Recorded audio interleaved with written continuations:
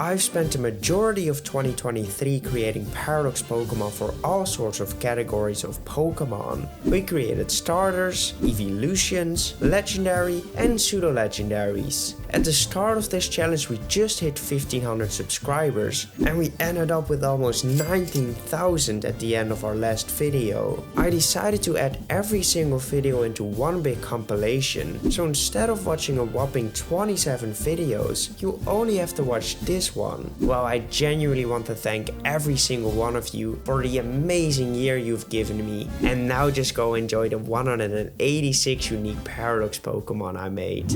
I decided to combine Bulbasaur with Mega Venusaur. I did this because they've done the same thing for Roaring Moon, and I thought it would have been cool to do it for one of my own Fakemon as well. We started out by figuring out that we'd make him a grass rock type, so we'd have a few more guidelines to follow. I did have to be careful I didn't turn him into an Ivysaur looking Pokemon. I achieved this by keeping the same aesthetic a Bulbasaur has. I would just change his patches into rocks, gave him longer teeth and added a Venusaur plant onto his back. For the colors I would have loved to keep the same colors as regular Bulbasaur, but I just saw this Pokemon run around in the desert and I couldn't let that idea slide.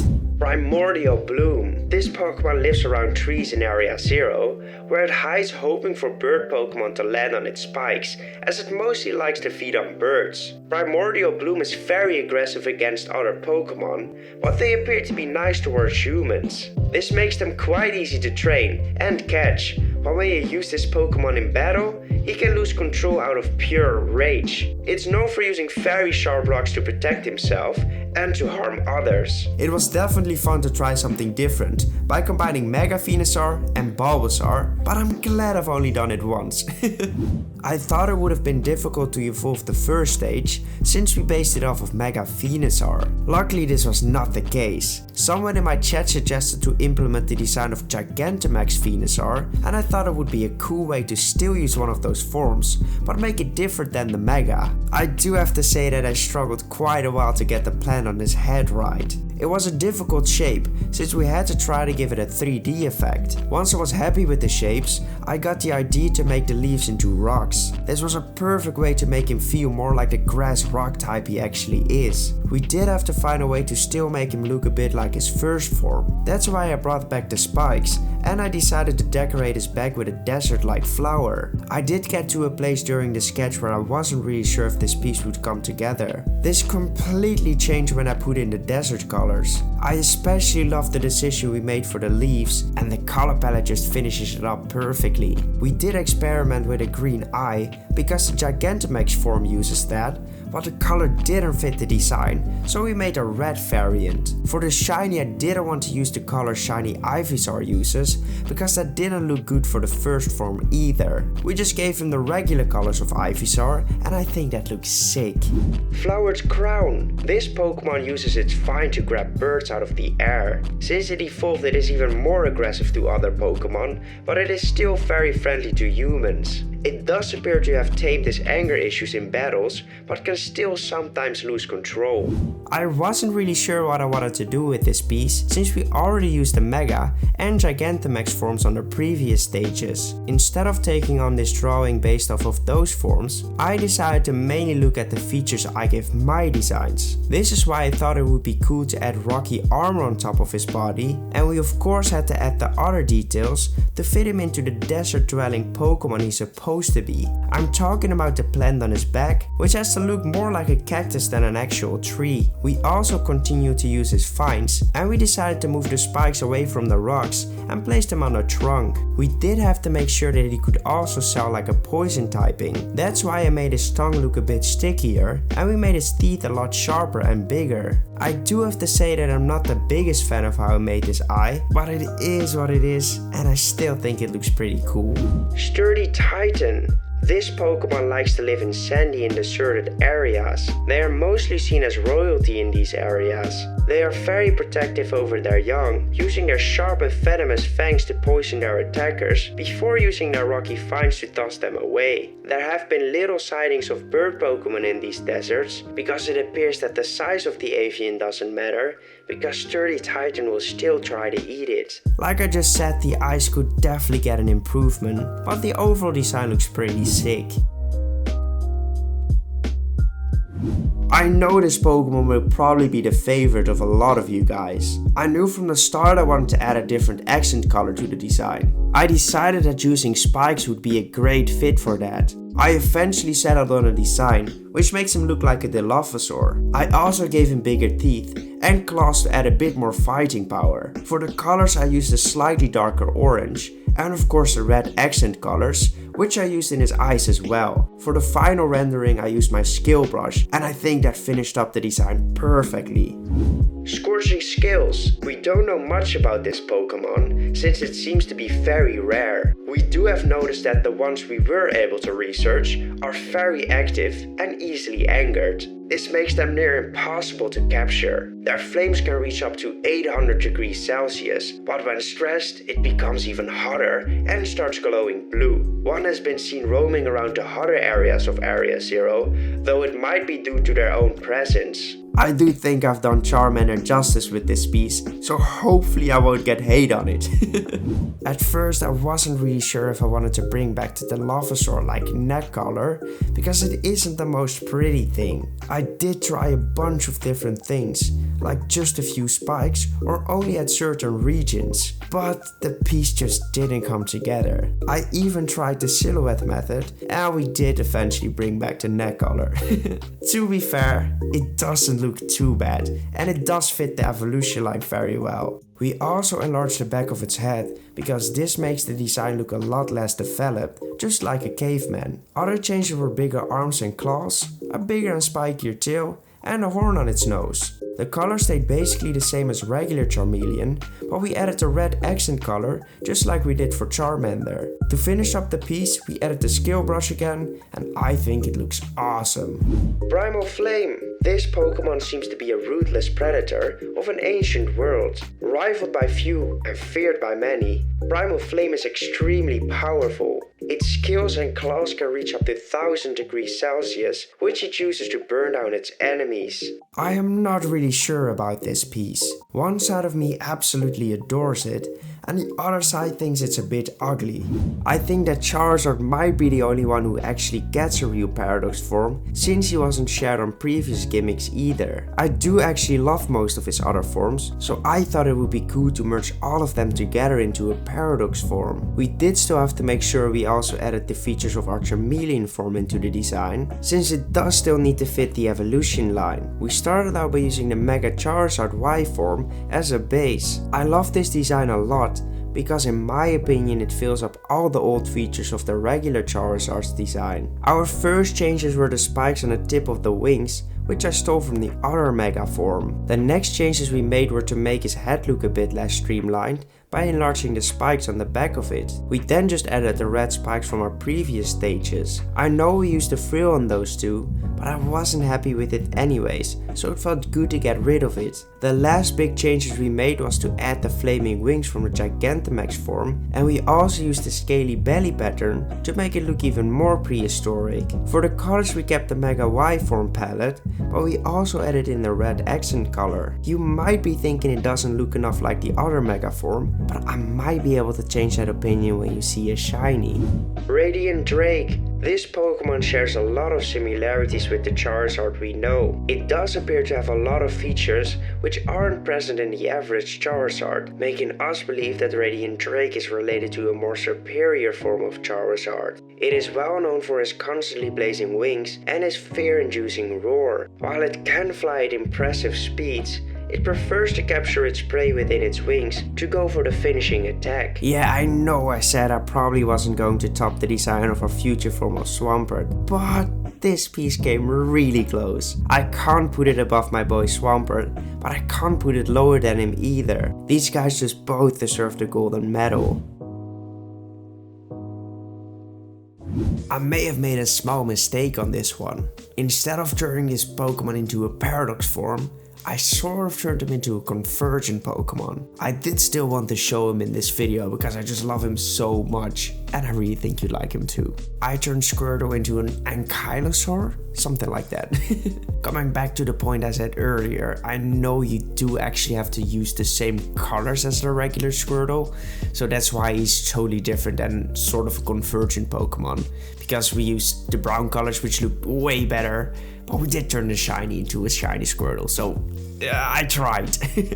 Smashing Shell, the not so good Paradox Pokemon. This Pokemon is supposedly born from boulders when they hit Earth from the highest of mountains. Even though this Pokemon resembles Squirtle quite a lot, this Pokemon is actually way stronger.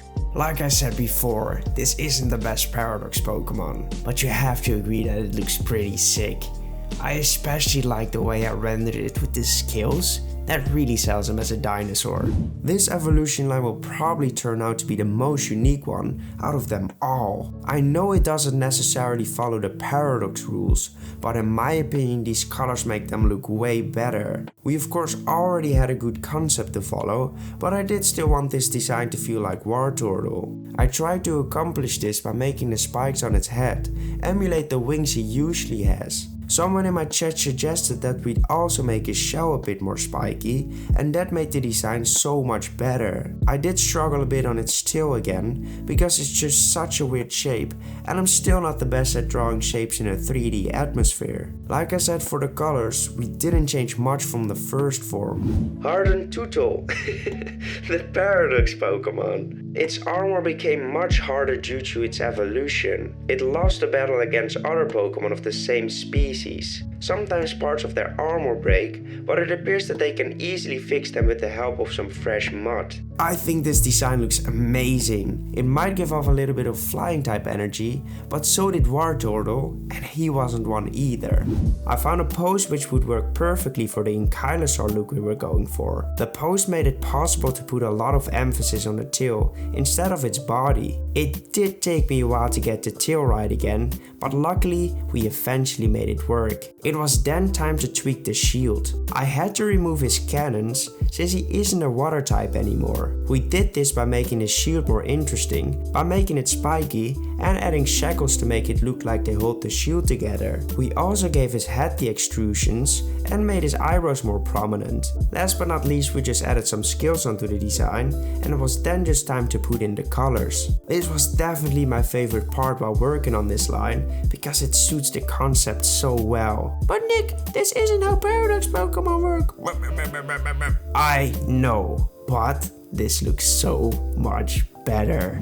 Battering Beast. This Pokemon never backs down from a fight. It would do anything to protect its previous stages. The tail of this Pokemon has been proven to be strong enough to smash even the hardest materials into a million pieces. I have decided that this line is perfect. It's okay if you don't agree, but I think it's freaking awesome. Paradox designs are very similar to the original pieces, so I used the tracing method in order to keep the main aesthetic the same. I decided to base this form off of a prehistoric plant, which I may have made up myself because I just can't find it online, but I do think we put in some elements that actually makes him look like a Paradox form. Take the teeth, the little petals, and maybe a little bit more of a mean look, for example. I'm especially in love with the way I rendered the eyes. For the colors I didn't change up much. The only big difference are the flowers on its body that went from green to pink. Ravaging Blossom. This mysterious Pokemon is said to be a merge between an ancient form of plant life and a dinosaur. It may look like a Chikorita, but be warned, this Pokemon is way more powerful. I think I've done a pretty good job on this one. It's pretty similar to the original design, but it is still different enough to sell as a Paradox Pokemon. The teeth and the little petals actually make him look way more feral, which is sort of what a past form of Paradox Pokemon is. More teeth, longer hair, or any spikes. This was the first Pokemon we designed last time, which means that it could definitely use an improvement. I've learned a lot since then, so I want to give Bayleef something extra instead of only turning his leaves pink. I decided to do this by giving a large leaf color, just like Meganium's. I also added leaves to his chin in order to give myself the option to do something with it for the final evolution. My goal for Meganium is to turn it into our first dragon fairy type. Mega Altaria not included of course. For the colors I did still want to use the pink flowers, because that will be the main reason we can use that specific typing. I'm sorry I mostly talked about his evolution, but this design is just waiting to be evolved and turned epic. Fierce Flower. This Pokemon is a perfect example of how outwards appearances can be extremely deceiving. This Pokemon is a true savage and has a brutal nature hidden behind the facade of its plain and simple looks. When angered, this Pokemon will take on anything on its path, using its sharp leaf to slice through its enemies. Like I said, this Pokemon really needs to get an evolution, but I am still happy with this design. It's simple, but effective. This was a very interesting design to make, since we had to combine the fierceness of a dragon type and the bubbliness of fairy ones. I tried to achieve the fierceness by making his facial expressions look a bit mean and by giving him quite a few teeth. We also added a few more spikes onto his neck to make him look more intimidating and dangerous. I decided that we could achieve the fairy type feeling by making his flower look a bit more rounded. I did this because round shapes are mostly used to describe friendlier designs, while sharp and pointy edges usually give off more intimidating energy. Even though this won't be a grass type anymore, I still felt like he needed to keep the flower around his neck. I think this isn't too far-fetched, because there are a lot of animals in real life who do the exact same thing. We decided to go off of the colors of Fierce Flower instead of the colors of Meganium. We did this because otherwise it would have still looked too much like a grass type, and now it fits the evolution line better. Craving Giant. In ancient times they were one of the most ferocious predators. They are very good at camouflaging themselves regardless of their big size. Even though this Pokemon is very strong, it can still be defeated by larger groups of Pokemon, since its attacks are mostly focused on one target at a time. I wouldn't really say this is my favorite line, because I do still think they're quite forgettable. I'm not sure if that is because my designs weren't good enough, or if that was the issue of the original Pokemon. This piece suffered the same issues Iron Hub struggled with. The dark colors just didn't fit him, since Cyndaquill's body is closer to pure white than it is to black. I had to do something different for the flames on its back than usual as well. It looked awful without the yellow part, so I just threw the paradox rules out of the window and added it back into the flames. I am very happy with the way I shaded this piece, because that really saved the design, and I actually think it doesn't look that bad. Iron Quill. This Pokemon appears to be timid. It never attacks on its own and loves to stay curled up into a ball. When provoked, Iron Quill harbors tremendous firepower and can easily take down groups of Pokemon. Even though it might be timid, trainers are able to catch it when they approach it with enough caution and patience. I will say that this isn't my favorite future form I've made so far, but I do think I've shaded the piece in a very good way. This made me realize that the coloring is probably the only thing I don't love about the design. I would still definitely shiny hunt it though. This was one of my least favorite pieces out of the first batch, because I felt like it lost too much of the Cyndaquill energy. This was mainly because we completely removed the light color of its body and made him black. We did still want to change some parts of its body into metallic features, but we had to find a good balance for it. We achieved this by adding gloves onto his arms, giving him a big rubber patch on his belly, and we decided to add a light metal accent to its design. I also made his ears a little bit pointier to sell the robotic theme a bit more. The rest of the design was just basically a regular Quilava, but then with the lighted areas instead of flames. We did add some yellow to the lighted areas in order to emulate the missing flames. When I put in the colors, I instantly saw the difference the light color made in order to still feel like a Quilava. Iron Forge. This Pokemon is a very friendly and protective creature. It is no longer afraid to fight, and it will protect Iron Quill and other small Pokemon. They love to help their trainers cook, and their light shines the brightest when they're doing so. I think this piece is so much better than the Cyndaquill one we made. After the upgrade of the first form, Quilava definitely deserved to get his fitting evolution as well. I wanted to give this design something extra, because otherwise it would have looked too much like the second stage. I tried to do so by making his gloves a bit more blocky, and I thought it would be cool to bring in an entirely new detail. I gave him holes in his chest to make it seem like he would have blazing energy running to the core of his body. I did this because regular Typhlosion already looks like he has this feature, so why not make it clear he has this explosive fire power. We also made some of the rest of his shapes blocky and then just added in the colors. I tried to make the colors a bit more grey, since that fits the robotic theme of course. We also added in yellow into the lighted parts, because it wouldn't really look like flames otherwise. Iron Eruption. This Pokemon was first designed to monitor volcanic areas where it would normally be too hard for humans to go to. Researchers eventually abandoned this Pokemon due to the amount of fuel it required, leaving them out to die close to the volcanoes. However, Iron Eruption found a new source of fuel, lava. If I had to critique myself, I would probably say that the 3D aspect of the drawing could have been better. I'm talking about the holes in his chest, but I do think the end result still looks sick. For this drawing we didn't change a lot. I did extend his eyebrow a bit, gave him a lot more spikes, made his tail a little bit bigger, and gave him bigger teeth. I really feel like I just described the Paradox Pokemon.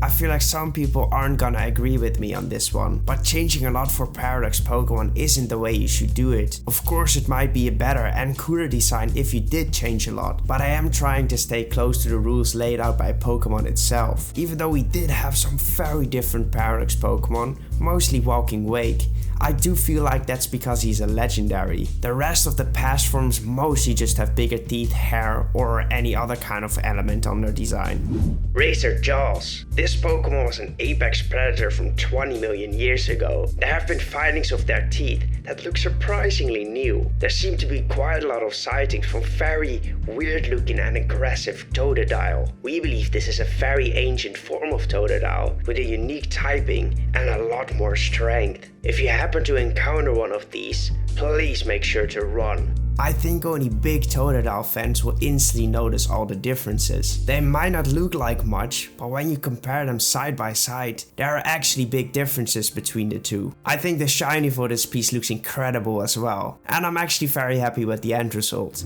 For this piece I wanted to continue the changes we made for Totodile. I extended his brow to give him a caveman look, which really fits Croconaw, since his body markings already look like the outfit from the Flintstones. I also made his tail longer and his jaw bigger as well.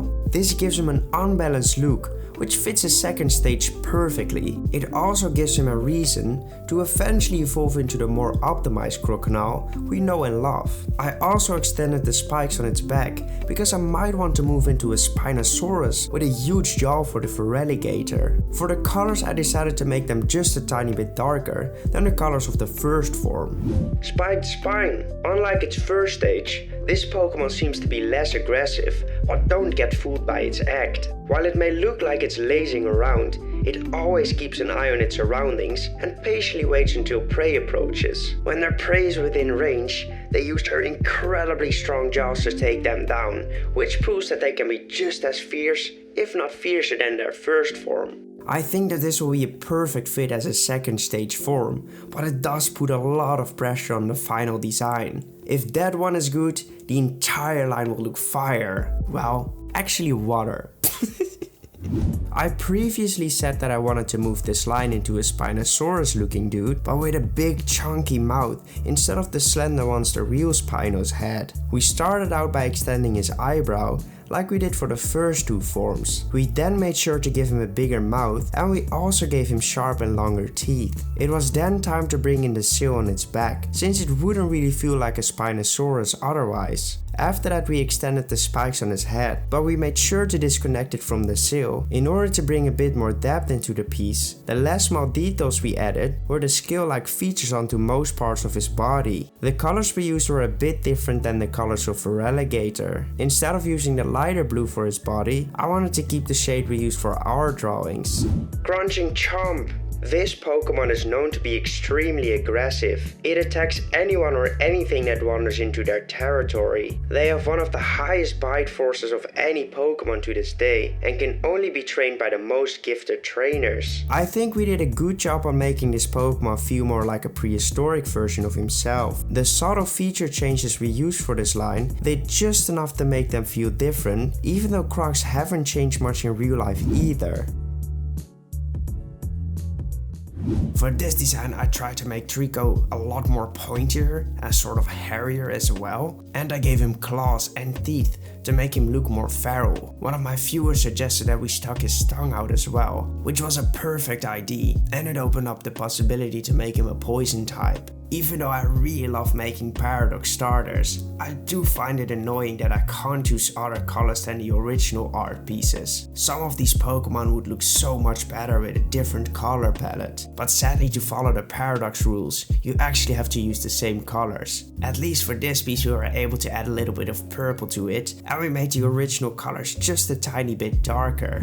Furious Gecko. Despite its small size, this Pokemon terrorized the jungle over 15 million years ago. We have no clue where it came from, but it appears to be a far back relative from Treecko. Even though these species may look like each other, this variant is actually way more dangerous. One bite from this creature is powerful enough to take down an entire herd of Tauros. I am really happy with this design. I think it stays very close to a Treecko, but adding the tongue added so much to the design. It really looks like an old version of Treecko, which I'm very happy with. For this piece I wanted to go into a Velociraptor kind of look. I wanted to do so because I felt like our first drawing showed quite a few dinosaur traits. This is why I decided to give him claws, teeth and a purple tongue again. We also made his leaves a bit spikier, which fits the past Paradox theme perfectly. Now I did still want to portray his grass typing, but he is going to be a dragon poison type for his final evolution. This is why I shortened the leaves, which gives us room to make them look like leafy spikes on Sceptile. It took me a while to find the perfect shape for his tail, but I do think it's a great detail and it definitely fits the dinosaur look we're going for. For the colors I went with a darker variant of green and made the red way brighter. I did this because poisonous animals usually have very bright colors to warn off predators that they aren't food. Bright colors can also be used for intimidation, which this Pokemon is not afraid to use. I do quickly want to say that this Pokemon is rather venomous than poisonous, but the theory behind it still affected my color choice. Ivysaur. This Pokemon can be found deep in jungles. It uses its sharp claws to climb up trees and hides there until it can leap out onto unsuspecting prey. Its tongue is said to be coated in a special toxin, and one swift lick can leave the prey completely immobilized. This Pokemon is so awesome. Furious Gecko was actually one of my favorite designs out of the first batch, and I think Ivysaur is a perfect evolution for him. I decided to use all the Mega variants for all the final stage Hoenn starters. I did this because Hoenn is my favorite region, and it still has the best set of starters of all time. The goal for this piece was to implement a few venomous features and to make it look a bit more like a dinosaur in general. We started out by drawing in the tongue, which is a big part of this evolution line. We followed this up by adding serpent-like fangs into his mouth, which suddenly gave me an idea for the entire concept. I could really see this Pokemon act like a rattlesnake, so I decided to make his tail a bit thinner and to look a bit close to a real rattlesnake tail. The last changes we made were the raptor-like claws on his feet, the claws on his hand, and we changed the spikes on his arms into blades. The color palette for this creature was a bit different than a real Mega Sceptile as well. I added in a white color on his chest and his tail because I wanted to emulate a bone-like structure with the goal of showing off how deadly this Pokemon is. Sizzling Snake. This Pokemon lost the thrill of the hunt. Only one bite is enough to take down most of their prey, but they like to play with their food before they strike. You can hear a rattling sound around you, but Sizzling Snake blends in perfectly with the foliage of the jungle, so you have no clue where it actually is. I went a bit ham on his shiny, because I wanted to play around what this Pokemon would look like if he didn't have to follow the Paradox rules. I thought it would look awesome with a more poison-like color palette, so that's why the shiny looks like this.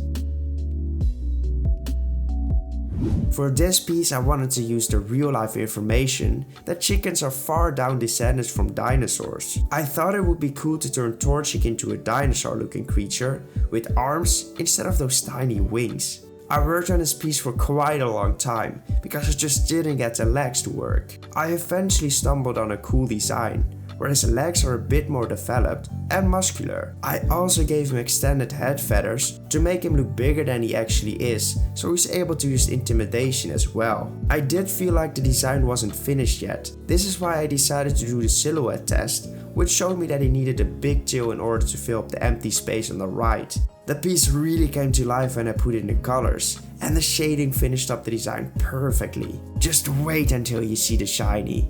It looks fire.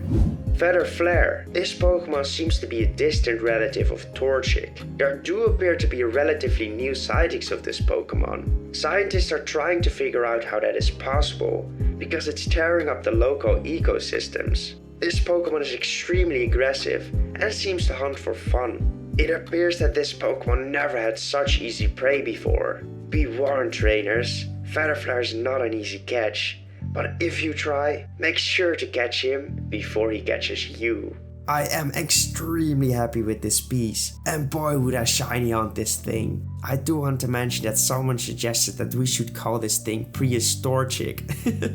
I really love that name, but I had to follow the paradox rules for naming this creature, and I think Feather Flare is a pretty good name as well. I think we started going in a great direction for this line, but I'm not a huge fan of the Super Saiyan chicken look we went for. This is why I did want to bring back some head feathers, but I wanted to make them look a bit more casual. I achieved this by making it look like the feathers were combined into 3 tails.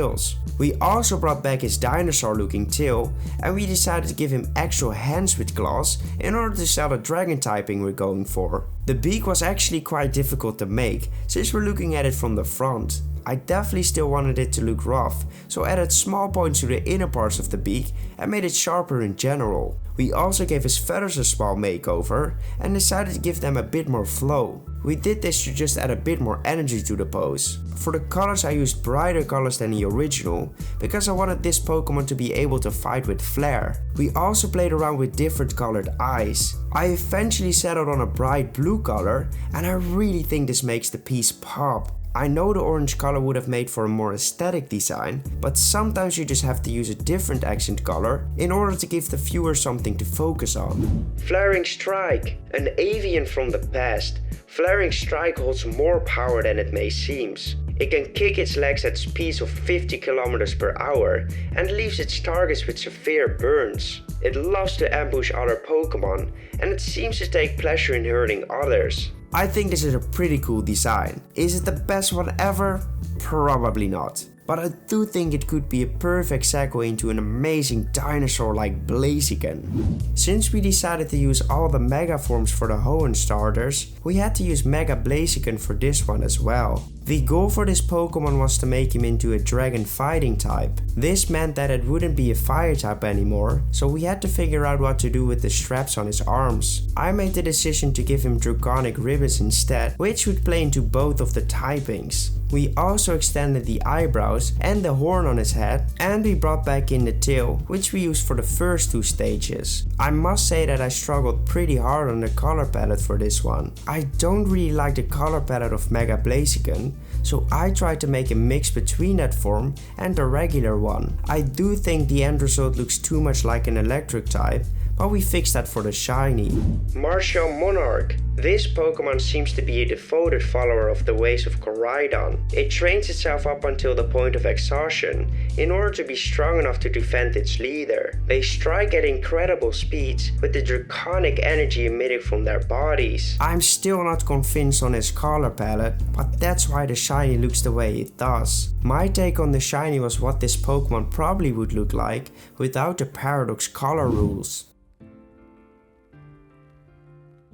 I decided to just tweak the original art and not even make a sketch. This sped up the process by a long time, and this might actually be my favorite design of all of them. But I'm probably biased because Mudkip is amazing. For the colors I really didn't change much for this guy. The only thing I did was add a screen for his face where you have the light eyes again, and the other colors just basically stayed the same. Iron Fin. It is thought by some to be an underwater camera drone made by an alien race. We have not yet to confirm this rumor, but it does appear to come very close to you, and it loves to be petted. Might this be a strategy to spy on you, or is it just a friendly Pokemon? I have to say that if this Pokemon was real, I would instantly go for a shiny. And yeah, this Pokemon might actually be a good contender for one of my favorite Pokemon. For this design I struggled a bit, because the first stage had a detached body part and I didn't really know what to do with the tails of this one. I eventually just decided to keep them attached, because the pose looked a lot more balanced in this way. I know this design doesn't change a lot, but Iron Fin didn't either. This makes me think that you don't necessarily have to make big changes to make a good design. I think the gloves, rubber patches and especially the eyes gives him such a robotic look that he doesn't even need anything else. I've always loved Hoenn starters, and by seeing this dude be so happy, I love them even more.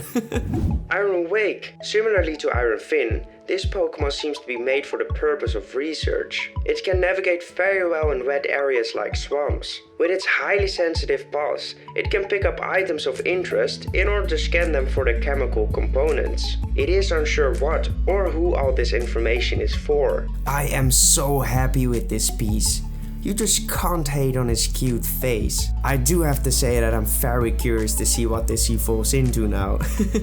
I want to do something different for this piece. Mega Swampert is my favorite design out of all the designs in the entire franchise. It makes me quite sad that I might not be able to ever see it back in the games. This is why I decided to base this evolution onto Mega Swampert instead of the regular one. I knew I could do that because they did the exact same thing for Roaring Moon. This means that it will also have a higher stat total than the other final stages I made. The design itself went by pretty easily, because if you look at the regular design, it already has a lot of robotic features. I was able to add onto it by making his arms look a bit segmented and by adding a few lines into the design, which gave it a lot of depth. Take the lines above his eyes for example. They are just simple straight lines, but it instantly looks more 3D. I was biased about this design from the start, but I fell in love so hard when I dropped in the colors. The mix between the robotic shapes and colors and the colors of regular Swampert makes it look incredible. I also tried to make the shading look a bit more reflective than I usually do, and I think that finished up the design perfectly. Iron Bulk. This Pokemon is designed to assist as effectively as possible during disasters related to water, like floods, dam breaks or mudslides. With its immense strength it can easily move rubble and debris. Even though this Pokemon is not a water type anymore, it still swims at extremely high speeds. I'm gonna be honest, I don't think I'm going to top this design, at least for me. I just knew Turtwig had a lot of potential to be turned prehistoric. I did struggle a bit to find something I was happy with, especially the plan on his head was difficult to get right. I did eventually manage to get an incredible design by just adding small features like his teeth, tiny claws, pointier head, horns and a bigger shell. For the colors I did what I usually do for past forms, keep them very similar but just a bit darker. I am very proud of this piece, and I really think you guys will love him too.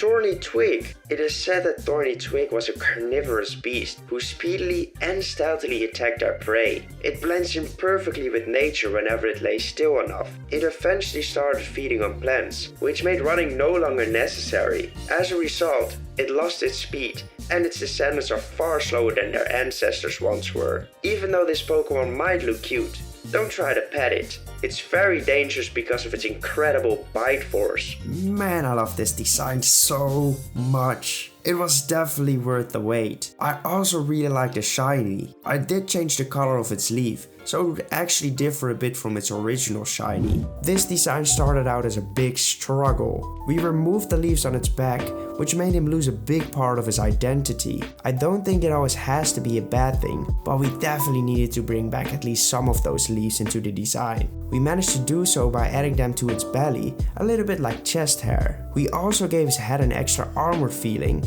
and made its shell look like the beginning of Rocky Mountains. I think this is a perfect transition into the final evolution I have in mind. This version is still a grass rock type, and I'm planning to make Torterra into a rock ground type instead. Imagine Torterra not as a walking forest, but as a walking set of mountains. I think that would look sick.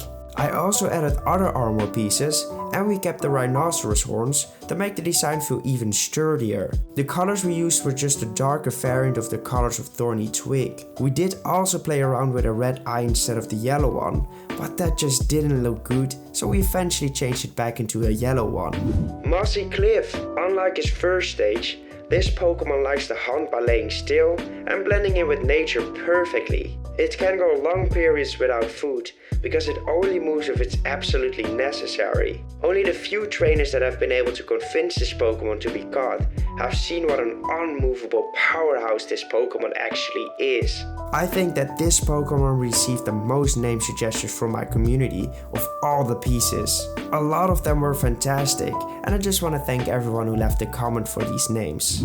We already decided in which direction we wanted to go for this line, swapping the grass type for a ground one. This meant that we had to figure out a way to change the tree on Torterra's back into something that fits his new typing better. My idea for this was to convert the tree into Rocky Mountains instead. While there were suggestions to incorporate waterfalls or small Pokemon into the design, it was important to me to maintain a size that would be feasible within the games. However, I might be able to do something with that in the lore department. I do think the concept of it being huge is awesome, so I decided to make his tongue emulate a waterfall, which would A, fit the mountain look, and B, reference real life turtle tongues that bathe in fish by pretending to be a worm. We also added in a bit of moss onto his back to give him an overgrown ancient aesthetic. I did hesitate on his colors. I wasn't sure if I wanted to go for regular Torterra's color palette or if I wanted to use the colors we used for Mossy Cliff. In the end, we decided to go for the last option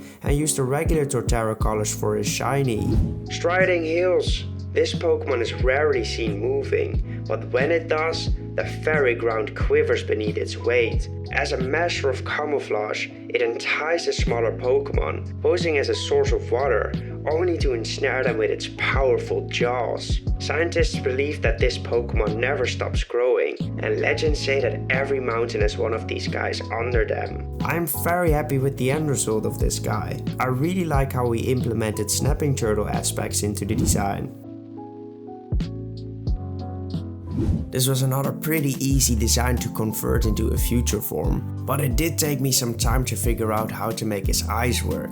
I eventually settled on dark screen-like circles on his face, and I think that worked out great. At some point I was testing if I could put the lava lamp kind of feel on his head as well, but I'm glad I didn't do that. For the colors we just changed the pale yellow for a dark grey color. I would have loved to give the shiny blue flames, because that's just the way you should make flames into a shiny color. But yeah, that's just not how Paradox Pokemon work. Iron Monkey. This Pokemon may look cute and friendly, but rumors have it that it's actually very mean. Only the toughest trainers can handle this Pokemon, and even they have struggles with the obedience of this little demon. It loves to bully other Pokemon, and it can do that very well with the huge amount of firepower it has. At one point I wasn't really sure if this drawing would come together, but I do think the end result is amazing. This really looks like a robotic Chimchar, and I'm really happy someone suggested to detach his head from its body. This made the design way more unique, and I love it. I got a lot of feedback on my future forms. A lot of you didn't want me to detach limbs, but in my last video a lot of you actually missed them as well. This made me realize that you don't always have to detach limbs on these designs, but if you do it properly, the designs will actually benefit from it. I also started working with reference of the real Paradox Pokemon, which gave me a lot more insights on future forms. A few of these tiny details are the segmented tail, toes and fingers. I also noticed that they have wiggly round parts on their body, and I think that is supposed to portray a rubbery texture. With all of these elements combined, I think we've made another perfect future form. For the colors I referenced Iron Monkey, because I just want to keep the evolution line aesthetic the same. Iron Knuckles. After evolution, this Pokemon gains a huge boost in its fighting skills and starts to train on everything it sees. This makes them extremely dangerous because their intentions are not to help, but to harm others. It does appear to lose some of its fighting spirit once it has reached a certain level of skills. At first I wanted to name this guy Iron Fist, but the name is so good that I wanted to keep that for Infernape's form. I know a lot of you guys still don't like these shinies, but come on, a robotic monkey. That's awesome. This was one of those pieces where the objective for it was so clear from the start that it wasn't really an issue to put it onto paper. We used the exact same feature changes we did for Monferno, like the detached arms and the segmented tail and fingers. We did do something different which we didn't do for Monferno, which was making the fur look blocky like we did for many of the future forms. I did struggle a bit on designing the right color palette. Regular Infernape uses a lot of white in the design, but that just doesn't really look good with the added black colors. This is why I decided to make his feet black as well, to hopefully make it look better. Iron Fist. Even though this Pokemon might not be as aggressive as his second stage once was, its sole purpose is still to harm others. It has become a lot stronger with this new form, so not even the bigger Pokemon are safe. We have a strong feeling this Pokemon was designed for an evil organization. Is Team Rocket still a thing in the future? I have to admit that this piece is probably the only piece of the final stages which I don't really like. I think it has something to do with the color palette, but I just wasn't able to fix it. Well, it is what it is. Making a future form isn't necessarily difficult. You don't really change a lot. You mostly keep the design the same and then just detach some of its body parts and add some rubber patches as well. My biggest struggle for this piece was to decide on which color would be the lava lamp kind of feel. I eventually settled on the yellow parts, but when I was done with the piece, I wasn't really happy with it. Luckily, when I was working on another future form, I discovered that Iron Hood actually had some shading in the lava lamp as well. This brought me back to all my future forms and I fixed them. Man, who would know that the future me would actually fix a future form?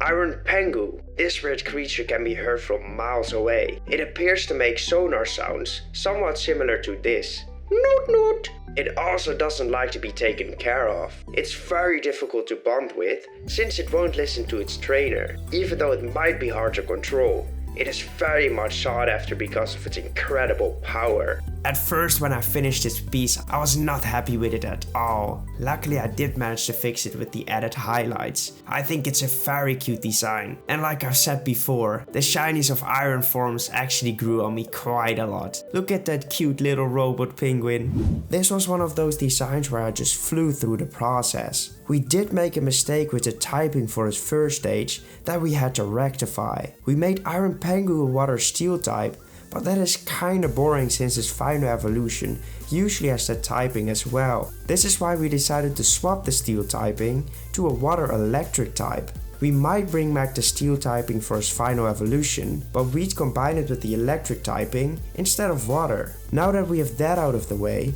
let's talk a bit more about the design itself. The first stage actually had his arms detached, but I didn't feel like that would work for this piece too. This is why I decided to scrap it and add a few details to make the design look interesting without those kind of arms. We gave him shoulder patches, added black parts to the end of his arms and gave him the rubber patch on its belly. I connected the dots on its belly with that rubber effect in order to sell our wanted typing. For the colors we just used the regular colors of Primplop and referenced the lightest colors of Iron Pengu. Iron Wartortle. This Pokemon is thought to be a helper for Arctic rescue teams. It uses its sharp flippers to dig through snow and ice, and its electric powers to illuminate the land in snowstorms. It is capable to provide someone in need with water and can also heat up its body so they can stay warm. I love this design very much. This is a trademark piece for my Paradox Mons.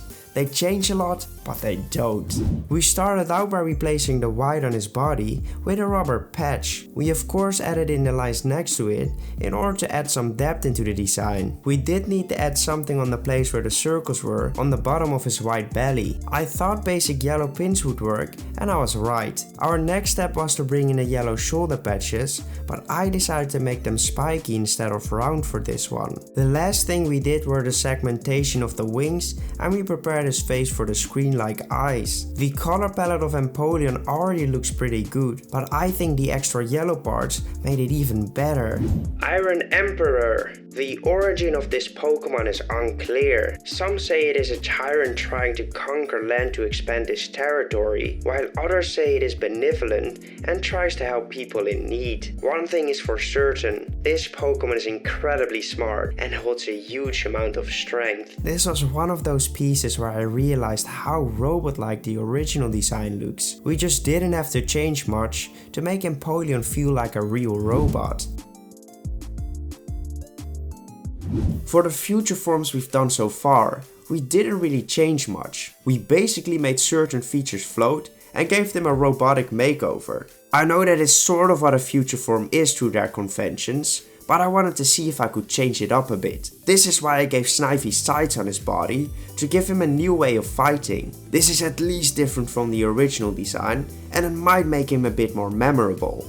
Iron Sight is a very cunning and malicious Pokemon. It uses its energy sights to slice its enemies from behind. These sights can extend and deform in different ways, making it very difficult to get a safe attack in on him. The energy created by these sights appears to be extremely hot, as a large amount of trees with burnt cuts can be seen near their dens. A viewer of mine said he didn't really like this piece, but that was probably because I kept the same colors for almost the entire drawing process. I am glad I eventually changed the colors to fit the robotic theme more. I definitely wanted to keep the same aesthetic the first form had. I achieved this by making his neck into blades instead of sights. I then decided to make the leaves on its tail float in order to give the rest of the design a little bit of space. Since this Pokemon is based upon a snake, I thought it would have been a cool idea to segment his entire body. I think it looks awesome, and it's definitely something I picked up by looking at the reference. I didn't change any of the colors either, but I did decide to add the lighted areas into the leaves on its tail as well. I thought the design would benefit from a bit more color in it. Iron Blade. This mysterious machine believes it's superior to all other Pokemon and humans. It tries to command them, and it throws tantrums when they deny its commands. Only the best trainers are capable to use Iron Blade, as it's thought to be impossible to train. I must admit that this color scheme makes him look a little bit like corn, but a beautiful looking piece of corn then. I am very curious to see what we'll do with his evolution, because this line is sick so far. I don't really have too much to say about this design. We just repeated all the steps we did for the first two forms. I did swap the swords away from its neck, because I didn't think they would fit there anymore. I definitely wanted to keep that element, so I brought it back at the tip of its tail. At the end, this design was just meant to become a snake, built out of segments, and I think we've nailed that concept. The colors are just the same as the middle stage, but the shine is where this piece actually shines.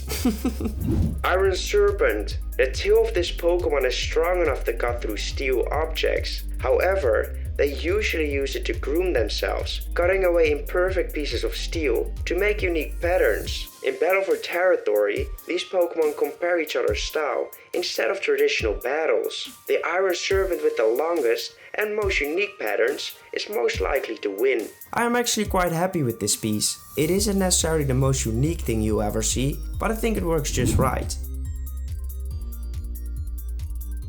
For this design, we thought it would be a good idea to make him into a fire-electric type. This gave us a perfect direction to base some of his features on. I think the fact that he looks like a charger and a lamp is really cool. I do have to say that I struggled quite a bit on the colors for this design, mainly because the original Tepig uses a dark brown color on its body, which makes the robotic grey colors not stand out as much. When I added the shading into this piece, the piece actually came together, but it could have been better.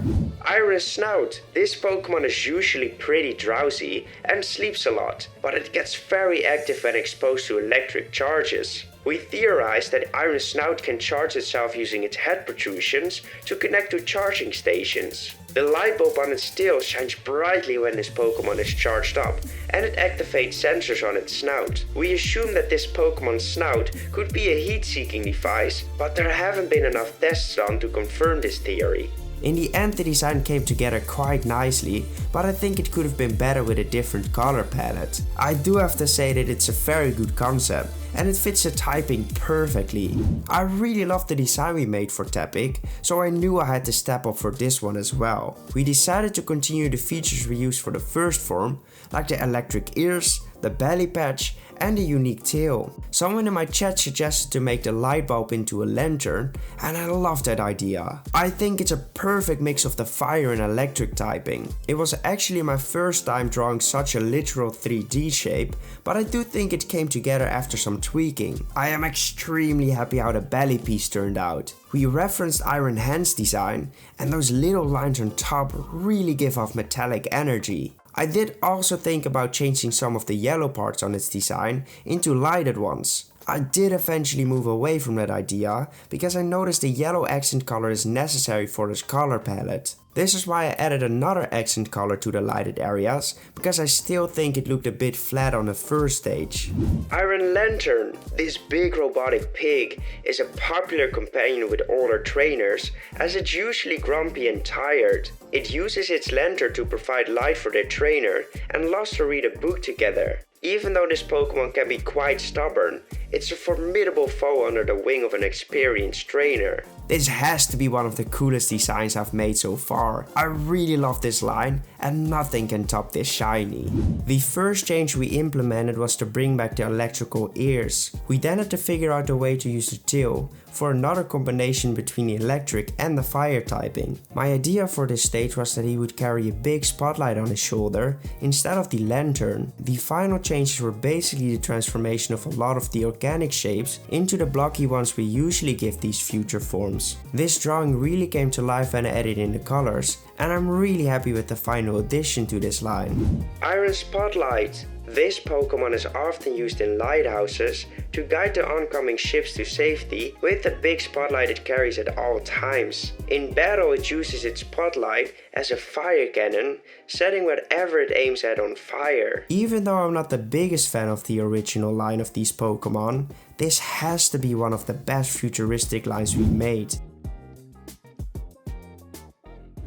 To keep my sanity in check, I challenged myself to make this under an hour. If I wasn't able to do so, I would have had to give 5 gifted memberships to my viewers and delete a shiny. Luckily, I went into full speed mode and I managed to pull it off. I think that this piece looks pretty cool, and I wouldn't really know what else to do with Oshawott. I do want to give you guys another quick tip, which is use rim lights on your pieces. A rim light gives a bit of lighting to shaded areas. It could really help to make your pieces pop. Iron Shell seems to be a futuristic form of Oshawott. It appears to be a friendly Pokemon who likes to stand up for his friends. If anyone attacked their friends, they will blast them away with their huge amounts of water and ice powers. They have been spotted more and more recently, and it appears that they've made Area Zero into a much safer place. I don't really know if I like this piece or not. Like, it does have some good futuristic features, but it doesn't strike me as an amazing Pokemon. But that might also be because I don't really like Oshawott either. I'm still not that happy how our future form of Oshawott turned out. This is why I had to change some things up in order to make this evolution actually into something that looks cool. I tried to achieve this by switching up which parts would be the lighted area. I also converted his arms into robotic ones, so he would instantly look more like a robot, unlike his first form. This wasn't enough though. Our current design didn't feel like it would fit the ice typing at all, so I came up with the idea to give him an actual sword. I knew I could do this because Iron Valiant does the exact same thing. I'm actually very happy we decided to do this, because this gave the design the extra thing it needed to be complete. For the colors I kept most of them the same. I did play around with making the shells lighted up as well, but the design would have lost a very important accent color, so we moved away from that idea. Iron Edge. This Pokemon seems to be so strict with itself it sets up a training schedule where it even schedules the time it spends on standby mode. It practices with its ice cool sword daily, and even though it's a robotic Pokemon, it seems to greatly respect the warrior spirit and aspires to become a master of the sword itself. I am so happy with this upgrade. It really shows how much I've grown since the start of this challenge, and it makes me so hyped that I'm getting better. Our piece for Duat is still one of the best future forms we made. It didn't lose the feeling of the Pokemon, but it isn't just a robotic version either. I wanted to make sure we made that happen for this piece as well. We tried to do so by giving him the blade onto his head, which makes it look a bit more natural. The biggest other changes were made to his belly. We made sure to add some depth to that area by using the metallic line trick we learned from studying Iron Hands. If you're not sure what that trick is, let me explain it to you. The main thing you do is draw a simple line above the shape you want to give the 3D look. Make sure your line follows the direction of the shape. If it's a square shape, you will have to use a straight line, which you can see in the upper part of his belly. If it's a round shape, you will have to use a rounded line. This can be seen in the middle of his belly. After that, you will need to shade in that area to give it the optimal look. Et voila! Your piece looks a lot more robotic. Iron Samurai. This Pokemon is a very noble and hardened creature. It will only fight opponents which it finds equal to them. If two of these species come across each other, they have an hour-long battle to see which one of them is superior. Once the outcome of this battle is clear, they greet each other with respect and go back on their way. I'm not sure if everyone will agree with me on this, but I think this is a perfect future form. I've really managed to fit in all those robotic shapes, but we also added something extra, which most of the future forms do.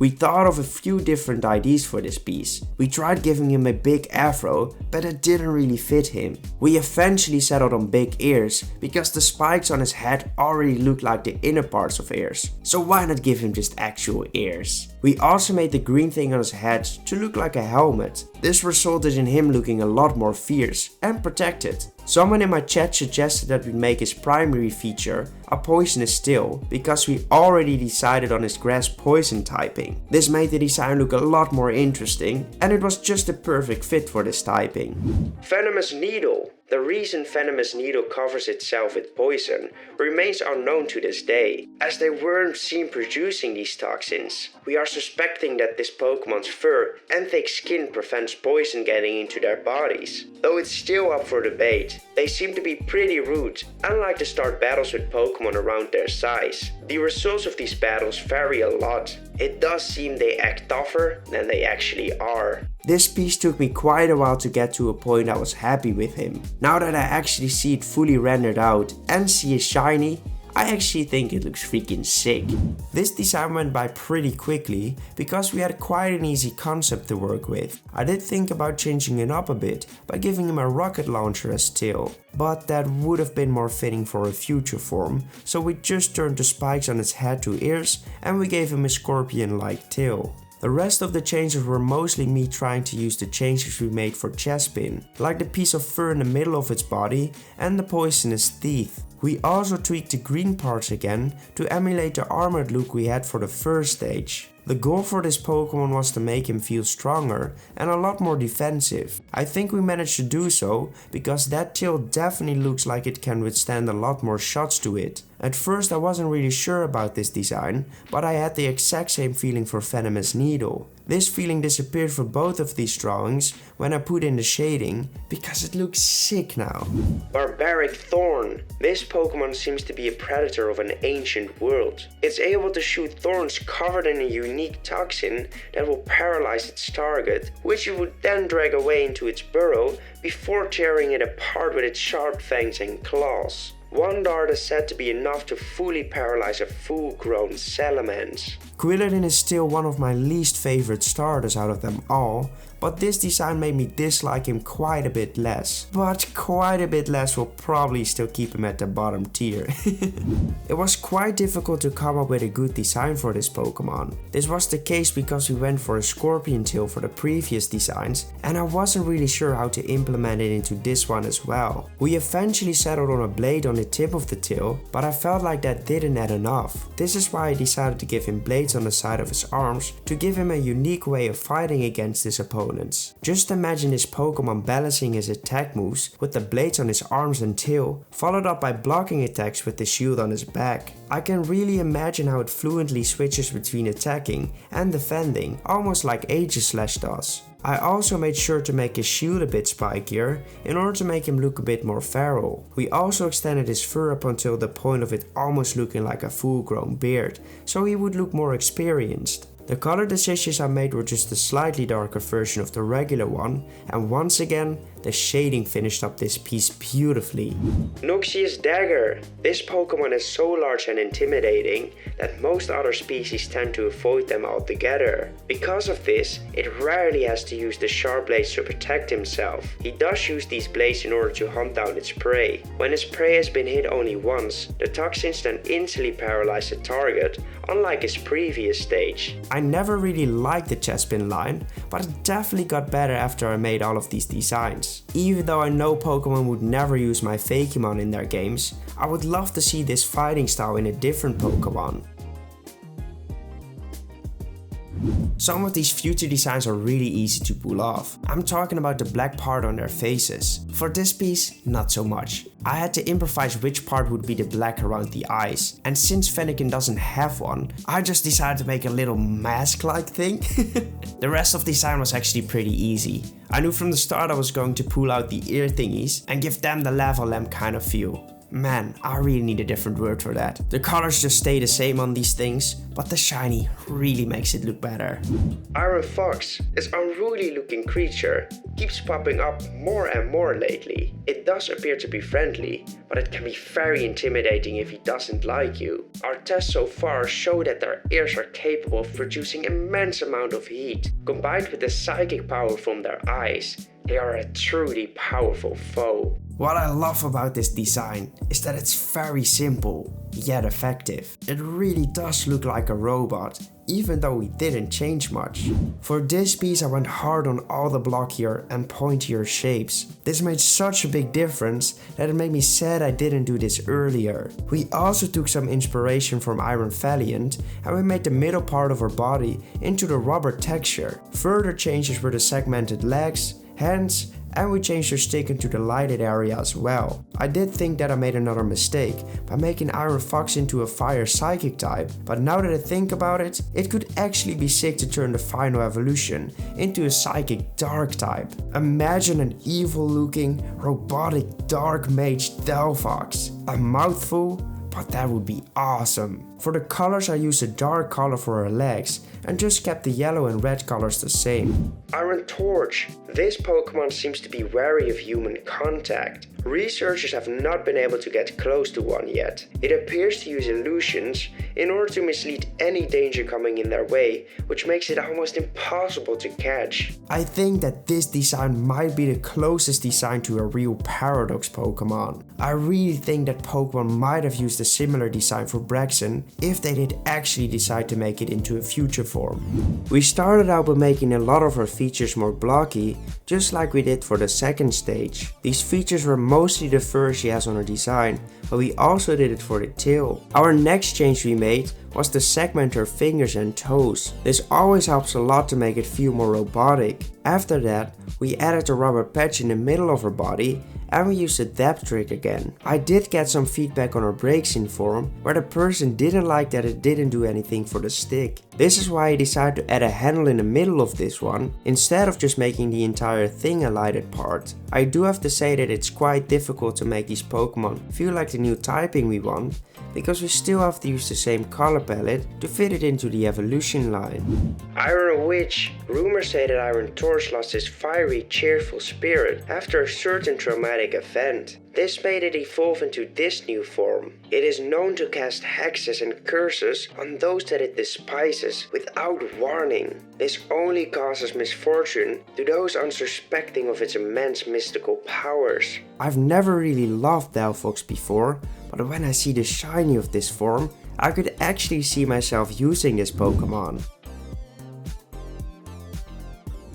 This was another design where we decided its typing quite early in the drawing process. This is just a fantastic way to lay out a path to follow for a good Pokemon design. There might be an argument that it looks too similar to a regional variant, so we did try to add some teeth and horns as well. We also shifted to sharp and pointy edges instead of the bubble frill he has on his regular form. This made him look a lot less friendly, which definitely helps for the feral look we're going for. For the colors I had to make them a bit different in order to fit the poison type. We went for a dark bluish color for his body with the bright pink accent colors for his frill. Even though the colors are vastly different, I did manage to bring them back for its shiny. Spiky Bubbles. This Pokemon is very rebellious. It grabs sludge pieces from its neck collar and throws at everyone it sees. This poison is strong enough to eat through metal. They do seem to be immune to their own poison due to their diet consisting of poisonous plants.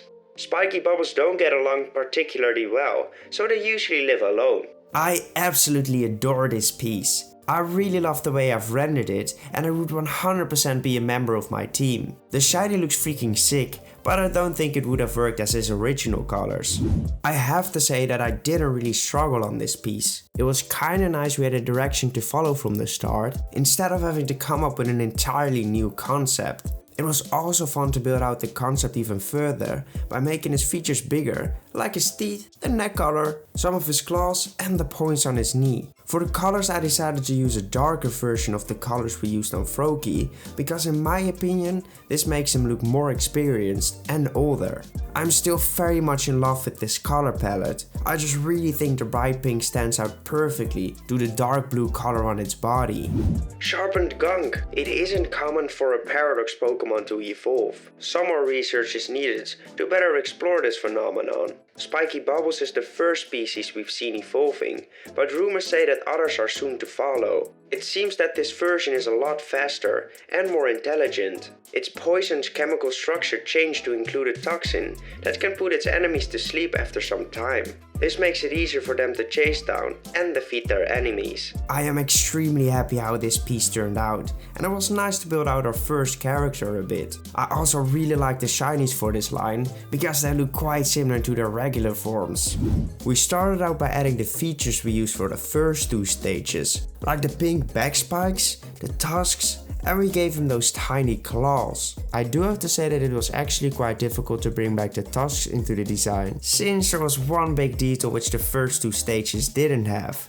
The tongue. We decided to give his tongue a lot of spikes to make it feel like he could stick to things, pretty similar to a cat's tongue. It is kind of funny that we're already noticing the difference between making final stages and making the first or even the second stages. The design of the third evolutions is a lot more complicated, which sometimes makes it difficult to add more details into it. For the colors of the body, I thought it would be a cool idea to make it slightly darker with each evolution. It also helped the pink color stand out a lot more. Greninja does add another accent color to the palette, but I decided not to use it in order to keep the dark aesthetic.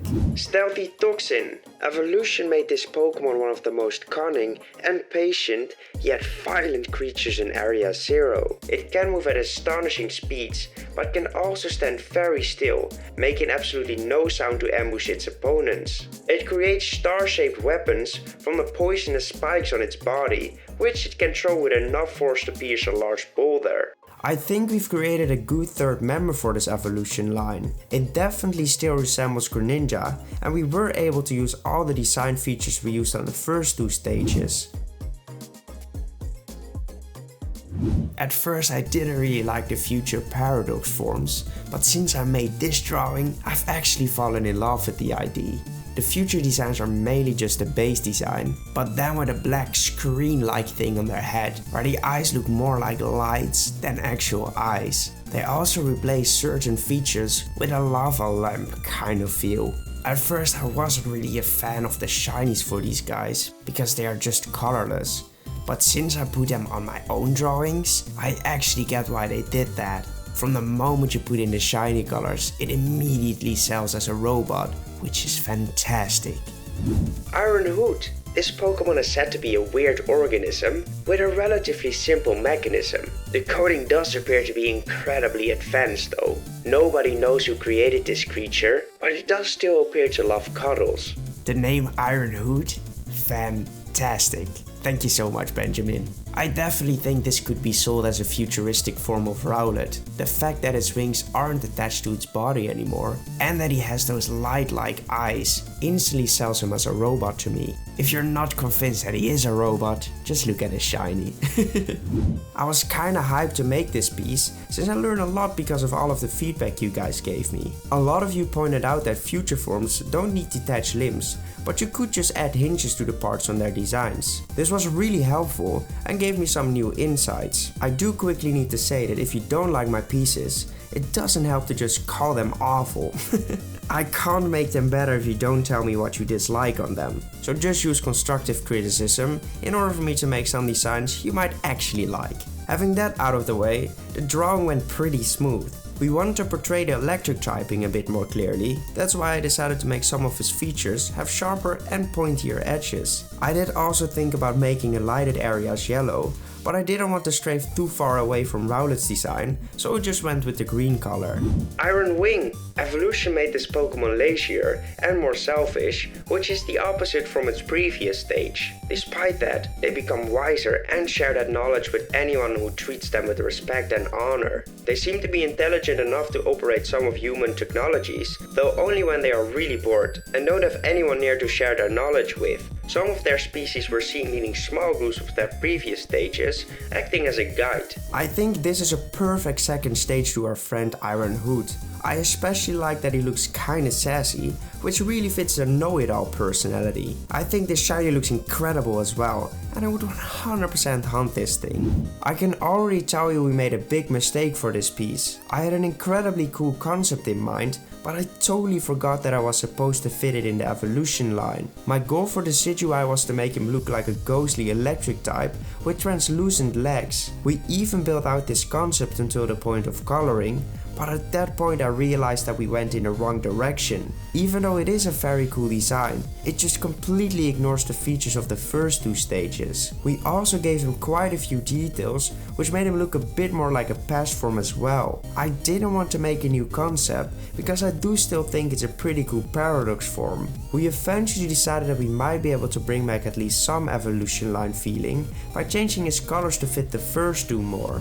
Iron Archer! Upon evolving, this Pokemon turned into a vicious hunter. It uses its intelligence for dealing with its prey. The eyes of this Pokemon seem to be able to focus to the point of perfectly seeing 30 kilometers away. They're able to hear the most quiet of sounds in their surroundings. Once they detect their prey, they shoot out a spirit-like lightning bolt, which takes out even the biggest Pokemon. We're thinking that the same energy it uses to attack keeps them awake at all times as well. Like I said, this design is pretty cool, but if we're talking about an evolution line, I really failed on this one. We did make this piece before almost all the second stages, which helped us a lot to make most of my designs a lot better.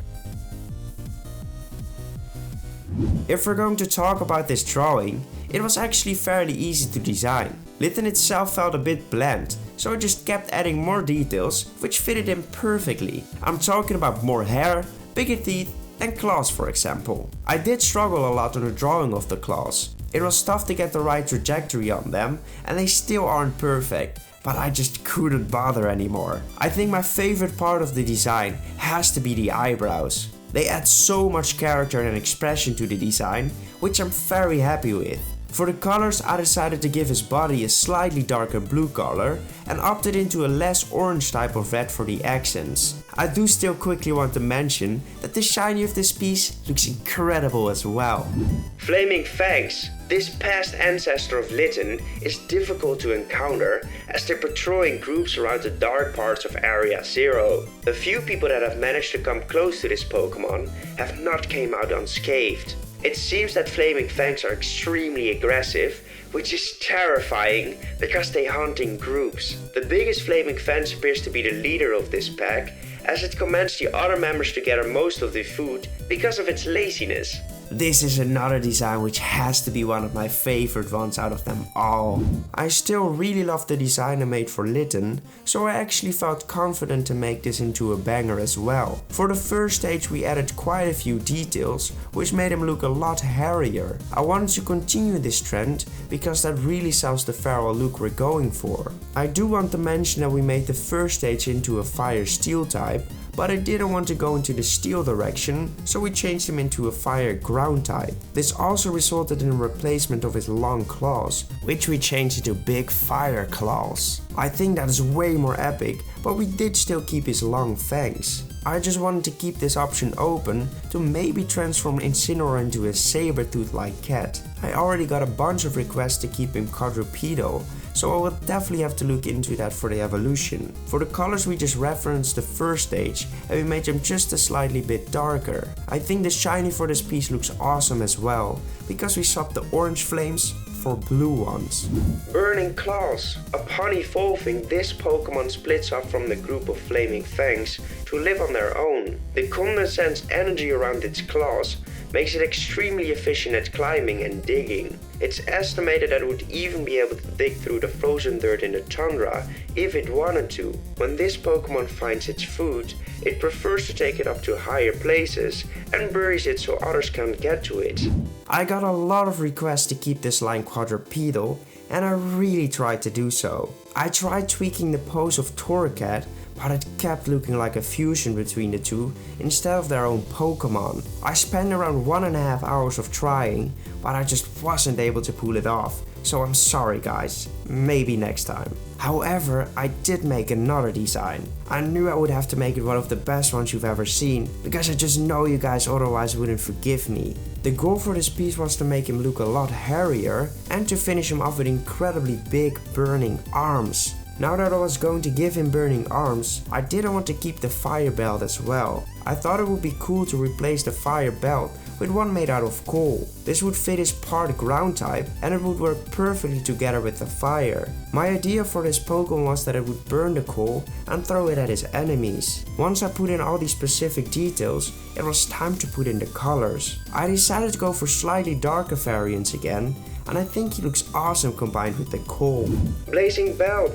Most researchers say that this Pokemon can't create fire at will. It can only generate enough pump through a lot of physical work. As a result, they tend to use strong and heavy moves to build up their fire faster. They carry cool belts on them to train their endurance and to help the fire spread faster to their bodies and the bodies of their enemies. I am still kinda sad I wasn't able to pull off the quadrupedal cat, but I do have to say that this design cheered me up quite a lot. This was another one where I was quite confident that I would be able to pull it off easily. Luckily, I was right this time. It didn't take me long to get a good grip of where I wanted to go with this piece. I really think that this is my second favorite future form I've made so far, even though I don't really like Popplio itself. Iron Flipper. This Pokemon is able to snort body fluids from its nose. It forms large bubbles, which are extremely powerful. Iron Flipper does look similar to Popplio, but this form seems to have psychic powers as well. Luckily, it does appear to be friendly, and a great tool for diving excursions. I can't believe I managed to make a form of Popplio I actually like. This was just a starter I never really bonded with. I do think I've done him justice with this form, and that the Popplio fans will probably agree with me on that. This was an easy design to make, since Brionne is basically almost the exact same design as Popplio. The only hard part of this drawing was to figure out how to implement a rubber patch into its body. We also played around with robotic features onto its flippers, but I felt like it didn't really fit the design. There weren't many other changes, except for the gloss, the lighted areas and a screen onto its face. For the colors we just went for a slightly darker blue for its body. We did this because the lighted areas wouldn't stand out as much if the body had such a light color. Iron Braids. Like its previous form, this Pokemon will help divers during underwater missions. It will provide them with companionship and can lift up any debris using its psychic powers. They are also known to help children learn to swim by paddling with them and lifting them out of the water if anything goes wrong. I wouldn't say this form is as good as the first form was, but I do think it's a fitting evolution for it. Just like the first two pieces we did for this line, we didn't have to make too many changes. We did have to make sure that we gave the right areas the light, so we wouldn't ruin the color palette. The biggest changes we made were the rubber patch on the middle of her body, the metallic flippers, and we decided to make her hair pink to fit our fairy psychic type. We then put in the colors, which basically stayed the same as the regular form, but with the pink hair instead of the blue one. Iron Siren.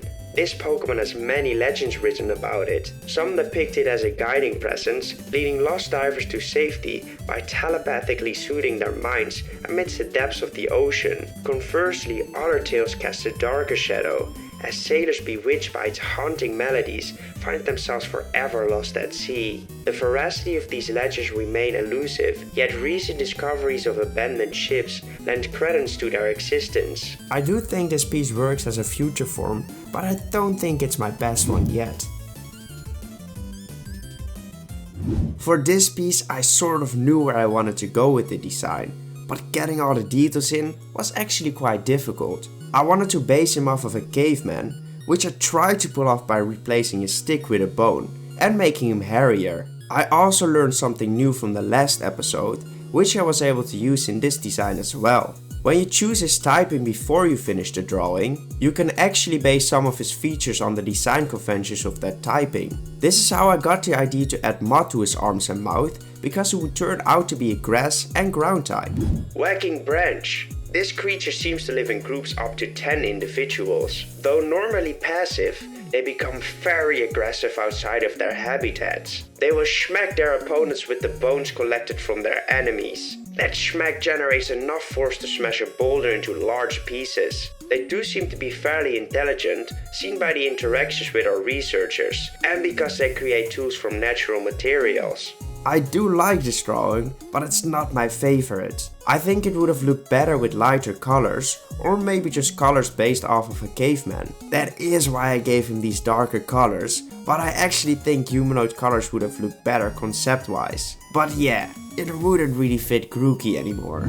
Our first stage definitely wasn't a bad design. I just think it could have been better with a different color palette. This is definitely something we have to take into consideration for this evolution. A lot of real past Paradox forms look quite similar to Rockstars, and let this design be perfect for that. The goal for this piece was to make him look similar to a drummer, but with the bones of his enemies. We tried to achieve this by making his hair a lot spikier, the leaves on his head to look like a mohawk, gave him wristbands, and changed his stick into bones. I want to move away from the sticky mud we went for with Grookey, so I decided to make his ground features look a lot like hardened clay. We tried to do so by making those features blocky and by giving them bright orange colors. Speaking about the colors, I went for way lighter colors than the first stage, and we made them look a lot less muddy. I think this piece is absolutely incredible, and I just know you guys will love it too. I do quickly want to mention that the lore suggested by my viewers was so good for this Pokemon, I just had to make an extended version of it. Rocking Bones. This Pokemon has a natural affinity for music. Valuing quality over quantity, it seems to be very particular about what bones it uses as its drumsticks. After the perfect bones are acquired, it makes sounds by hitting all kinds of surfaces and items with them. When it likes one sound in particular, it brings back the item to its lair to add to its collection of sounds.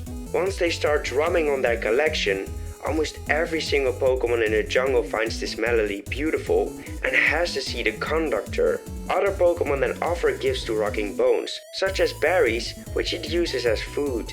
I am sorry for this long lore, but I'm not. This piece will definitely be high up on my list of favorites now.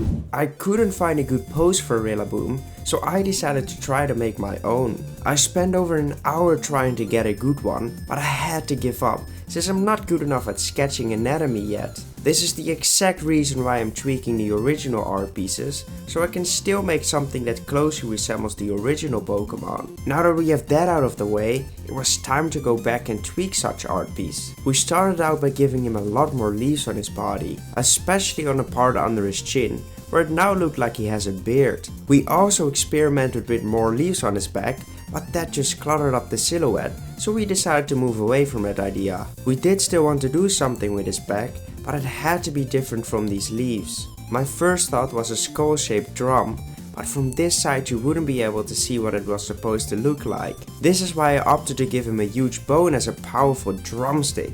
I still think that this was the best option, since it really fits the evolution line. Other changes were bigger leaves on his arm, clay bracelets, and we extended the spikes on his shoulders. Booming drums! This Pokemon is very aggressive until he has found the right bone to play music with. It can sometimes take them years to find one, and they have to slaughter many huge Pokemon in order to get the perfect one. Once they found their bone, they are very friendly because they can express their rage in their music. This piece almost made me lose my sanity. I hate it when I'm not able to do something, so it sucked not being capable enough to make our own pose. I am very happy with the end result, but man, please don't do that again to me. At first I thought this would be an incredibly easy transformation. I do have to say that I didn't necessarily struggle with the drawing itself, but the end result is definitely not what I had hoped for. I just thought it would look amazing whenever I added the screen onto his face, but the dark grey color just doesn't fit Scorbunny. Iron Hops. This Pokemon can generate huge amounts of fire energy when running. Once it's fully charged, it can jump with so much strength, which makes him able to float for hours upon hours. We do believe that it has a way to use the energy to stay afloat, but we're not yet sure how they actually do it. They also seem to be kind and easy to befriend, so they aren't a threat, at least not yet. Like I said before, this is not my best piece, and I'm definitely not in love with it. I think that the effect gets ruined because of its white color.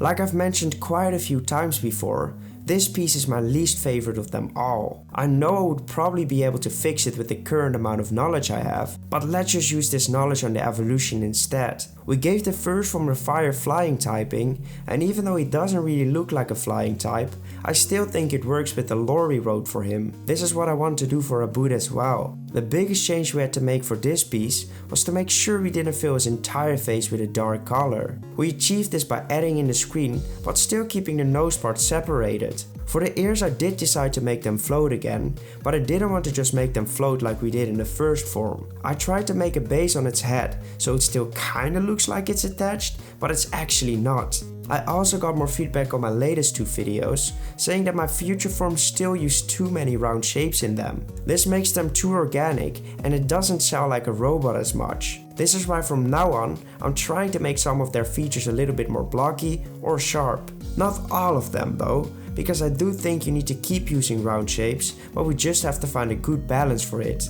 Iron Kick. Just like its previous form, this Pokemon generates a lot of fire energy. It seems that they've also developed a way of flying, instead of only floating. It appears that they can use their generated power to push them forwards with their ears. This way of flying is very slow, and scientists first thought that they were still just floating. I think we've definitely upgraded Iron Hub's design. It is missing a rubbery patch on its design, but I just wasn't able to find a place where I could add it without it getting too cluttered. For this design I wanted to use a few features of his Gigantamax form. I decided to use the ears because I felt like the first two stages didn't capture the flying type enough. I think these ears definitely do give off that typing, and it finally doesn't rely on the lore too much anymore. We also made sure to bring back all the blocky metallic shapes we used on the second stage. I'm talking about making his fur look less organic, because that doesn't sound like a robot as much. We were also able to solve the issue of not being able to add in a rubber patch on the design, since we did have enough space to add it on its belly without it looking too cluttered. I really liked the moment when I put in the colors, since the added black almost made it look like he plays for a different team, as if he's wearing a different jersey. Iron Feet. This high-flying ace has incredible aerial mobility with the large boosters in his ear. It loves to show off and bullies other Pokemon by shooting fireballs from above. I know Iron Feet isn't the best name, but I couldn't use the word striker because we've already used it for Combusken. I just wasn't able to come up with a better name. I'm sorry guys. This drawing was mostly just me trying to tweak his facial features to make him look more mature and fearless. The biggest struggle I had for this one was that I tried to make everything fit. I think I've achieved that by placing one of his horns behind his head. This gave his left eye a bit more space and made the design a lot more clear. I also added a marking between his eyes, which looks very similar to the clones from the Mewtwo movie. Horned Fin. It is said that horned fin were aggressive hunters, using their horns to stab their prey with the force of a raging tauros. However, more recent research denies this theory. They appear to be calm, and the only instances of them using their horns is for fighting other males for a mate. In the battles for mates, the loser is forced to leave the group. Despite being a fairly brave Pokemon, the horned fin that loses usually breaks into tears after the battle.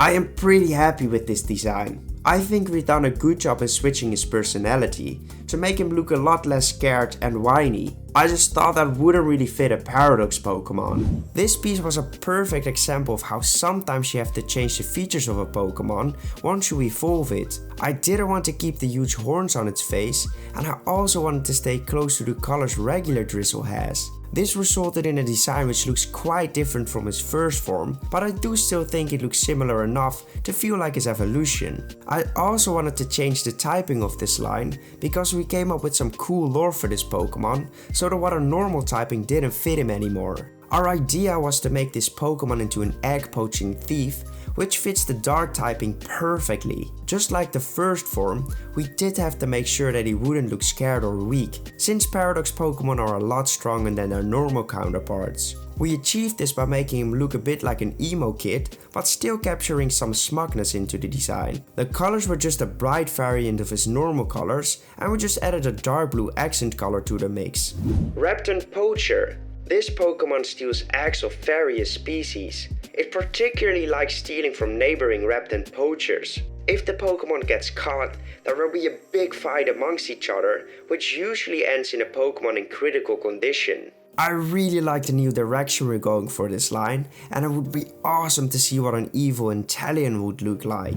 At first I wasn't really sure what to do with this piece, since it's kinda difficult to work with such a slender design. We got over that issue by just falling back onto the things we've learned so far. Just look at the previous stage and start adding those features back into this one as well. By doing this we managed to make his tail a lot thicker, and we added some spikes onto it too. We then brought back the jacket that we gave the second stage, and we also decided to make his cape a lot less streamlined. This really helped to make the design look less like a clothed Pokemon, which Inteleon sort of is. We also figured out that we had to address this issue even more, because I don't think a prehistoric form would have a clothed aesthetic. We fixed this problem by making sure he used a few less colors and by just deleting some details the regular form has. We also brought back the mask and gave his face a few more feral aspects to it. For the colors I wanted to move away from the regular color palette. I still want to keep the emo vibe to our design, and the normal colors are just too bright to do that. Creeping Thief. The sharp toes of this Pokemon allow it to grip onto any surface to put power behind its stab, effectively launching it forward every time. It can adjust its course with the fin on its head, and by grabbing onto obstacles with its tail, it can change direction in a heartbeat. This Pokemon seemingly deploys a hit and run tactic when encountering threats, making it very difficult to hit. The shiny for this piece deserved to fit our lore better than the regular shiny colors would. I decided to go for Dracula colors because I think that fits the dark typing quite well.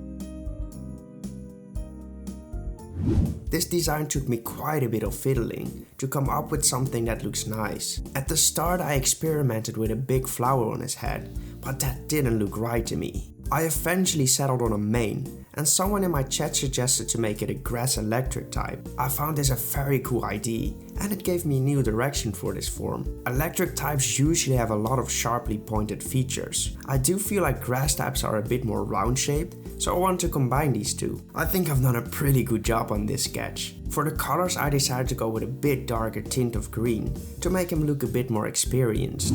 Thundering Fangs. This creature is said to be able to eat an entire school of fish Pokemon in one sitting. It uses its powerful electric fangs to stun the school and can then easily devour them. The fur of this Pokemon may look like it's rough, but it's actually very soft. Thundering Fangs is a very loyal Pokemon, and will defend its trainer without hesitation. I think this Pokemon might come close to a perfect Paradox design. I'm not necessarily saying that this is the best drawing ever, because it could definitely improve on some points, but the concept is something I could really see in the games. This was one of the fan favorite designs out of the first batch, and I'm still very happy with it as well. It was actually very easy to transform Feraligatr into an evolution of my own creation. I just changed all of his features into the exact same features I gave Sprigatito. Take the eyebrows, lightning bolts, pointy leaves, and the mane for example. Someone in my chat told me that the regular form actually uses its pin as a yo-yo. This sparked another idea in my brain, no pun intended. We removed this pin and we gave him an electrical yo-yo, which finished this piece perfectly. It did take me quite a while to make, but that was mainly because he just had a lot of details. The colors didn't change much either. We used the regular colors and changed the accent color from pinkish to yellow, just like we did for the first stage.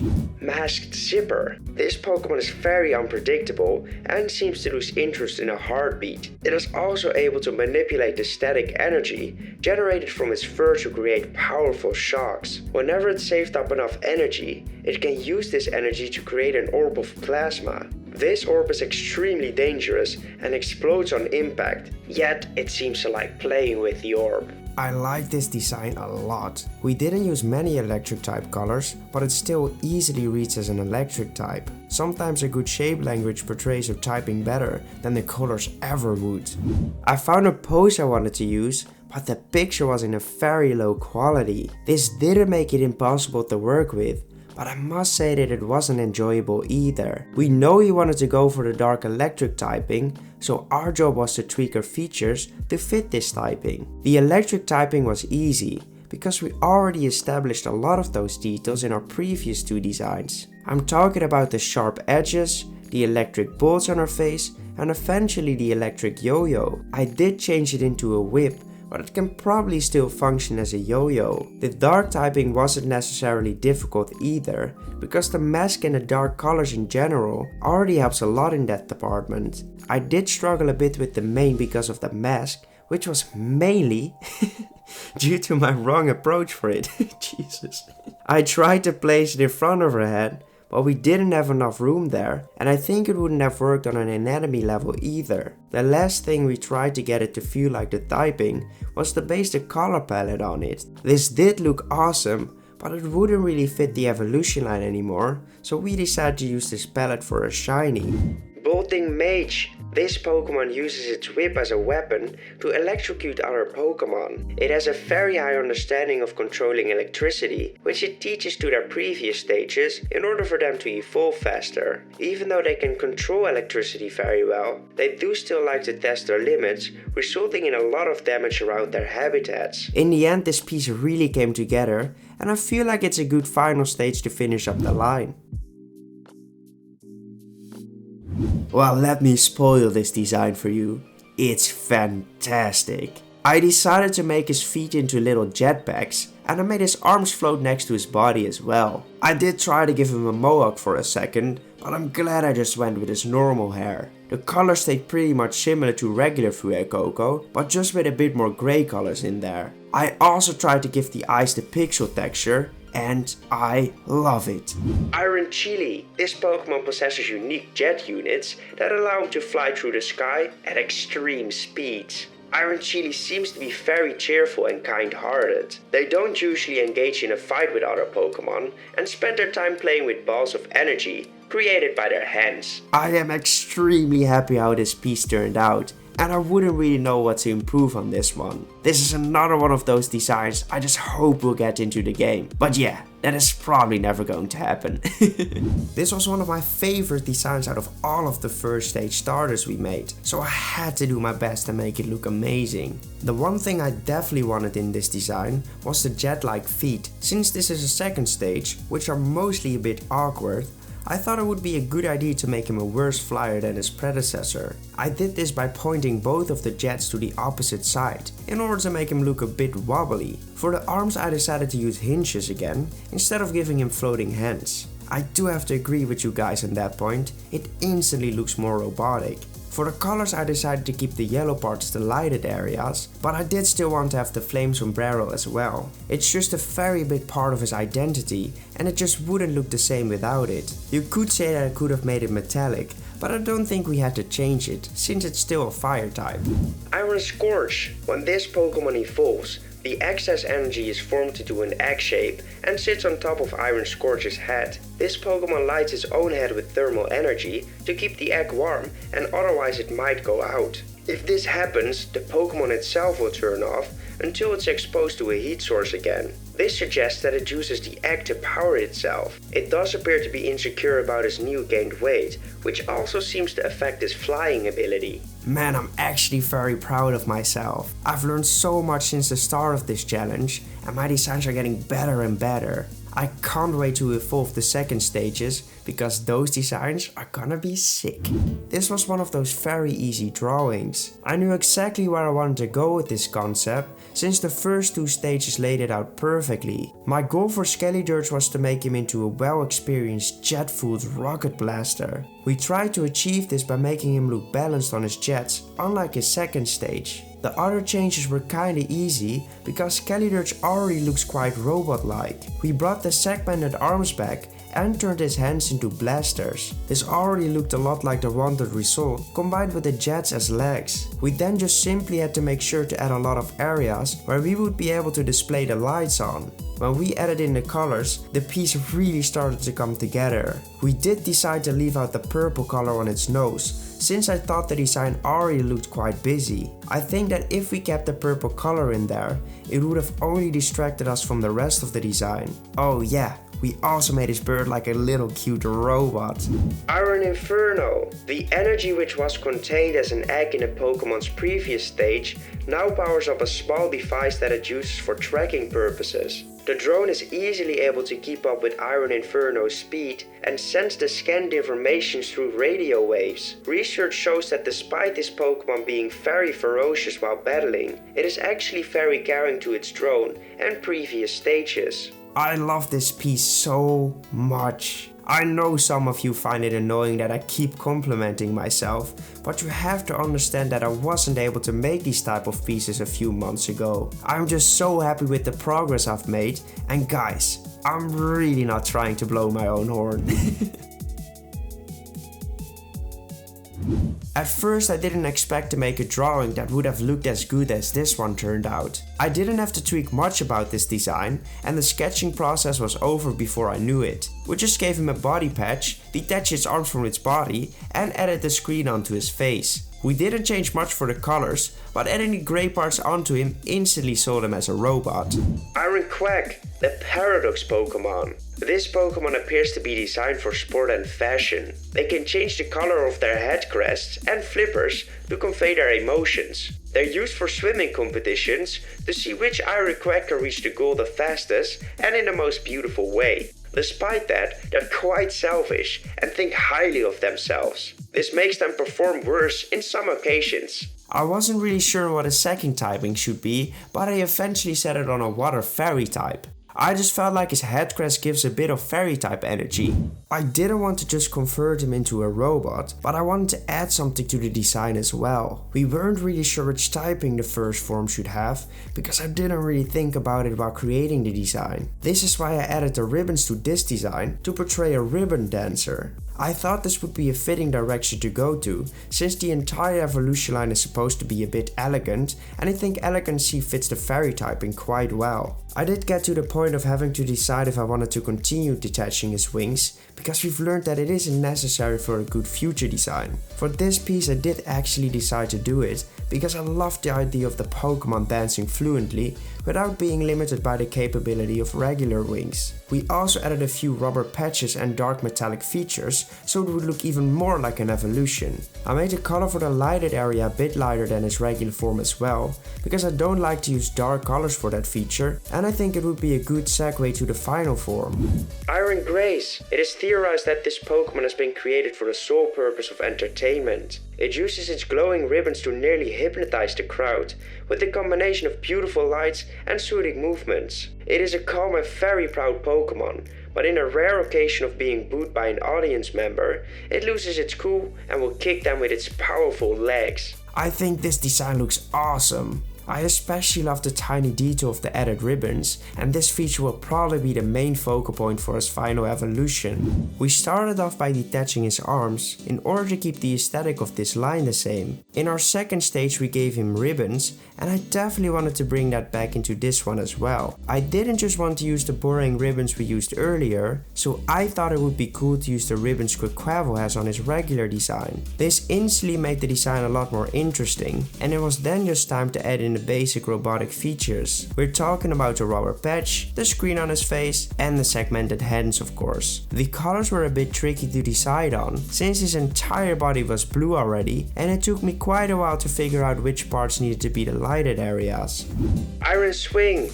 This Pokemon is known to be one of the best dancers in the world. They are able to dance to any type of music, and they love to provide entertainment with their graceful movements. They use these movements in battle to gracefully evade and attack. I think this piece is really cool. I especially like the look of his shiny, because it gives me an AI feeling.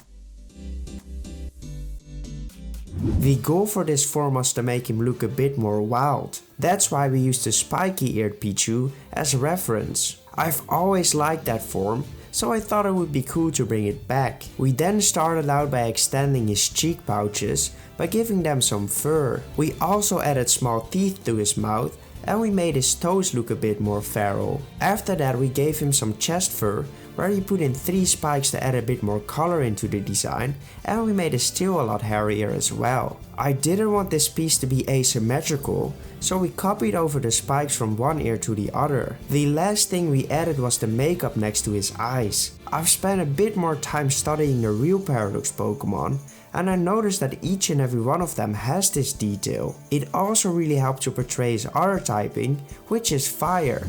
Fluffy Sparks. This Pokemon appears to be unskilled in controlling his fire energy. Any kind of shock causes it to release this energy spontaneously. However, it is capable enough to control their electricity, unlike Pichu. I really think the makeup added just the amount of extra Paradox feeling our designs were lacking. I will definitely be using this on all the other past forms from now on. This was quite an easy transformation, since we now have a guide to follow. We began by bringing back the fur on the ears, but because of it being an evolution, I decided to make the fur a lot bigger. We then extended his cheeks again, and we gave him another set of chest fur, this time with 4 spikes instead of 3. My idea for the tail was to make it completely black, like we did for the first form, but you weren't able to see the difference between the ear anymore. You might be thinking that we could just fix that with shadows, but since the color of the fur is so dark, you weren't even able to see the shadows. This made me opt into the yellow color,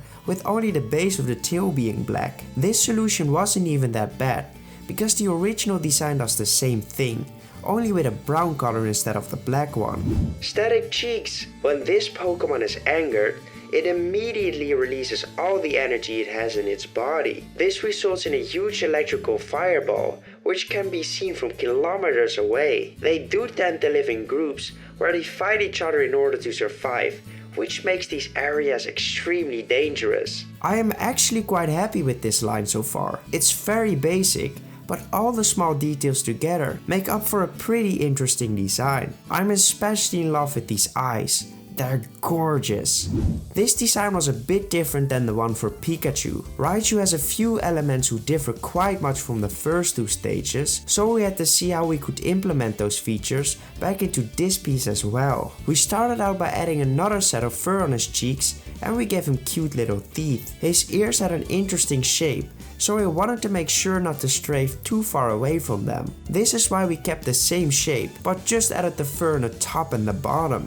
After those changes, we added some fur on his tail, and we made the tip a bit spikier as well. The last thing we had to do was bring back the fur coat, and of course the small flames next to his eyes. We did decide to change up the color palette a bit more in order to fit our wanted typing. Fiery Blitz. When this Pokemon gets fully charged, its fur stands straight up and it's ready to release a devastating blast of energy. It appears that this Pokemon gets extremely aggressive when he has too much energy flowing through its veins. Luckily it can release some of this energy through its tail. I am very proud of this line, and it really shows that we never stop improving with these pieces. They are my favorite designs that I've made yet, but they are the most realistic past Paradox forms we have made.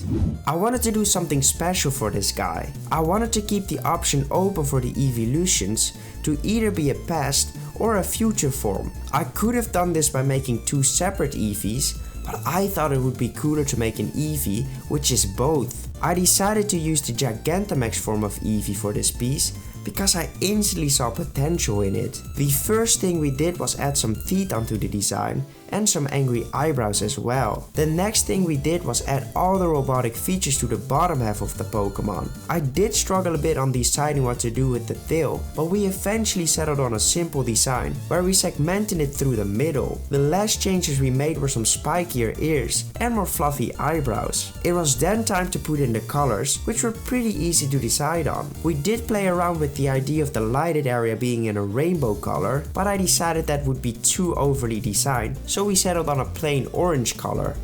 Croconaw Hybrid. It is unknown how this Pokemon came into existence. Some say it was born from an Eevee exposed to the unique radiation of the other Paradox Pokemon. This para-hybrid Pokemon is extremely friendly towards any trainer it encounters. It doesn't appear to evolve by just the evolution stones like Eevee, but it seems like it needs a combination of items in order to evolve. We've been doing a lot of tests to see which combinations are working, so let me go over the requirements in the next section. One of my viewers had the cool idea that this Pokemon would not just evolve by regular stones, but with an extra item, and I think that would be perfect for the games. Shout out to Gemini, by the way. I do want to mention that the shiny for this piece was quite funny, since you can't see the difference between the halves. We know that future forms always have grayed out shinies, but let that just be the color of regular shiny Eevee as well.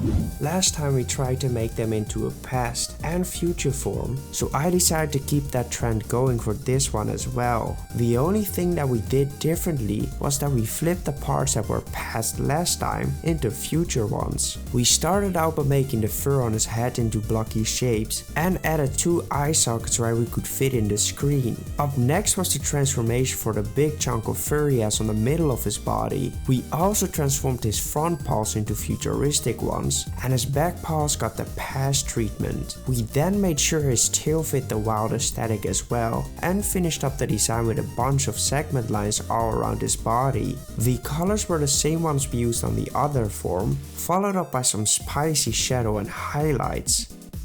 Hybridic Croconaw. Much like Croconaw Hybrid, this para-hybrid Pokemon seems to have the same requirements for evolution. However, we have learned that both sides can become one of the 2 forms for every evolution. This does depend on the nearby presence of either Koraidon or Miraidon. It seems that these legendaries emit some kind of paradox energy. I really like this version of our Paradox Eevees, but I do still think the other one looks a bit cooler. I would actually love to see someone create the actual past and future forms for these 2. For all the artists, wink wink. At this point we had laid out a few design conventions that had to come back for these evolutions. All the past forms would need to have eyebrows and makeup under the eyes. I also added nails to those conventions because I thought it would help them stand out more. We decided to give this one long and elegant eyebrows because I thought it would be a great fit for it. This was also the piece where we decided that we wanted to give all the unused typings to these Pokemon. This will be a grass bug type because there isn't a bug evolution. I didn't want to use typings twice, so if we used one, it was out of the typing pool. Since this Pokemon is supposed to be a bug type, I did have to add a few of those features into the design. My take on that would be the antennae with the light orbs at the ends of it. I placed them on the top and bottom of the face to make it look extra alien-like, which helps a lot since some bugs do kinda look like aliens. We also added an armor-like belly patch in order to give an exoskeleton look. The colors I used were slightly darker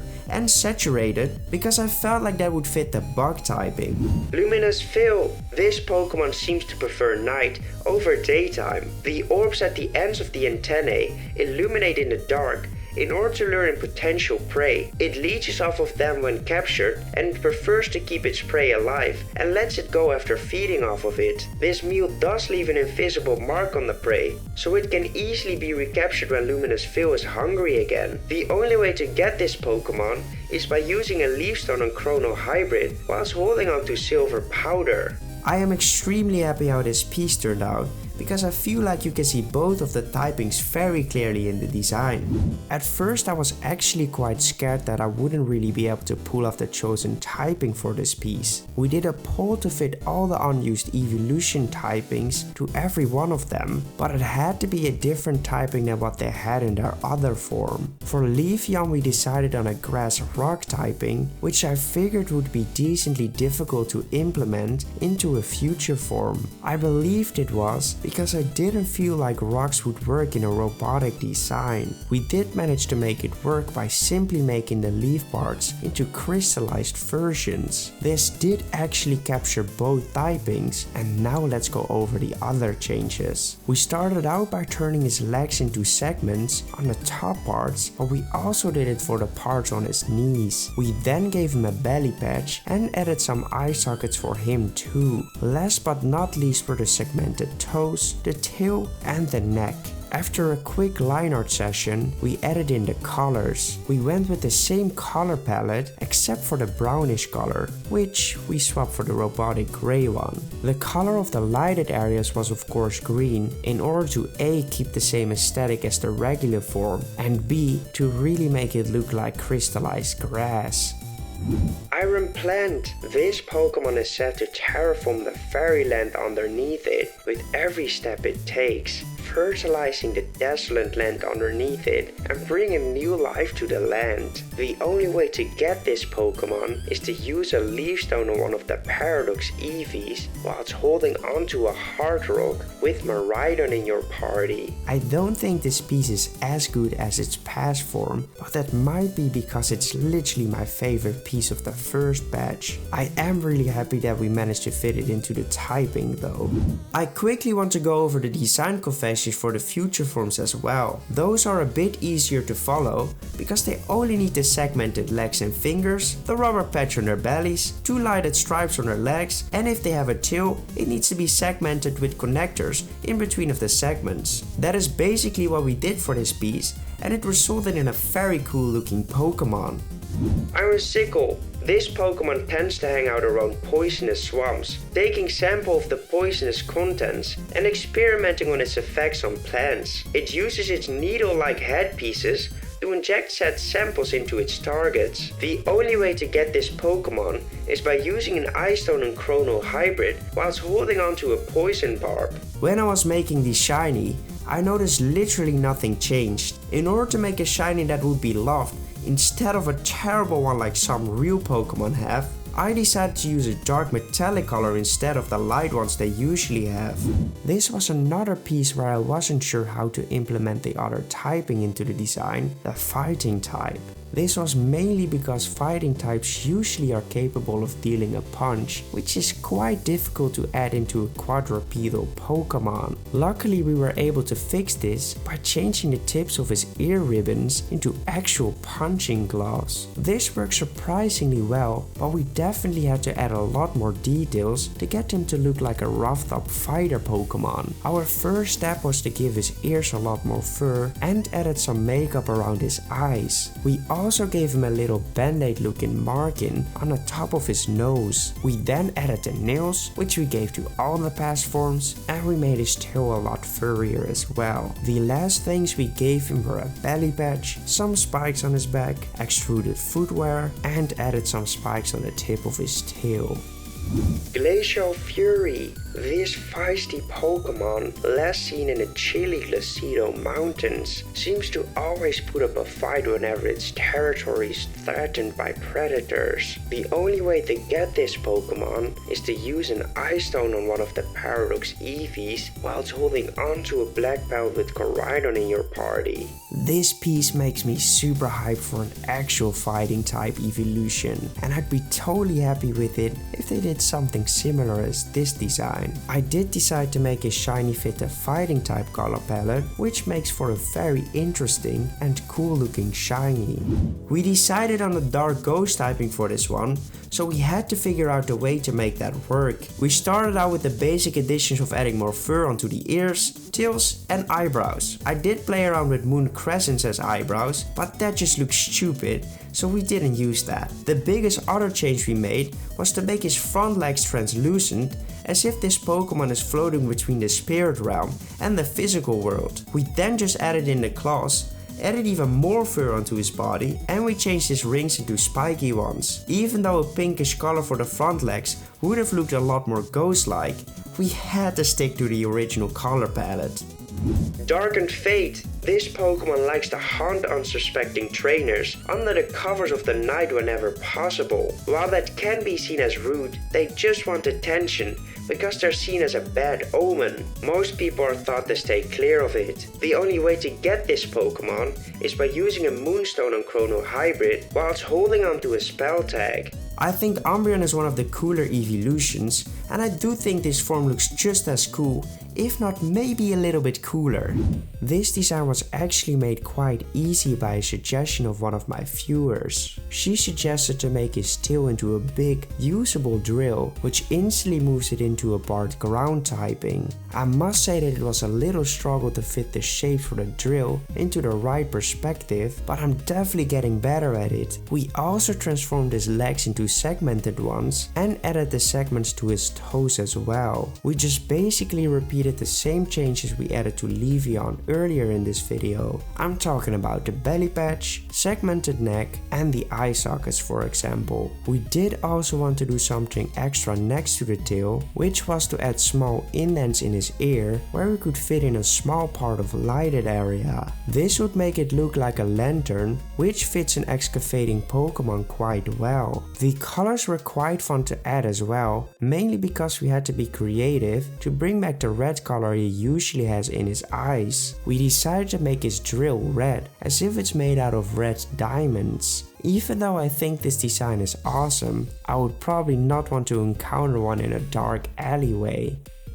Iron Excavator. This Pokemon uses its powerful drill to dig into deep dark caves where it can call itself home. Sometimes it even lays out traps for incoming intruders to fall into. It is said that it can dig through any materials because of the drill made out of red diamonds. The only way to get this Pokemon is to use a Moonstone on one of the Paradox Eevees whilst holding onto a soft sand with Miraidon in your party. I am super happy with the end result of this piece. I can definitely say that I improved a lot at drawing future forms. We're not exactly goated at them yet, but we're on the right track now. This would be a Psychic Rock type, which is quite difficult to add into a future form. I thought about a lot of concepts, but adding literal rocks into the design would be something for a past form, not a future one. Someone then suggested that we could just use crystals instead, since some rock Pokemon use this feature as well. We added them on the legs and we made a few extra ones on her forehead. Iron Kinesis. This Pokemon focuses its psychic powers through the gemstones on its forehead and legs. It can pick up rocks and large boulders to clear out paths for both it and its trainer. It has a rivalry with Darkened Fate, as their ghostly scares distract this Pokemon concentration, causing its psychic powers to falter. The only way to get this Pokemon is by using a Sunstone on Chrono Hybrid, whilst also holding onto a Heartstone. Like I said, I'm not a big fan of this piece. It's the only bad one of all my evolutions, so the next pieces will make up for it.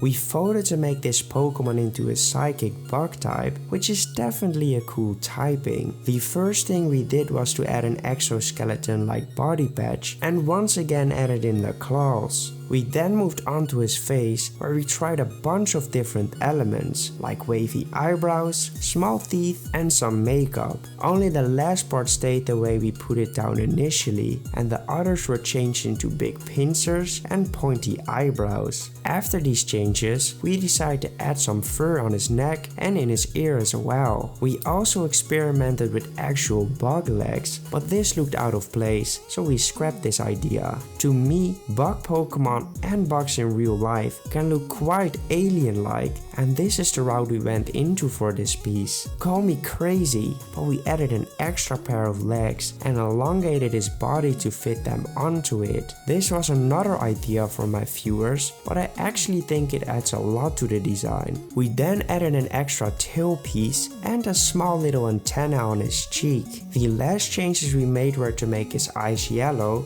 add some wavy elements to his ears, and filled up the empty parts of his body with some pink spikes. I am not 100% sure if it really sells as a bug type, but I genuinely think it is a cool and unique design, and the shiny makes it even better.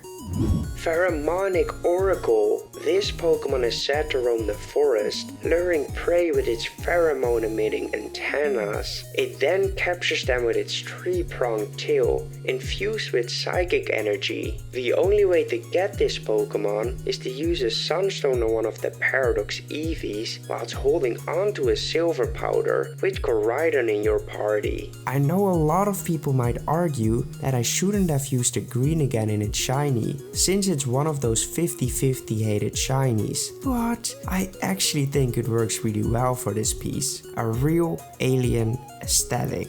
We started out by bringing back the eyebrows in a water drop shape, and we also gave it the makeup under the eyes. We then tried to extend the spikes on its back to fit the dragon typing more, but I didn't like how it looked, so I removed it. After that, we added in the claws, and we also gave him a rough belly patch. I disliked the fin around the neck of regular Vaporeon, so I wanted to change it up for my piece. I took big reference from our Eevee form, and we used the same neck fur we used on that piece. This gave me a new vision for this design. We made the fins on his head look a bit more spiky, and then added the same fur on his fins at the end of his tail. We also gave him a scaly back piece, and we added some scales to the design in general. For the colors we used a slightly more vibrant variant, and we played around with the yellow eyes for a bit. I asked my community if they wanted me to give all the past forms yellow eyes, just like the real designs have, but they voted for unique eyes for every drawing, so we changed it up a bit. Raging Rapids. This Pokemon is a semi-aquatic carnivore that nests in low temperature, dark, underwater or land caves. Depending on the available food, they will decide whether they will nest underwater or on land. The only way to get this Pokemon is by using a Waterstone and Chrono hybrid whilst holding onto a Dragon Fang. I prefer this design so much over the original Vaporeon. I just love the balance between looking cute and menacing. And yeah, the shiny looks fire as well. For this piece we went with a water flying typing because we felt like we would be able to bring that into the design with some airplane features. The first thing we did were the eye sockets again, and we combined all the spikes on his back into a few aerodynamic blocks. We then changed the shape of the fins on the tip of his tail into less organic ones. We also added a jet in between them to add a way for it to take off of the ground. Our next step was to make his collar into combined sections too, and we followed it up by adding 3 segments in his tail. Since we have learned how to do segment legs, we also felt like this design could use them too. After all of these changes, we arrive at the most basic ones: segmented toes, belly patch, and robotic versions of the fins on his head. The colors were super simple, except for deciding on the color of the lighted part. We were debating a bunch of different colors, but the blue one still looked the best, so we went for that one. Iron Hydro. This Pokemon can be seen flying high above in rain clouds, gathering moisture to power the water turbines in its tail to not only fly through the sky, but also to help put out wildfires whenever they occur. The only way to get this Pokemon is to use a Water Stone on one of the Paradox Eevees whilst holding onto a sharp beak with Miraidon in your party. This design is nothing special, but I do think it serves the exact purpose it needs to serve. I could genuinely see this Pokemon flying high above you, casting a shadow over you while you look up.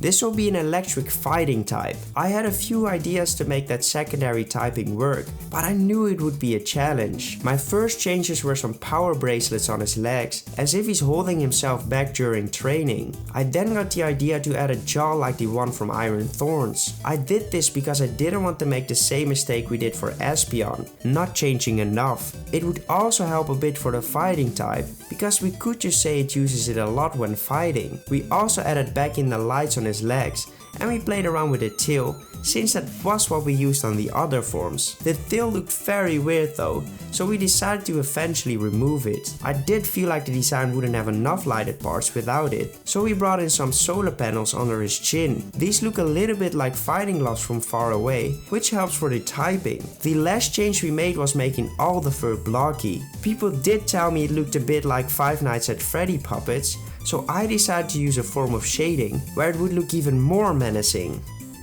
Iron Jawlock. This Pokemon has built-in solar panels, which converts sunlight into a lot of energy. This makes him able to stay awake for days on end. It also has a built-in vent in his mouth that keeps it from overheating. This Pokemon loves to hang around in abandoned restaurants, where it scares off anyone who enters. The only way to get this Pokemon is using a Thunderstone and Chrono hybrid, whilst holding on to a black belt.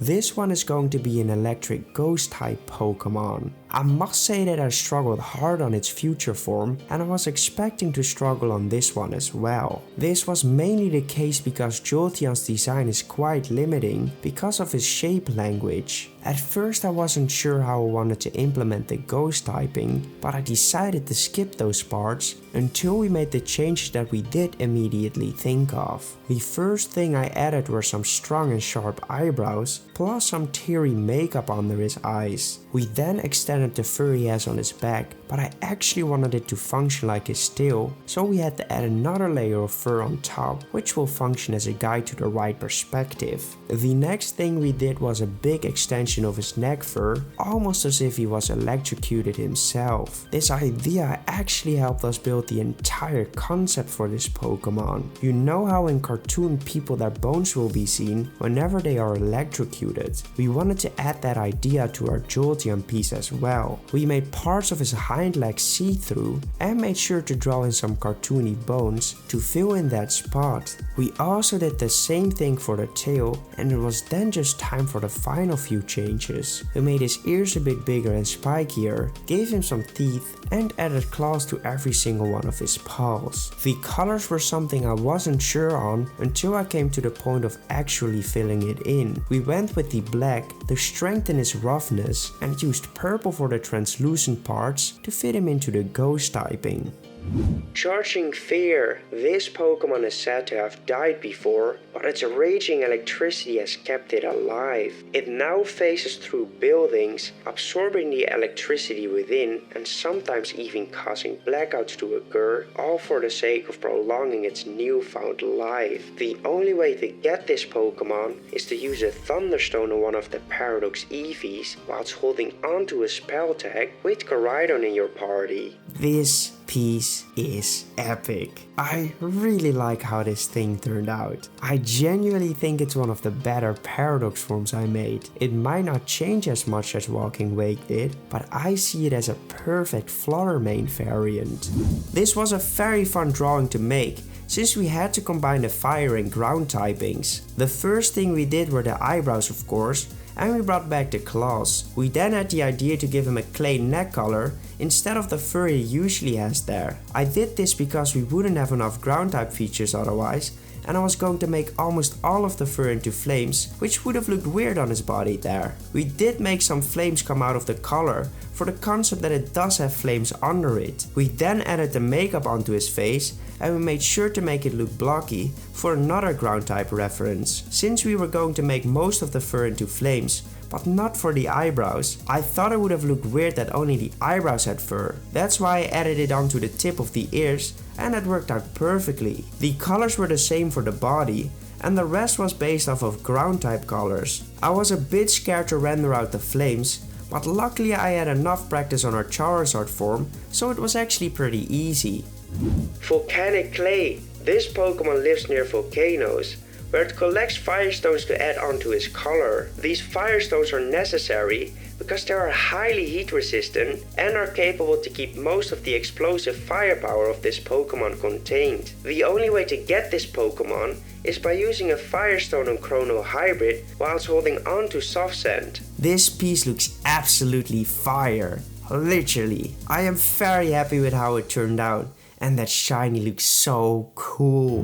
This Pokemon was gifted the Fire Poison typing. It didn't take long for my viewers to notice that that would be perfect for a radioactive Pokemon. This instantly clicked when they suggested it, and I just knew I wanted to transform him into a walking nuclear reactor. We started out with the basic changes for the future evolutions, like the segments on his arms, toes, and we added another segment to his only showing leg. It was then time to focus on the strongest part of his design, the nuclear reactor on his back. I decided to remove his tail and replace it with the reactor. I just basically went for a big ton with some metallic arms and beams holding it close to the Pokemon. It did take me a while to figure out how I would be able to get everything in the right perspective, but I think in the end we made it work. We also added a tube connecting the reactor with its body too, but this would serve as a radioactive leaking tube, which allowed us to create a molten neck collar. We definitely referenced the elephant's foot from Chernobyl for that idea. Last but not least, we added a small window in the reactor to see the materials and then changed the rest of his features into blocky shapes instead of the organic ones. The colors were quite interesting to do for this piece, since it would be drastically different from his original form, but we did try to stay as close as possible to the normal color palette.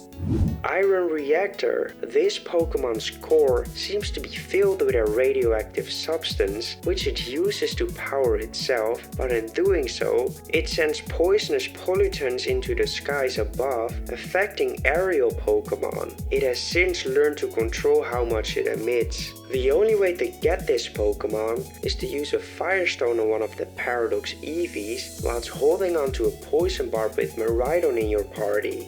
This is such a unique concept, which binds the two typings perfectly together. I don't think this would be a direction Pokemon would ever go in, but I'm super happy with the end result. This would be a fairy flying type, but I didn't want to go too hard into the flying aesthetic. My path for this piece was more to keep it looking very similar as the regular form, but with the right amount of lore, it would be capable of flight. I wanted to make sure that this piece wouldn't look like Espeon, because you know, Tony Stark always learns from his mistakes, and I do too. This is why I added a lot of those robotic features, and instead of giving him an entire mask of blackness, I just made the eyes emulate a hole where the screens would be. The other big changes were basically just some repeated steps of segmenting all the ribbons, which would be the way for this Pokemon to fly. Iron Pixie. This Pokemon is as adorable as they say, but it's also a skilled acrobatic flyer. They are able to use their ribbon-like extensions as wings and can reach very high speeds while doing so. The only way to get this Pokemon is forming a perfect bond with Croconaw hybrid whilst holding onto a sharp beak. Let's go! And it's a banger as well! For the last piece of today, we're going to take care of a past form of Sylveon. The only typing that we haven't used yet is the Dragon typing, so behold the combination of a bubbly dragon Pokemon. We started out by giving him some spiky eyebrows and some evil looking makeup. We then proceeded to make some of his features more spiky as well, like the bow ties, the ears, and his tail. We then added a bunch more spikes on the legs and gave him a draconic belly patch. We made sure to keep the same color patterns going as what he has on his ribbons. Speaking about the ribbons, these were our final changes we had to make. We gave them a bit more width and made them spikier like the rest of his features. We also made sure to bring back the same color pattern we were using for the other parts as well. We then just dropped in some longer teeth and a few scales on his body to finish up the design. The colors were completely the same, but I did put a bit more emphasis emphasis on the blue colors, since this would fit the dragon typing better.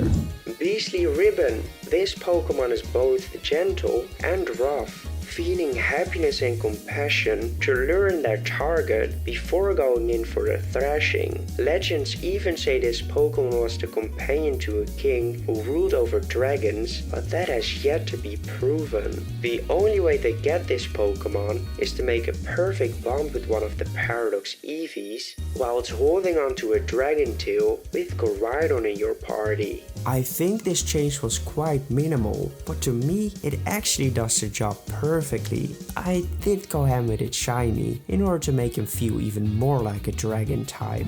For our first transformation we're going to take care of Moltres. I've decided to make all of the Kanto birds into a future form, since the doggos of JoJo are already going to be a past form. I don't know why, but I see these two trios as connected, and that's why I made this decision. With that out of the way, let's talk about the drawing itself. I've gotten the most critique on my future forms, saying that they just don't look robotic enough. Since these are legendaries, I really felt like I had to step up on that department. This made me try a lot harder on this piece, and I added the features while constantly looking at reference. The biggest difference I gave this piece, which I didn't really do before, was to make his legs look robotic instead of keeping the organic ones. Other big changes were the big belly patch, the segmented neck, and we made sure to add a lot of lines all around the body. These lines make the piece look a lot more like a robot. We also added the screen onto his face,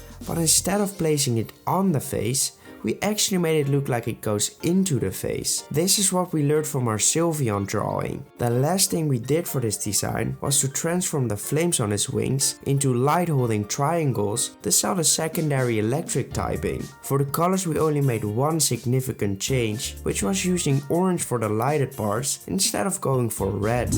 Iron Phoenix. Legends tell of a trio of birds coming into conflict with one another, but it is unknown about what happened to each of them afterwards. However, we do have records of them individually, which we'll go over now. Tales about this Pokemon have circulated that it has lived inside of active volcanoes, where it charged itself with the immense heat. At full capacity, this Pokemon unleashes a blazing inferno, similar to an erupting volcano. This was definitely an improvement on how to make future forms look more robotic, and I'll definitely use this on the other forms as well. This was the piece where someone in my chat mentioned that we could play around with the typings of the original birds. This was possible since we accidentally gave Iron Phoenix the fire electric typing. This meant that our Articuno form had to be an ice fire type. I must say that it was quite difficult to bring that into this design. We started out by bringing back the same type of legs, and we added some segments for the wings as well. It was then time to bring in the fire elements, and I thought it would be cool to make his head crest look a bit melted, so we made it emulate a melted candle. Our other fire element would be a jet-like feature instead of the regular tail. I knew the tail was necessary in order to keep the aesthetic of Articuno. That's why we made the flames of the jet follow the same direction as the original tail. The last change we made was to make his fur more blocky, and we added a segmentation in his neck. We then had a little struggle on the color palette, since the original Articuno eyes were red, but that color didn't really fit this design. Luckily, I remembered that flames can be blue as well, so we made the lighted color follow that. Iron Frostbite. Researchers have discovered this Pokemon living within the coldest areas, biding its time and charging its energy reserves before unleashing it all as a massive blizzard. This keeps itself protected from those who dare to set foot in its territory. I think this could definitely go as a future form, and it's for sure the better one of the two so far. This piece was by far the easiest to make out of the three. The shape of his wings left me little room to do something unique with, other than just straightly copying the wings of Iron Moth. The other changes weren't even that big either. because we just brought back the robotic legs, added a small segment in his chest, added a lot of segments on the rest of his body, and we gave him the same type of eye socket like the previous two drawings. You might be wondering how this Pokemon could be a part ice type, but that's where the colors come in. I decided to make the lighted color blue, which would be a perfect fit for the ice typing, but it also fits lightning, connecting it to the other typing. Iron Thunder. This Pokemon is rumored to live within large thunderstorms, where it charges itself with the electricity within, while also expanding the thunderstorm to create an area-wide one. It is said that when it opens its beak, you can hear an electric hum from all the energy it contains. I hope you guys don't mind the copied Iron Moth wings, but I think it looks great on this Pokemon as well. We have a future form of Mewtwo. But Nick, why don't you make Mewtwo into a past form? Because past forms are so much cooler than future ones. Well, that's kinda easy to explain. Mewtwo was a man-made Pokemon, created from the already existing Mew, hence why the name Mewtwo. I know my pieces are a what if, but I still want to give them a backstory which fits in the Pokemon world. Okay, on to the drawing. We started out by giving him eye sockets for the screens again, and then we added a rubber patch on the middle of his body. The changes after those were kinda easy as well. We added some segments on his tail, feet, and toes. After that we decided it would look cool to detach his head from its body. At one point I did question this decision and tried to give him a translucent neck, but that didn't make it better, so we eventually just kept the detached head. The last thing we did was to make his arms into Go-Go Gadget ones, which means that they would probably have the function to be extended beyond their regular reach. Mew 3, also known as Iron Clone. This Pokemon is the result of another experiment on Mewtwo gone wrong. The goal was to remove all the negative feelings the Pokemon had towards humans, but the experiment backfired and flipped its morality. It now hates humans and despises them with a passion. Its immense psychic powers allow it to control the weak-minded to do its evil deeds. I think this version of Mewtwo is awesome. I do also want to point out his shiny, which I know a lot of you will love. I went in this direction because the white color on his body wouldn't change enough when I made it grey, so we went for the dark robot instead. Since we already had a real Paradox form of one of this trio, we were able to get a lot of inspiration from it. It gives us some design conventions to follow, like the lizard beak, the rocky elements on his head, and the big wavy hair. We started out this piece by removing a lot of his fur, in order to make him seem a bit closer to a lizard. The next thing we did was to make changes to his face. We transformed the shape on his nose into the rocky element, we added some makeup under the eye, and we added an extra point to his crown. The next thing we did was to lengthen his neck, because I wanted to take a bit of reference from sauropods, which are long-necked dinosaurs. I did try to not overdo this, because I feel like these designs are better if you can still clearly see the original Pokemon in it. The piece looked quite flat at this point, so that's why we gave him a rocky belt around his neck. Before we go to the last change we made, we had to change his legs into sauropod-like ones. This would move the design away from being a mammal. The last thing we did for this design was to add the clouds back onto him, but I wanted to make sure it was way bigger than his original form.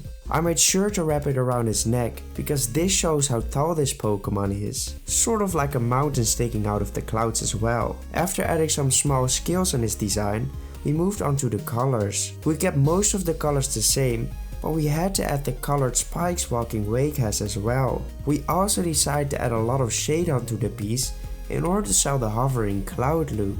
Steaming Stone, another legend of a trio of beasts who once perished in an ancient world being brought back to life. One of these beasts, Walking Wake, has been reported as sighted in the Paldea region. The other two have always been a mystery to us.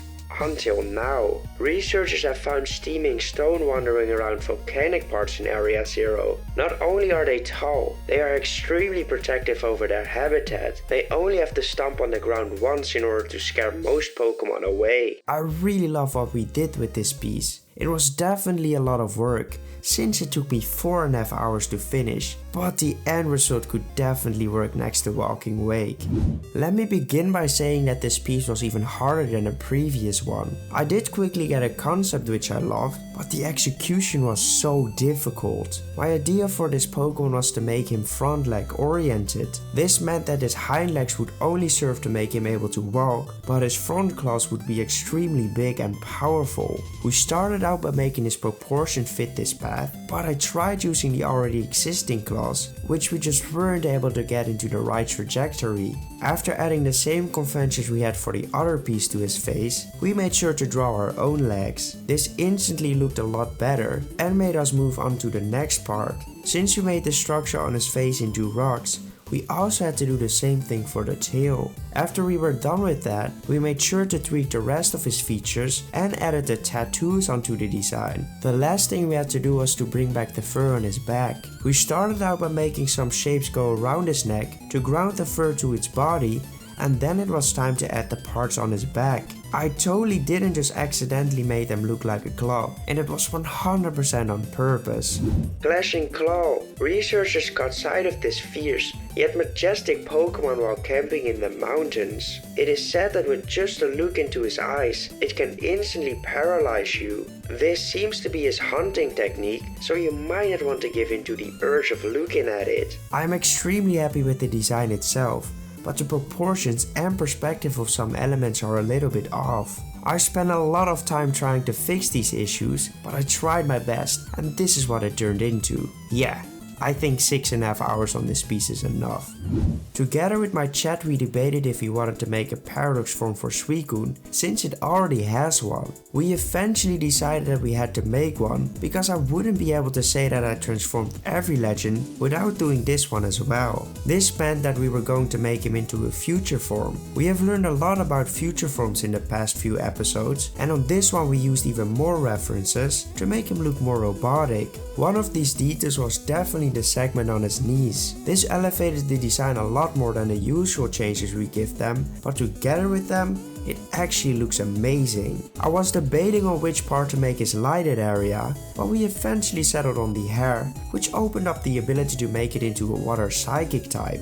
Iron Flow. It is said that on a perfectly dark night, where you can see an aurora in the night sky, following it would lead you to this Pokemon.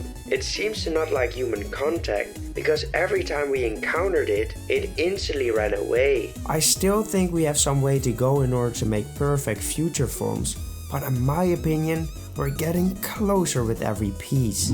We did do another poll on stream, deciding on which form we would give this one. My goal is to always make the box legendaries in the opposite forms, just like Miraidon and Koraidon. The majority of the people voted on a past form of Lugia, so that's what we did. I didn't want to make a completely different animal for this one. Instead, I opted to use a lot of features coming off of Shadow Lugia. A few of these features were the spikes on his back, the spiked eyebrows, and we made his toes a lot sharper as well. I did think that these changes alone wouldn't be enough, so we decided to opt into his flying type a lot more. We did this by changing his fingers into feathers, and by adding feathers onto his cheek and backside of his head. The last thing we added was a beak and a few more feathers on his belly, because it looked flat otherwise. For the colors, I was actually debating to use the colors from Shadow Lugia, but I'm glad we didn't do that in order to follow the paradox rules a lot better. Don't be sad though, we did bring them back for a shiny. Draconic Sky. According to legends, when the Paradox Beasts come into conflict, this Pokemon would arrive to stop the conflict and force them to retreat to their individual territories. One flap of its mighty wings is enough to do so. I know this Pokemon didn't change as much as Walking Wake for example, but like I said before, in my opinion not every Paradox Pokemon needs to be completely different. The reason why I like Walking Wake as much is because that one is actually quite different, which makes it unique. Since Lugia was the past form of this region, this one had to be the future one. I had a lot of fun while drawing this Pokemon. It seemed to really work as a future form, and I just kept adding details and they all just clicked. Someone in my chat suggested to make him into a fire-water type, because that plays into the rainbow theme this Pokemon has. I still think that was an amazing idea, but we did have to make sure we added at least one water feature into the design, because Ho-Oh really doesn't look like a water type. We achieved this typing by adding a hose feature in his mouth instead of the tongue he normally has. When we arrived at the wings, at first I wasn't really sure what to do with them. I couldn't add segments to every feather because that would have made the design way too busy. This made me realize that I could just combine the different feathers, and this worked perfectly for this creature. The last thing we did was to make sure the feathers on the back of his body were combined as well, and then it was time to put in the colors. I debated for a bit which part would get the lighted area, but we decided that the green parts would be the best fit for that, and I'm extremely happy with the end result.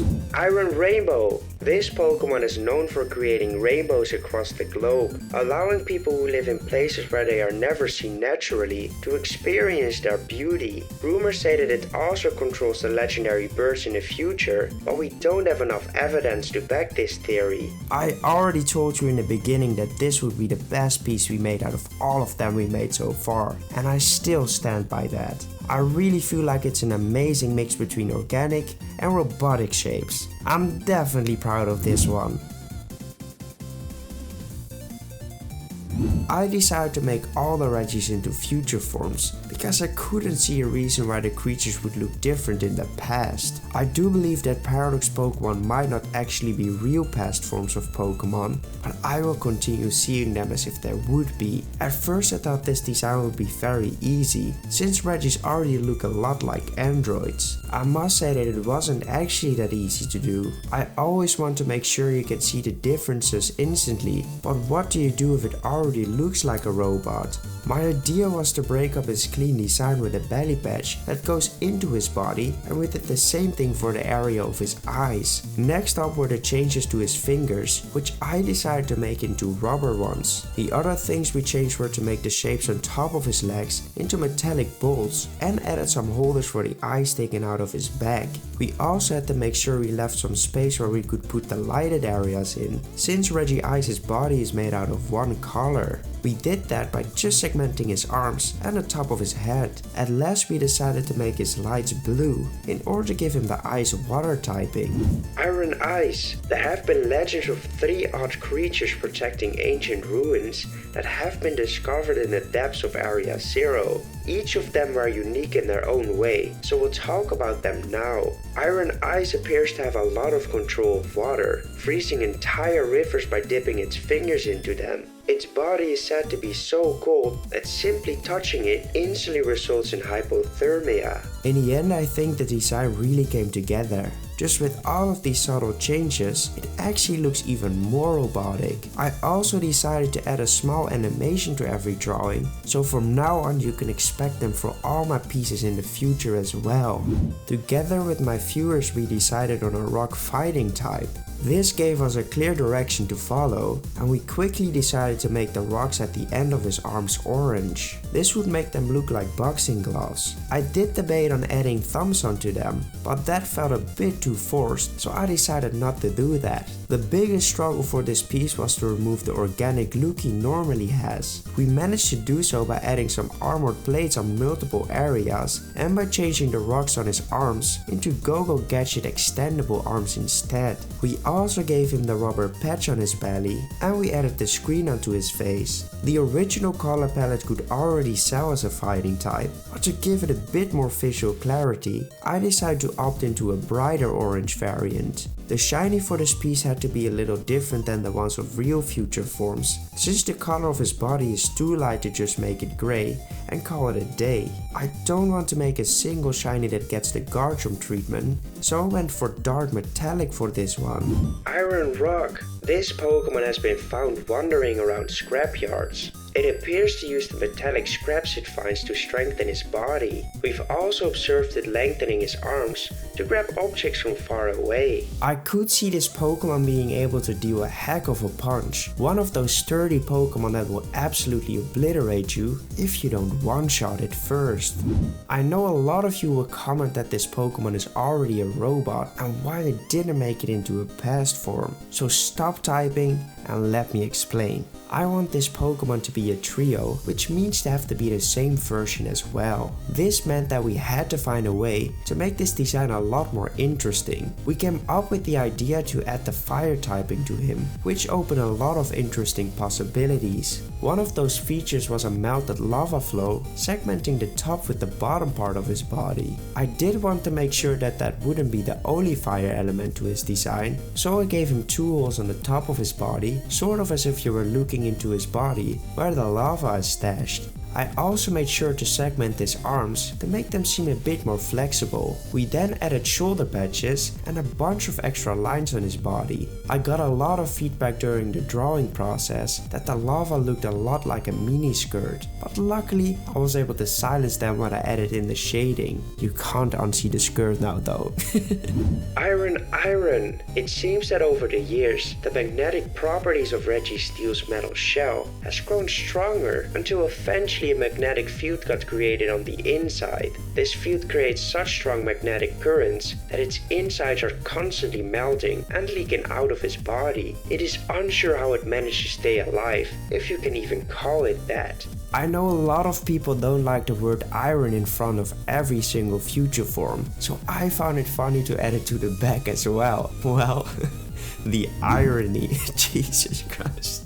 It is now finally time for another past form, Latias. I didn't just want to give this one the screaming tail treatment, which is basically just longer hair, bigger teeth, etc. Now I'm not the biggest fan of past forms changing complete species, because like I said before, I really like to see them as ancestors of the Pokemon. This is how I came up with the concept for the Eon duo. We did have flying dinosaurs called Pterosaurs, which I'm not sure if they fall under the term dinosaurs, but let's just call them that to make it easier for ourselves. This is where I got a lot of inspiration from. My goal was to combine Latias with a few features of the Pterosaurs, but still keep the same essence of the original Pokemon. We started out by giving him a teeth-like beak, and we made sure to add the Patigium, which is what the membrane is called that allows most creatures to fly. And yes, I definitely had to look that up. I did feel like the design was still lacking something, so I gave him a comb on the back of his head as well. This gave me the idea to make a lot of his features a lot hairier or spikier,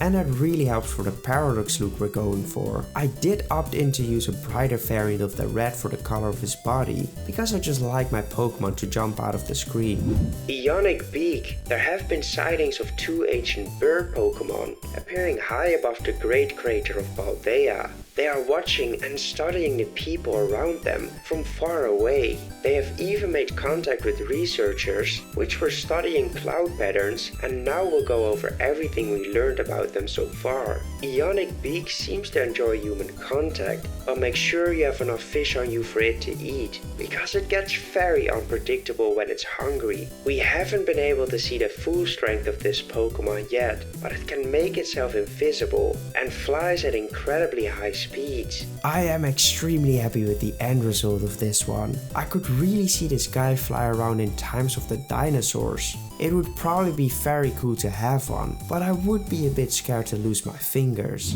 Now I know these guys are a duo, so making them have similar features is a must. I didn't want to just make a blue copy though, so I decided to play around with said features. We started out by adding back in the beak, but this time I made it a lot bigger on the bottom part of it. I also made sure to make his comb be pointed from the other side.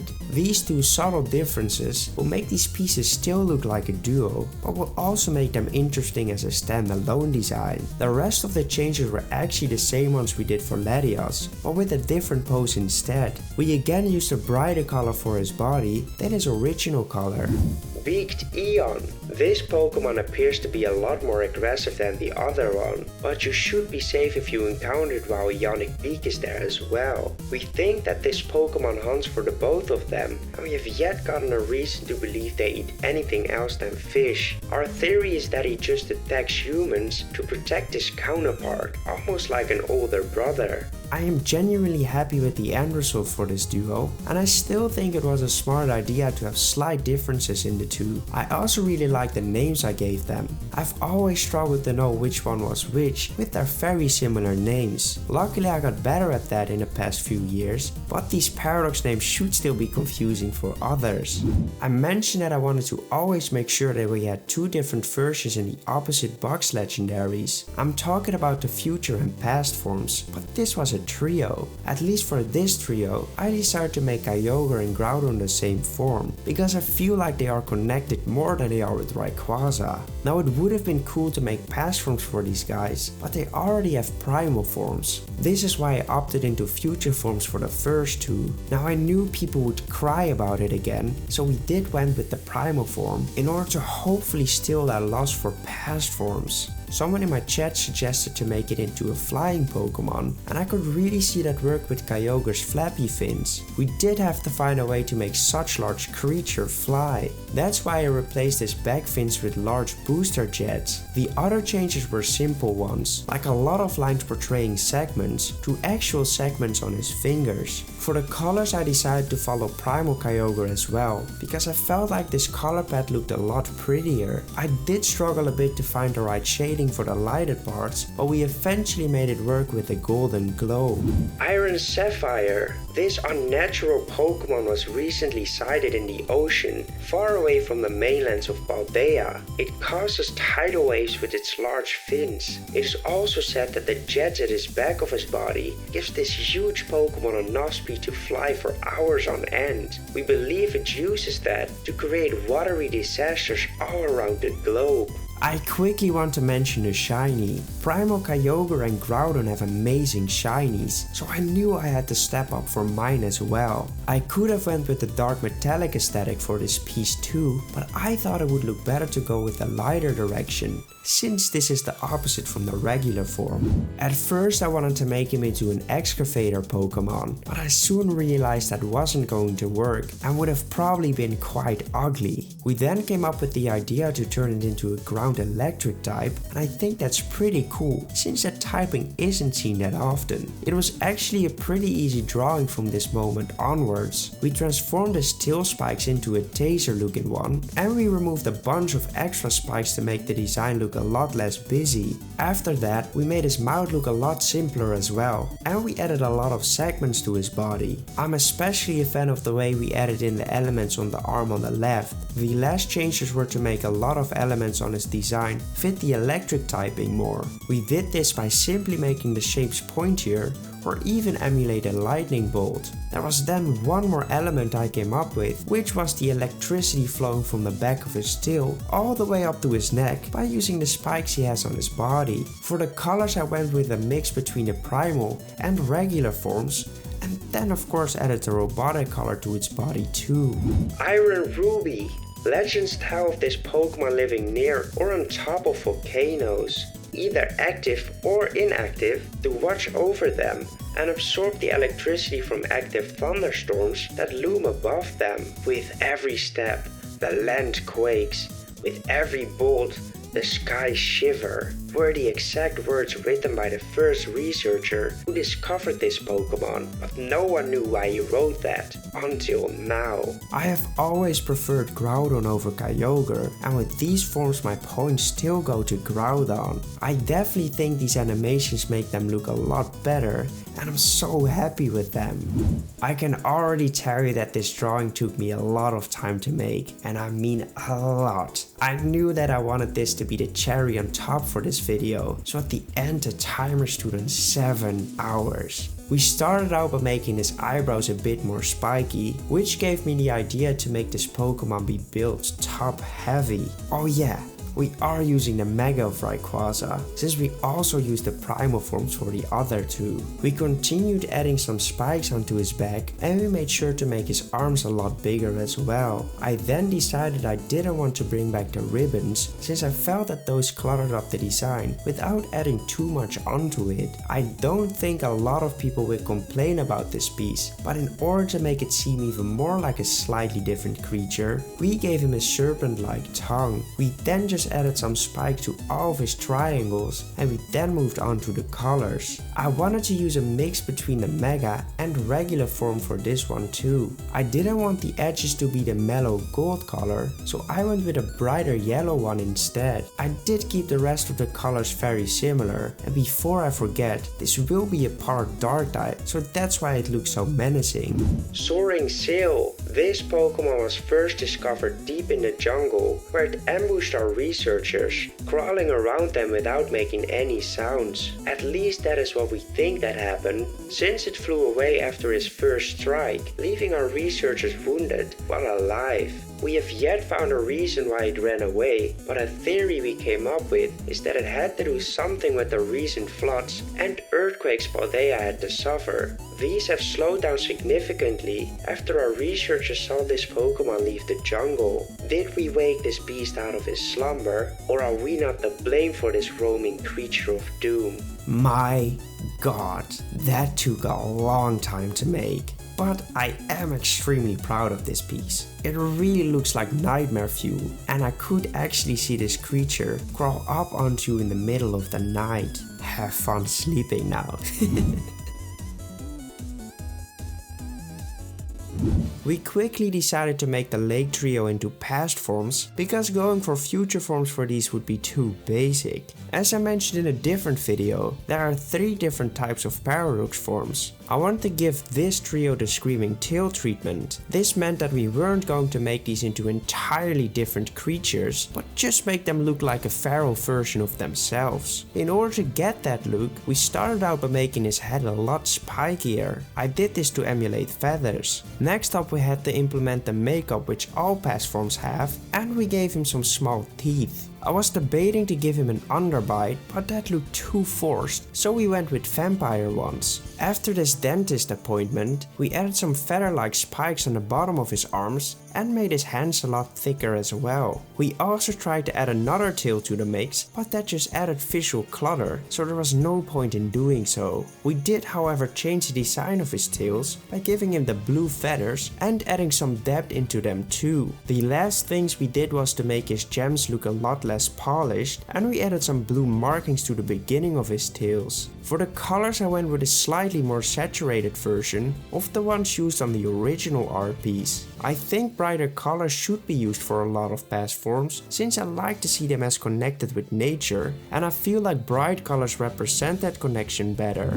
Apathetic Tear. If we compare with the Lake Trio of our current times, these 3 appear to represent the complete opposite traits. We also found out that this trio isn't guarding lakes, but is actually focused on rivers instead. We'll now discuss each of them separately. Apathetic Tear appears to have nothing to do with willpower, and it shows no interest into whatsoever. Even though it isn't interested in anything, it is actually capable of protecting his river, simply by just hanging in and around it. Like I said, I didn't want to do something completely different for this one, but I still think the design just simply works. If every Paradox Pokemon would change as much as Walking Wake, that design wouldn't be as powerful anymore. This piece was a lot easier than the first one of the trio. Not because the first one was that hard, but because we now had some design conventions we could follow for this one as well. I wanted to make sure that they would still instantly look related to each other, but I didn't want to copy the exact same changes over and over again. My way of treating this problem was to change the same aspects of the Pokemon, but in a different way. We also brought Yuxi to the barber for a new haircut, but instead of making them into feathers, we kept his hair as long wavy spikes. This style was now applicable to the other features, like the ends of his tail, the bottom of his arms, and even to the makeup under his eyes. This already made up for a unique design, and we then just had to add the teeth and fix the rocks to finish up the design entirely. Ignorant Jolt. When we first encountered this Pokemon, we thought we would be getting a ton of forgotten knowledge from the ancient world, since regular Yuxi is the Pokemon of knowledge. Technically we weren't wrong, because the only information we got out of this creature was so easy to understand that it would be almost impossible to forget. Even though our expectations weren't met, this Pokemon was actually very chill and kind to us. We figured that this exact energy makes him able to protect his river by simply being too kind to want to harm it. I could really see this Pokemon as one of the best companions to have. It just doesn't judge you and makes sure you have a good time. Sounds like a pretty good friend to me. Since all of these 3 Pokemon are mono psychic type, I was only able to add one additional typing to them. This meant that they would all still be a psychic type, but in order to make them all seem different, I tried to use those type design conventions into my sketches. A lot of people suggested to make this one into a part fire type, because that would have worked as the original evolution triangle. Now I knew that could have looked cool, but the flamey shapes would have looked too similar to the shapes we used on Azelf. I decided to make this one into a fairy psychic type, because that left a lot of room to make his features stand out to the others. Fairy types are mostly friendly and bubbly shaped creatures, so the theme for this one would be bubbly waves. You might think it looks a bit too much like a poison type with all of these wiggles, but that completely changes when you add in the colors. The bright pink and the pose really give it a fairy aesthetic. The added red color for all of them really add to the feral look, especially since we didn't only give that color to their gems, but to their makeup as well. Logical mind. This Pokemon appears to make well thought out decisions, making sure that everything he does has a purely functional reason, unlike the regular form of Mesprit, which acts mostly out of its emotions. This makes it that this past form isn't always seen as nice, because it appears to lack compassion. Even though this might not be the best strategy to keep friends, it is very effective at protecting his river by simply only being focused on the task. I feel like this design finishes up this trio perfectly. They all look feral, but still keep the same essence of the Pokemon. I love it. I've decided on a future form for this one, because I've already seen an incredible past form for this Pokemon on Instagram. I won't show it in the video, because I don't know if the creator wants that, but he's called Albert Wilson on Instagram, so if you're curious, go check him out on there after this video. The transformation for this piece was pretty straightforward. We began by segmenting his neck, which instantly adds to the robotic aesthetic. We then did the same thing for his tail, and we added a bunch of suggested segment lines on the rest of his body. These combined with a small highlight in the end always adds a ton to the future designs. The last thing we did was to make the rings separated from the body, and we gave them small metallic holders at the tip of them. I went with a slightly darker color palette in order to play into the part dark typing. I did this because I want to play into Darkrai being a dark psychic type once we get to the mythicals. Iron Blessing. This Pokemon appears to be corrupted by another creature. While it used to give out joyful dreams to those who slept while holding its feather, its purpose now seems to make anyone sad in its surroundings. I tried my best to make this design interesting by detaching the rings from its body. I wouldn't really know what else to do with the design, so I must say I'm happy with the end result.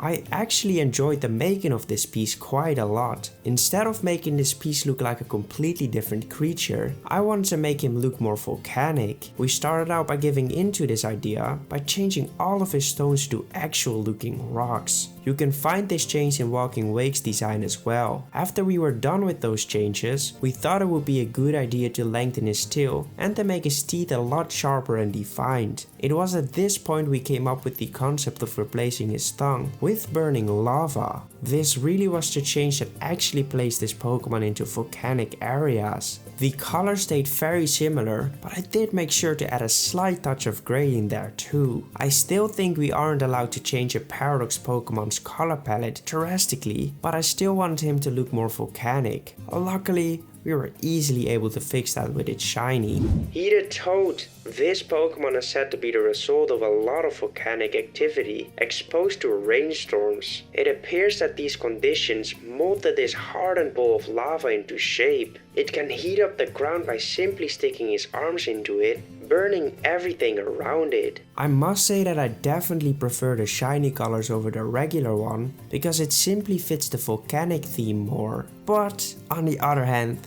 this would really give people incentive to shiny hunt this beast. I quickly want to tell you that this is the first time in a long time I actually made these upcoming 4 pieces off stream. I did this because my neck was hurting for a majority of the week, so streaming wasn't the best decision for my health. No one has seen these pieces before, so definitely let me know what you think of them in the comments. When I first saw the design of Regigigas again, I instantly saw his typing. He usually is a normal type, but we decided to add an extra typing which wasn't used on the other Regis yet, just like we did for the Hoenn legendaries. Now I'm guessing you already know which typing it's going to be, but it's a normal grass type. This would work perfectly with all the grass he has on his body. Next up, I wanted to make his arms a bit more interesting. My idea for that was to make them bigger and replace his fingers for an energy cannon. We then made sure to add the screen to his sort of face, but I wasn't really sure if we didn't have to make those colored circles as the eyes. I think they aren't, because that's not how the other Regis worked, but it did give me something else I wanted to add. I read them as the colors of the Hoenn Regis, which meant that 2 of those colors were missing for the Regis out of Galar. I fixed this by adding bigger versions of those circles onto the side of his arms. Iron Balance. This Pokemon is suspected to be the leader of all the other Regis. We have found documents about a futuristic war between these robots, but the story ends with the line, "But then came a bigger version of them and they stopped fighting." We aren't 100% certain, but every time one of the other Regis move, the orbs on Iron Balance's body glow brightly. I really like the idea of this Pokemon being the Rayquaza for all the Regis, keeping them in check. Oh yeah, I did write most of the lore of all of these Pokemon myself as well, where usually I get a lot of help from my community. I hope you guys like it. We've now reached the point of the box legendaries again. It is time for a future form of Dialga.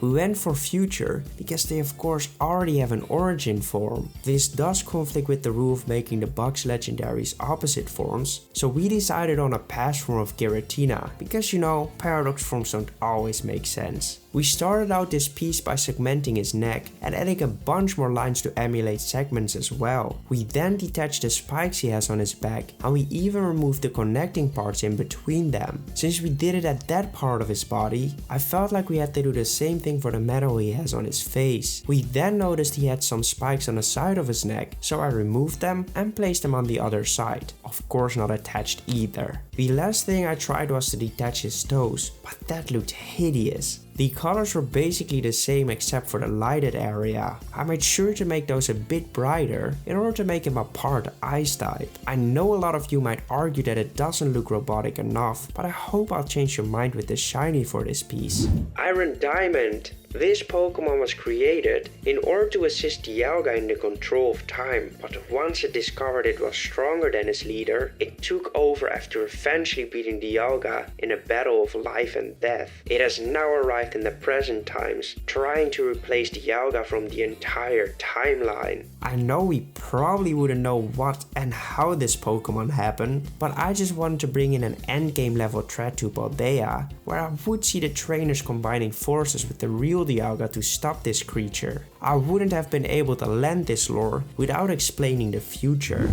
I now left some space in the video for its counterpart, Palkia. This design was a lot easier to pull off than the one for Dialga. I just followed the same design conventions again, and we started out by detaching his metallic parts just like we did for his brother. We then implemented a lot of segments, mainly on his tail and neck. This piece didn't need a lot of extra segment lines because it already looked quite robotic. We then added some lines to his belly and under his arm, followed up by the colors. Just like always, light body colors make it a lot harder to add the oomph to the piece. This is because I usually add a lot of highlights which are barely visible on a light color. We did also make sure to use a brighter version of the regular color for his lighted parts. This helped to bring in his other typing, the psychic typing. Iron Pearl. This Pokemon was created to aid Palkia and Dialga in a battle against Iron Diamond. Even with their forces combined, they weren't strong enough to stop him. It appears that his control over time was on such a high level that his attacks came in before they were even thrown. Luckily, Palkia and Iron Pearl have survived this battle and have appeared just in time for a stand against this ungodly beast. You might be wondering why this Pokemon isn't a primary dragon type, but that just worked best for the overlay, to make a good distinction between the dark Dialga and the light Palkia. Well, enough of that crazy lore. I may have let myself go a bit there. Let's talk about Giratina. I must say that I wasn't immediately sure what to do with this piece. I wanted to change the species, but I didn't want to overdo it either. This is how I came up with the centipede look. That would be equally scary as it would be different. We started out by adding a bit more flesh around the spikes on his neck, and we made sure to make his horns look a bit more evil too. I then changed the armor he has on his knees to make them look a bit more natural instead of metallic. We then got to a point where I just didn't know what to do with this creature. We tried giving him a scorpion tail, looks awful. Tried giving him fur on his back, looked way too forced. I just had to take a step back, and I went to bed and tried again in the morning. It was at that point where I saw an opportunity, which would make this design look a lot more unique, but it was definitely risky. I transformed his entire neck into one huge mouth. The design looked a bit too flat in this way, so we brought in some demonic looking wings and added back in the tail. The colors weren't that different, it just had a little difference in placement. I did debate on which color to fill the mouth with, because spoiler alert, this Pokemon would be the gateway to hell. Hellish Gate. This Pokemon is known to better be avoided. Rumors say that it lures you in with amazing deals, but once you give in to these desires, you grant him the right to eat you. This centipede looking Pokemon is said to be the direct gateway to hell, and it appears that a lot of Pokemon are mysteriously disappearing in Area Zero. I am not sure about this design. I think the concept is amazing, but the execution isn't perfect. I really think that you will either love or hate the design, no in between. We decided to make all the forces of nature into a past form, and since each of them already has an animalistic form, we're definitely going to use those Therian forms. The first change we made was to give him a patch of body armor and replace his clouds with fire. My idea for this Pokemon was that he would have a source of fuel in his body that would always keep the fire lighted, sort of what Charmander has as well. This instantly made me think of trees that have flammable sap in them, so that's why I changed his head feature into a tree trunk. This also helped me build out the nature side of Paradox Pokemon. I already liked the change I made up until that point, but they wouldn't be enough to sell this as a standalone piece. This is why I made sure to give him a way larger beard and extruded a lot of the rocky elements he had on his design. The colors were basically the same as the original piece, but now he added 3 colors for his headpiece and of course the fire all around his body. Landonoras, the Formula 1, the Paradox Pokemon. This Pokemon is said to appear near wildfires, easily controlling them to save other Pokemon. It does seem that it isn't fond of humans, since saving houses and people isn't on his agenda. It has even been seen attacking people with fire, so it's best to stay clear of this Pokemon. I really like the idea of bringing in the natural typing elements into this trio. It fits them being one with nature, and that's what this trio is all about.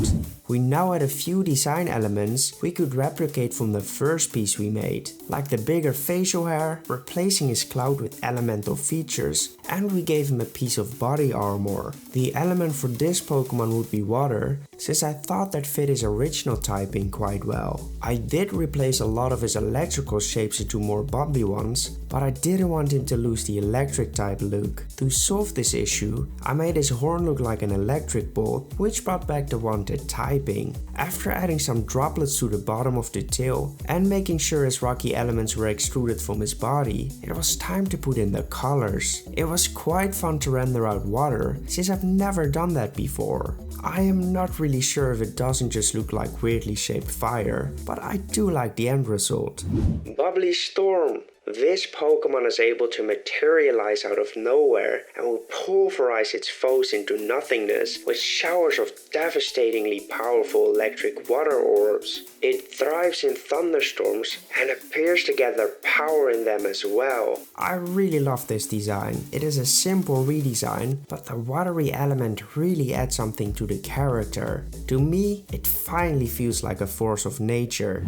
I will admit that even though I did do my best for this piece, I just wasn't able to bring it together. I'm not sure if that happened because I genuinely don't care about this Pokemon, or if I just suck at tweaking birds. Probably a little bit of both.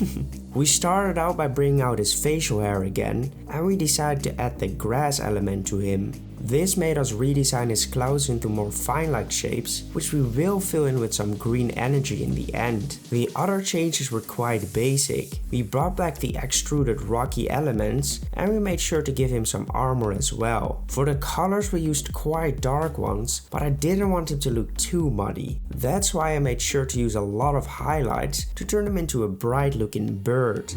Gliding Seed. This Pokemon loves to rain down on Pokemon below with massive energy bombs. It is also capable of creating winds with enough power to blow any house away. Like I said, I am not a huge fan of this Pokemon, nor the drawing. I am just happy I'm done with this trio, to be honest. It is now time for the Swords of Justice trio, and the first target will be Cobalion. I didn't really have a plan for this design, but I just started adding details which I saw fit for him. Some of these details were the thicker legs, the added fur, and the hooves on his feet. Once I put in these details, I did actually get a path to follow. I now saw this creature as a mountain-dwelling, thick-coated beast. In order to make him able to withstand the harsh world I wanted him to live in, I decided to give him bigger horns and to add tusks onto his face as well. I also made the spikes on his shoulder a lot sharper and spikier to make him seem even rougher. The last detail I changed was to make his tail into icy spikes instead of an actual tail. This would allow me to bring in the ice typing even better. The colors of the original design fitted in perfectly, but I did give him a unique shiny as how I would see this creature to look like without the paradox color rules. Wrathful Yak. This Pokemon has a thick layer of fat under his skin, which makes him durable against incredibly low temperatures. It will fight to protect any small Pokemon, and just its presence alone will calm any vicious foe. I am really happy how this piece turned out, but the animation is kinda meh. I've tried to give my new animations a bit more subtlety instead of making them go crazy. I wasn't really able to animate much with this pose since it was already quite energetic.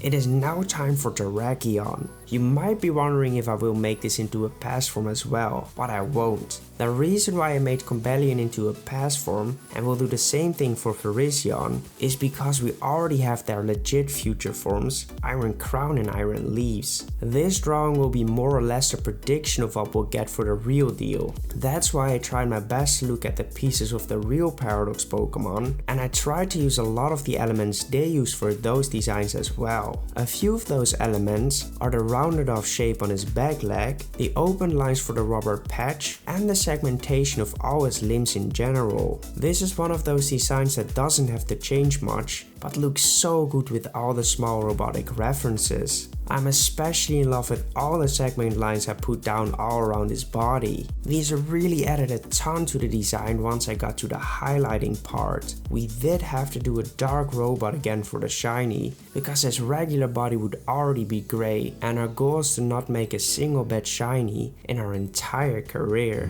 Iron Bull. This Pokemon is known to be short-tempered and loses control quite easily. It generates fire through his entire body to propel his body forwards, leaving a burning crater at his landing spot. It has even been seen smashing entire holes into mountains with its incredible ramming power. Sounds like me for real.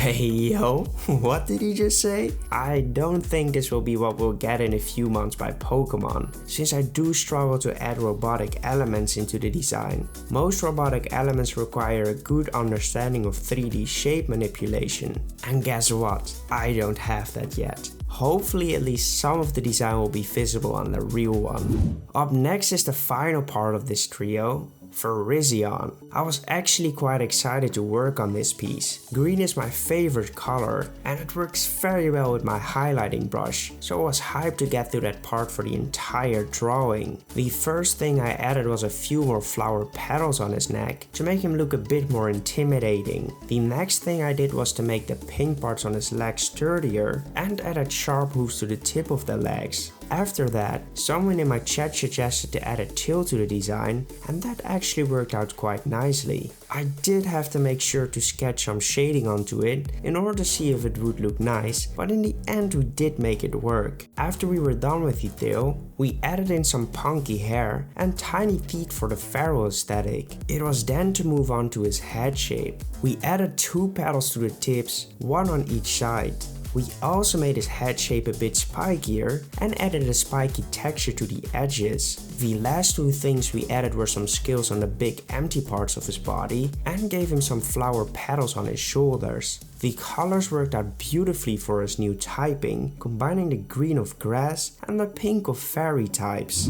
Forest Guardian. This Pokemon is known to be a protector of the forest, hunting down anything or anyone that tries to harm the forest or the creatures in there. Its hunting capabilities are massive, but its healing power is even stronger. The Pokemon of the forest know to visit this Pokemon in order to get healed up back to full health. I actually really love this piece. It blends fierce elements perfectly with graceful ones. I could really see Ash encounter one where he would have to win over his trust and save the forest together. You might be wondering why I decided to make this into a future form instead of Zekrom. My idea was that Zekrom already looks quite futuristic, which would make his transformation a bit boring. This is why I decided on a past form for Zekrom and a future form for this one. I wanted them to be different in order to combine the 2 different forms for the Kyurem piece, just like we did for Eevee. We started out by adding a bunch of segments on parts like his back, the neck and his wings. After that, we made sure to make all of his fur into blocky shapes instead of pointy ones. I must admit that I struggled quite hard with this piece and it was difficult to add a lot of different elements to it. In the end I just added a black body patch to his belly and finished it up with an orange color for the lighted parts. Iron White. This Pokemon spews fire from its tail onto those who become consumed by greed. It fights those who it does not see as worthy of life and will seek out anyone who doesn't share its truths. I really like the highlights on the lighter parts of this piece and I love the combination of the white and dark colors of this beast. The first thought I had for this piece was to implement rocky elements onto the design. I felt like doing it in an armor style and I decided to make his features a bit more muscular in general. We also added some obsidian rocks on his shoulder and gave him a big horn on his nose. After that we basically added a ton of feathers on, for example, his fingers and neck. We then added a bigger and jagged jaw and we gave him some rocks on the tip of his wings as well. The last significant change we made was to make his tail a lot more slender, which gives our Pokemon a more agile aesthetic. Once we got to the colors, I played around with different shades of the colors for the rocks, but a simple grayed out brown works perfectly. After we were done with that, we added in the shadows and finished it up with some very pretty highlights. Feathered Rock. This Pokemon can use its tail as a drill to carve out rocks to throw at its enemies at astonishing speeds. It stands for righteousness and will do anything in order to achieve greatness. If a Pokemon loses their righteousness in its heart, this Pokemon will hunt them down and eat them. I am really happy with the end result of this dude. I wanted to do something different for the shiny though, so I went with the Reshiram colors for this one. I got a ton of requests to use the original dragon forms, so my idea was to bring all of the 3 designs together into one epic beast. We started out with the black original dragon and added on the white wing feathers of the white one. We then proceeded to change all the black parts to fit the design of Feathered Rock, changing his wings into a feathered one, added some spikes to his neck, and giving him some rocks on certain parts of his body. We then had to mirror the design with all the future elements of Iron White and a future form of Kyurem. We added some segment lines, parts for the lighted area, used the same setup for his wings as the other one, gave him a belly patch, and made room for an eye socket where the screen would fit. The color palette used only the colors of Feathered Rock and Kyurem, but the lighter parts got the orange from Iron White. This made us able to go for a really cool typing, which isn't used too often. Metamorphosis. This Pokemon is the embodiment of truth and ideals. It strives to protect and create the best world for Pokemon and people to coexist, but it will destroy anything or anyone that tries to stop him. It has the ability Proto Drive, which doubles the Pokemon's most proficient stat for 1 turn if it is holding a booster energy, and it drops to a 50% boost after that turn. This thing looks freaking epic. I really love the multiple elements that are combined into one big piece. This might be my favorite design I've made so far, and I'm not even kidding. I quickly whipped out my drawing pencil and started tweaking the little fellow. I didn't want to make too many changes because it still had to look like a weakling, but I did want to play into the animal side a bit more. I gave him a proper tail so he would function like a snake, just like the 50% form. I also gave him small serpentine teeth and small grippers to play into the idea of snakes developing into armless creatures. The last thing I had to do was to give him some makeup next to his eyes, and that was already it. Morphicore. This Pokemon is very good at hiding, so most species don't even know it exists. It is able to camouflage very easily to avoid being an easy prey. It seems to act quite similar to parasites, and we believe that it isn't using its full power. This Pokemon is nothing other than another cute little friend you'd like to add to your team. There can never be enough cute Pokemon you can hold in your hand, in my opinion. I must admit that I made the 50% form before this one, but in order to review them in a chronological order, I have to show this one first. A lot of the changes are to fit him into the design of the other one. We started out by making his ears more pointy and hairier. We then continued with the scarf around his neck. In order to make that look a bit more natural too, we made it look more like spikes instead of the blocky futuristic shapes. It was then time to give him some makeup like eyebrows, and we added some sharp teeth as well. Our next step was to make the shapes on his shoulders into sticking out stones, and we gave him a furry tail. The last changes we made were some fur spots on his legs and ankles. It was then time for the colors, which I made a bit closer to nature colors, and we also gave him some pupils in his eyes. The regular Zygarde line doesn't have that, which makes them feel unearth-like.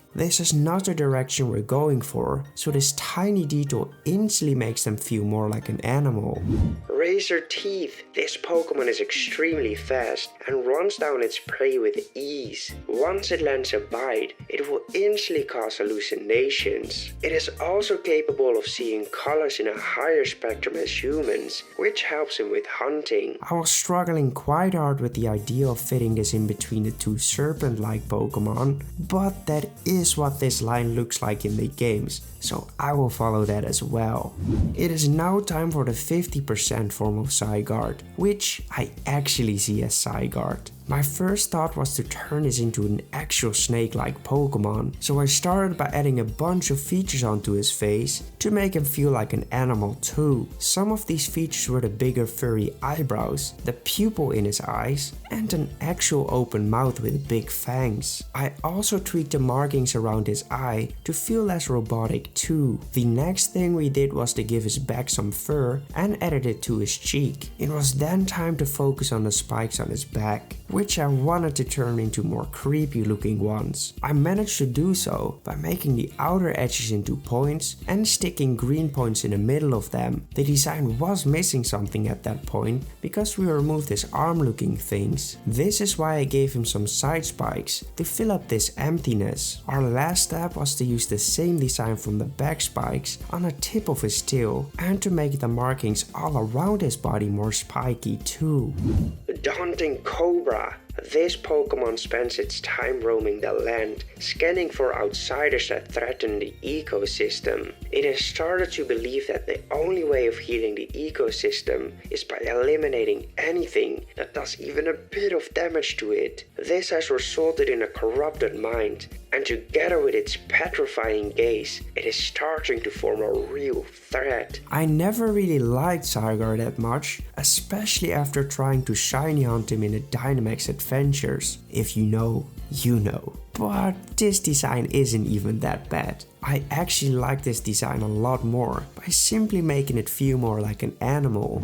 Once again, I must say it feels weird to not be able to implement a lot of serpent-like features, but luckily I managed to implement a link to it by adding some teeth into one of his back ribbons. This was such a small detail, but I really loved the callback to his previous form. Up next, we decided to add a bunch of spikes on a lot of parts on his body, on the ribbons on his back, his knees, the toes, and even on his arms. We also brought back the spiky tips we used on the previous form. I'm talking about the end of his tail and ribbons. I did give him some pointy teeth and spikes around his mouth, which gave him a more feral look. The last change I made to him was to add a bit of fur to the bottom of his chest area. The colors looked really good on him, and he looked absolutely insane once I added in the highlights and shadows. Complete Giant. This Pokemon has a good heart and intentions, but seems to have lost his sanity. Its mind is fully corrupted, and it's unable to see the evil in its actions. It believes it's protecting the ecosystem, when in fact it is destroying it by eliminating everything around it. I actually really love this drawing. It gives me Pacific Rim vibes, a huge robot that fights off hordes of kaiju, but what if this Pokemon is considered a kaiju now? We decided on a future form because I felt like a past form would suit this Pokemon best, and I didn't want to make it too easy for myself. We started out by replacing his claws with robotic ones, similar to the ones we used on the Kanto birds and Ho-Oh. The next thing we added were a bunch of segments on his wings, and we also added them to his tail. I then replaced the spikes on his arms with blocky ones, which from afar look quite similar to exhausts. The piece already looked quite nice by now, but I did another study on future forms, which made me realize that instead of following the fur on his back, we could choose pointy shapes instead. This added a lot to the robotic aesthetic, so let's thank the design of Iron Jugulus and Iron Thorns for this amazing detail. After I replaced the fur, I made some changes to the tattoo-like elements he has on his wings and tail. I felt like they were too organic, so I changed them into straighter lines. We then added in the eye and added a lot of segment lines to his horns, fingers, and open spots on his arms. The colors were slightly different because I added in a yellow color for the lighted parts, which made us able to turn this creature into a dark electric type. Iron Destruction. This mechanical terror is said to have been constructed to act as death itself during war times. It holds enough power to bring entire armies to their knees in one move. Its creators have said that they have full control over it, but there's never been full proof of that. Many fear that creations like these will destroy the earth. This is another design which I'm very proud of. I really think we added a good amount of robotic features, and I'm especially in love with the spikes on his back. The color and highlights on it look stunning. The shiny is incredible too, by the way.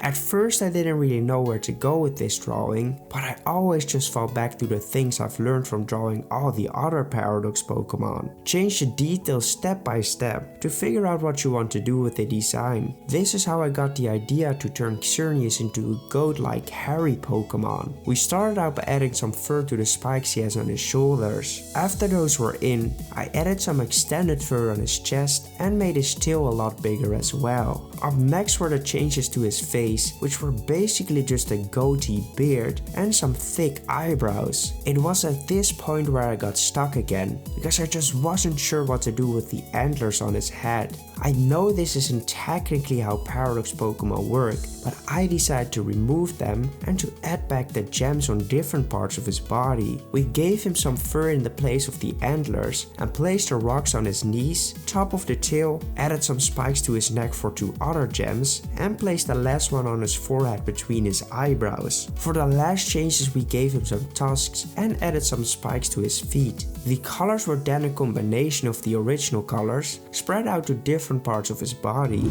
God of Life. It is said that Arceus created this Pokemon to become the master of life, healing every wounded Pokemon it finds. It doesn't like attention though, and spends most of his time alone. We changed his Pokemon into something that looks a bit more wild, but still keeps his knowledgeable presence. I also added in the Ice typing, because I think this Pokemon would be found high upon snowy mountains. Our first transformation will be for Dratini, since we're doing these in a chronological manner. I want to start by mentioning some huge critique we received in the last weeks, which was that I traced my pieces in order to make them look the best I could. The critique was that I shouldn't trace because they felt like it's a super bad thing to do. I still think tracing was the only reason why I improved as much as I did so far, but I agree, I have to put my pride aside and listen to the feedback. From now on, I will try my best to draw every Pokemon without tracing, but for now I will still recreate the poses from the reference pieces. I believe this is the next logical step in my improvement, and once we perfected that, we'll move on to our own poses. Okay, on to the actual drawing now. We started out by drawing in the head shape, and we immediately changed his mouth into a more dinosaur looking one. We also made sure to change his body into an actual snake shape, a cobra to be specific. The next thing we did was to add a rattle to the tip of his tail, and we extended the gem on his forehead into a small horn. We then turned his head crest into a bigger and hairier version, which then only left us the colors and shading to do. I am extremely happy with the rendered eyes, and I must say it felt good to finally get some sketching practice in. Flaring Hood. This Pokemon does not like to bite anyone and will only do so if you don't leave him another option. If you do manage to anger this Pokemon enough for it to bite you, you must hurry yourself to a healing station because its venom is strong enough to take down an entire group of Tauros. I can definitely see some flaws I made in the proportions and shape language, but I genuinely think this is a change for the better. It might get tough if I get back onto the legendaries though. The first transformation is for Dragonair, and we're going to start with its past form. We of course already had a huge guideline we could follow, which was the design we made for Dratini, Flaring Hood. We did however begin with a shape study, and I must say that we were able to get it to look good quite quickly. This was definitely a much easier process compared to the first stage. Once the body of regular Dragonair was in, it was time to turn it into a fierce looking snake. We started with the modification of the top part of his body into a cobra-like width. This bigger body made it look unbalanced though, so we made sure to make his head bigger too. We then gave him some makeup next to his eye, and we brought back his rattlesnake tail element. We also gave him some skeletal bone spikes on his back, which functions to make him look more deadly and scary. Even though we added these features, he still looked quite cute and friendly. We figured out that it was due to the lack of a menacing looking mouth. We fixed this by giving him a strong jaw, so he can still bite his foes with even more strength than his predecessor. The last things we did for the design were to make his horn a lot spikier, added some spikes to the rattle on his tail, and tweaked the wings on his head into feral versions of themselves. For the colors we used the same blue of regular Dragonair, but we did bring back the purple of the first stage to play into the part poison typing. Bulking Venom. This Pokemon is very resilient to venomous attacks, and due to its muscular body, it doesn't have to rely only on biting and can instead deal powerful attacks by whipping its tail. If Bulking Venom sinks its teeth into you, it will inject a lethal toxin that can be fatal to any organism in a matter of minutes. I think this line has a lot of potential to become something incredible, but I'm not yet sure how Dragonite will fit into this line. For this design, I did decide to move away slightly from our reference piece, but that did result in quite a lot of fiddling in order to get something I was happy with. Once that finally happened, we added in the hole into his face where we could place in the eye and turned his head crest into more spacey, mechanical ones. We also extended the gem on his head into a more robotic one and then added 4 segments to divide a few of his body parts. Afterwards, we made sure to add a few more segment lines on the back parts of his body, and we gave him a robotic mouth as well. During the color process, I was shortly debating going for a purple variant for the lighted parts, but we changed it into yellow to fit him into the dragon electric typing. Iron Schneck. It is thought to be a drone made by an unknown civilization to research space and deeply underwater terrain. It is possibly collecting data to warn their people about natural disasters who are about to happen. Their special antennae are able to pick up vibrations, which they use to predict the possibilities of natural disasters. I could definitely see this Pokemon as an amazing helper on space missions, and even though its design is quite simple, I do think it works as a future form. Let me know if you would rather have the past or the future form of this line. Actually, do that for every Pokemon for today.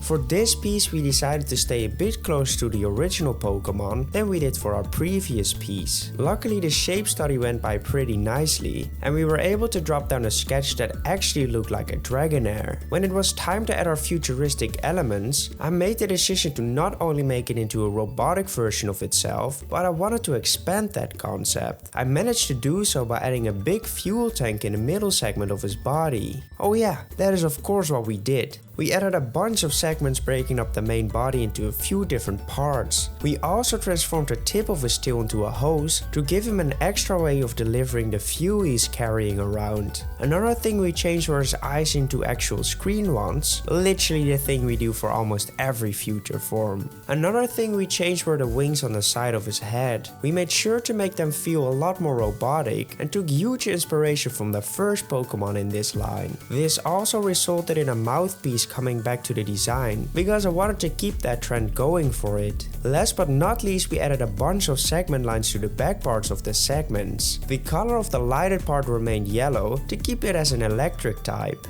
Iron Carrier. This Pokemon is a sentient fuel tank designed for transporting a strong fuel source for rocket ships and other large spacecrafts. It can empty its fuel by plugging in a tube from Iron Carrier's neck to directly fill the machine that needs it. It refills its own fuel source over time by absorbing any energy around it and converting it into its own. I am really happy with this design. It definitely feels like I was able to combine both the Dragonair and the Prevolution design.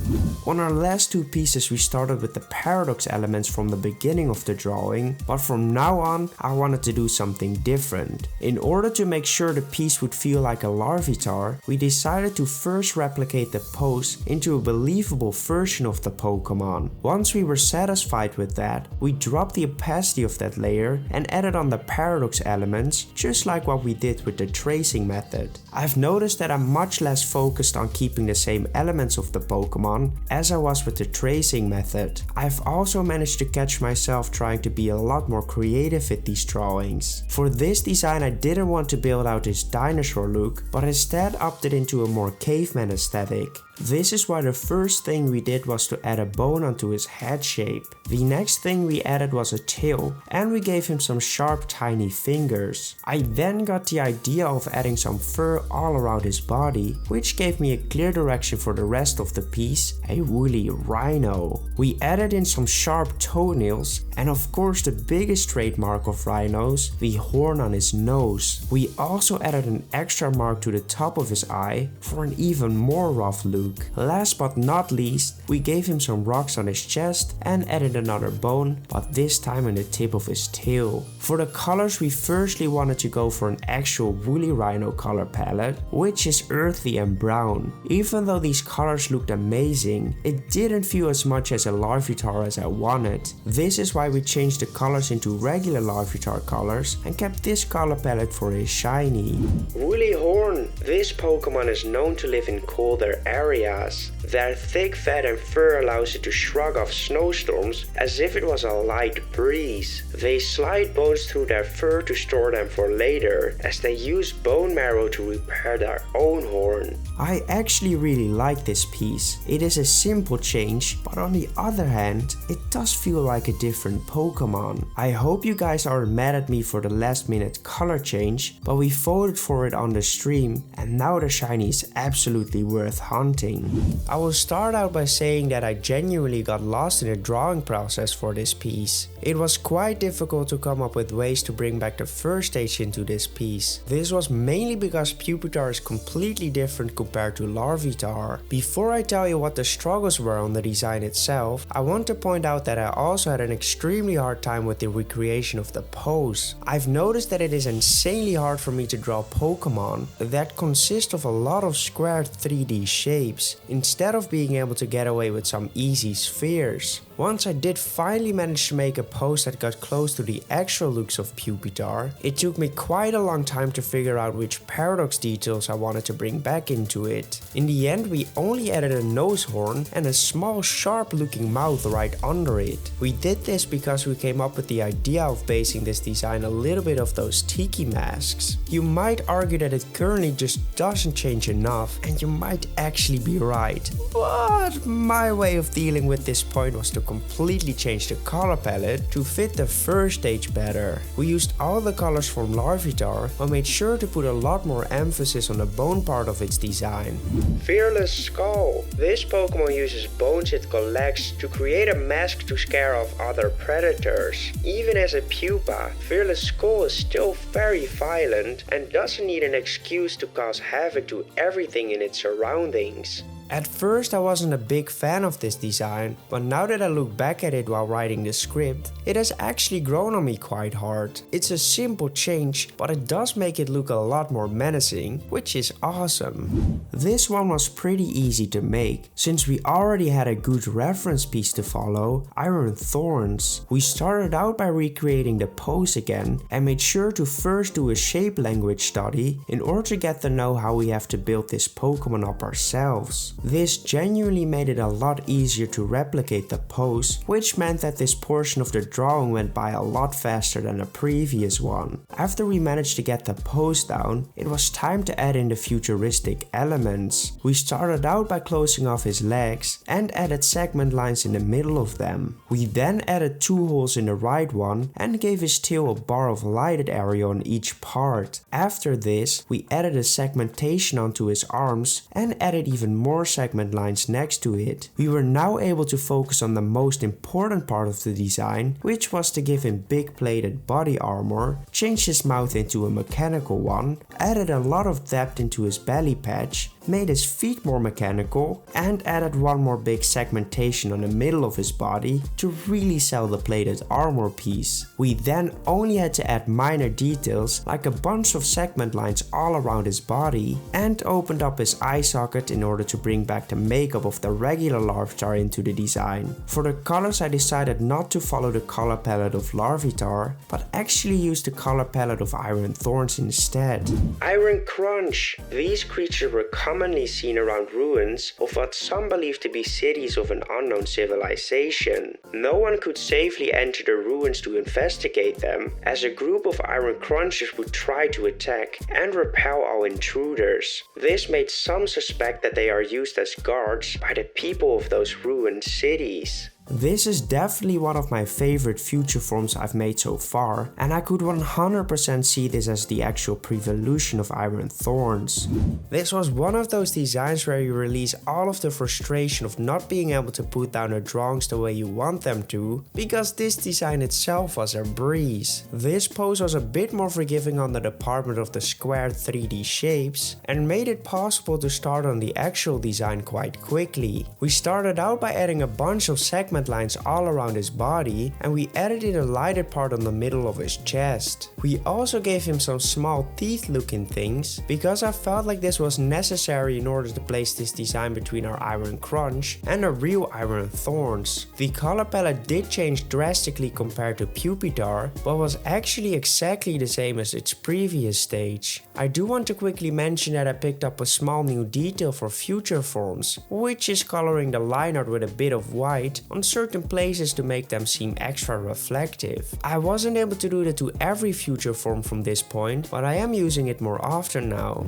Iron Cocoon. This Pokemon is very durable, so it stands in the front line to assist Iron Crunch in protecting old ruins where Iron Thorns resides. Surprisingly, they are the smartest of their evolution line, but they lose most of that intelligence when they evolve. Once again, another super basic change, but this color palette makes it look so freaking awesome. And it genuinely looks like it fits as a previous stage to Iron Thorns.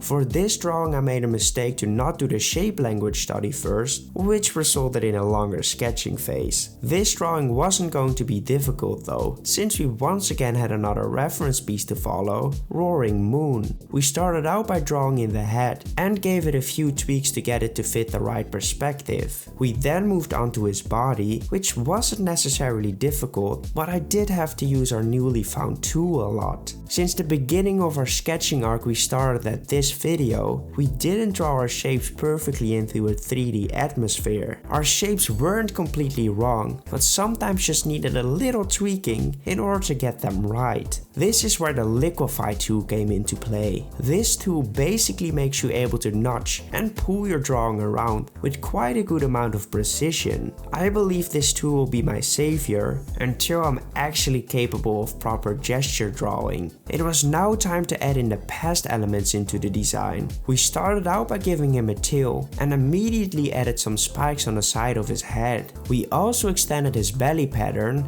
gave him claws, some extra teeth, and a few more spikes on multiple areas of his body. For the colors we did the same thing we did for Iron Crunch, which was using the color palette of the real Paradox Pokemon instead of the one of Bagon. Scaly Terror. This Pokemon's body is largely made up of muscle. With its strong jaw and beefy legs, it often challenges other Pokemon to battle, and it will not take no for an answer. It often finds itself getting pulverized when trying to challenge two strong Pokemon, like Great Tusk for example. When losing a battle, Scaly Terror keeps a mental note on who it has lost to, so it can rematch them after training. You might bring in the argument of this Pokemon looking more like a fusion between Roaring Moon and Bagon, but I think that is actually what you need this Pokemon to be in order to fit them into one evolution line. This was another design where I figured I would have quite a lot of trouble due to the execution of the 3D shapes needing to be perfect. However, the drawing process went by easier than expected. His body is basically just a big sphere with some extended parts to show the different segments on his body. This made us not even have to do a secondary layer of line art for the minor details of the Pokemon, and that made us able to quickly start adding the details of Roaring Moon into the design. We started out by adding some makeup under his eyes and by giving him some sharp underbite teeth. Our next step was to give him some sharp toes, and we added some feathers to the top of his limbs. We also brought back the cheek fur from both the first and the final stage. The next big thing we did was to add a tail onto the design, which makes for a smoother transition as the middle stage he is. The last changes we made were to change his facial structure into a more rough and fierce looking one by simply turning his shell into eyebrows and by adding a nose. We also added back the yellow markings to the inner parts of his legs, and we followed it up by adding in the colors. We once again went with the color palette laid out by both the first and the last stage of this line. Rough shell. This Pokemon's shell is tough as steel with a rough surface. It has a hard time reaching out to bite foes, so it instead throws its large, heavy self at them. It spends most of its time eating and training, so it can evolve as soon as possible. I am once again super happy with this design. It definitely looks like Scaly Terror's evolution, and I will say that it will also make a past form of Salamence. But Nick,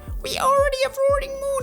what are you doing? I know, but Roaring Moon has drastic changes in his proportions. Don't get me wrong, Roaring Moon is awesome, but with having Salamence in my favorite team of 6, I have to draw him with the proportions I love so much. We are now moving on to the future form of Bagon. Luckily, we did remember to do the shape language study this time. I have watched a bunch of tutorials where they always mention this part of the sketching phase, and I always knew they were right, but it never really clicked with my brain until now. This is definitely something I've noticed with a lot of elements during the last few months of drawing. We are finally starting to undergo the things the amazing YouTubers talk about in their videos. After our quick study was done, we started out by firstly drawing in the head shape again. It took me some time to get everything to look right, but we eventually managed to pull it off. The body quickly followed, since it basically consists of 3 circular shapes with only 2 lines connecting it to the head. We then simply added in the arms and moved on to the futuristic elements. I must admit that I took a huge amount of inspiration from the design of Iron Crunch. Especially the middle part of his body is almost identical, and I did play around with the exact same arms, but those felt too similar, so I didn't use them. The most important parts of this transformation were in fact the middle part of his body. The segmentation in his neck and legs, and the segment lines on his head crest really helped the robotic look as well. I did face one struggle point, which was what to do with the legs. I didn't want to just add the same hole into them like we did for Iron Crunch. This is why I decided to place them more on the outside of the leg. The colors were basically the same, except for the lighted parts, which we made blue to play into his part water typing. Iron Engine. This Pokemon appears to be the result of humans finally figuring out how to create an engine purely running on water. It is capable of generating extreme amounts of energy, which it must release with high-speed water blasts. Rumors say that the creator of this Pokemon mysteriously disappeared upon discovering it actually worked. I am actually happy with this design. I feel like it's a good balance of Bagon and a robot. I didn't do anything crazy for this design. I wanted to keep it simple and just give it some interesting lore to place it into the direction of the first stage. Once the body and pose were ready, I only had to add some minor details like a lot of segment lines on his shell, the segmentation of his hind leg, the added toes on his front legs, and the one thing that was actually quite different, the addition of eyebrows. This feature made it able to add a lot more expression onto the drawing, and I think it fills up the empty middle part of his body quite well too. The last thing we added were some more segment lines onto the lighted parts on his shell, and it was time to play around with the colors. We only had 2 differences, which were the robotic grey colors and the blue color for his lighted parts. We did this to portray his water typing again. As you guys might know that the shiny future forms only get grayed out of their colors, but since he already had a grey color palette, we decided to make it into a dark ball of doom instead. Iron Orb.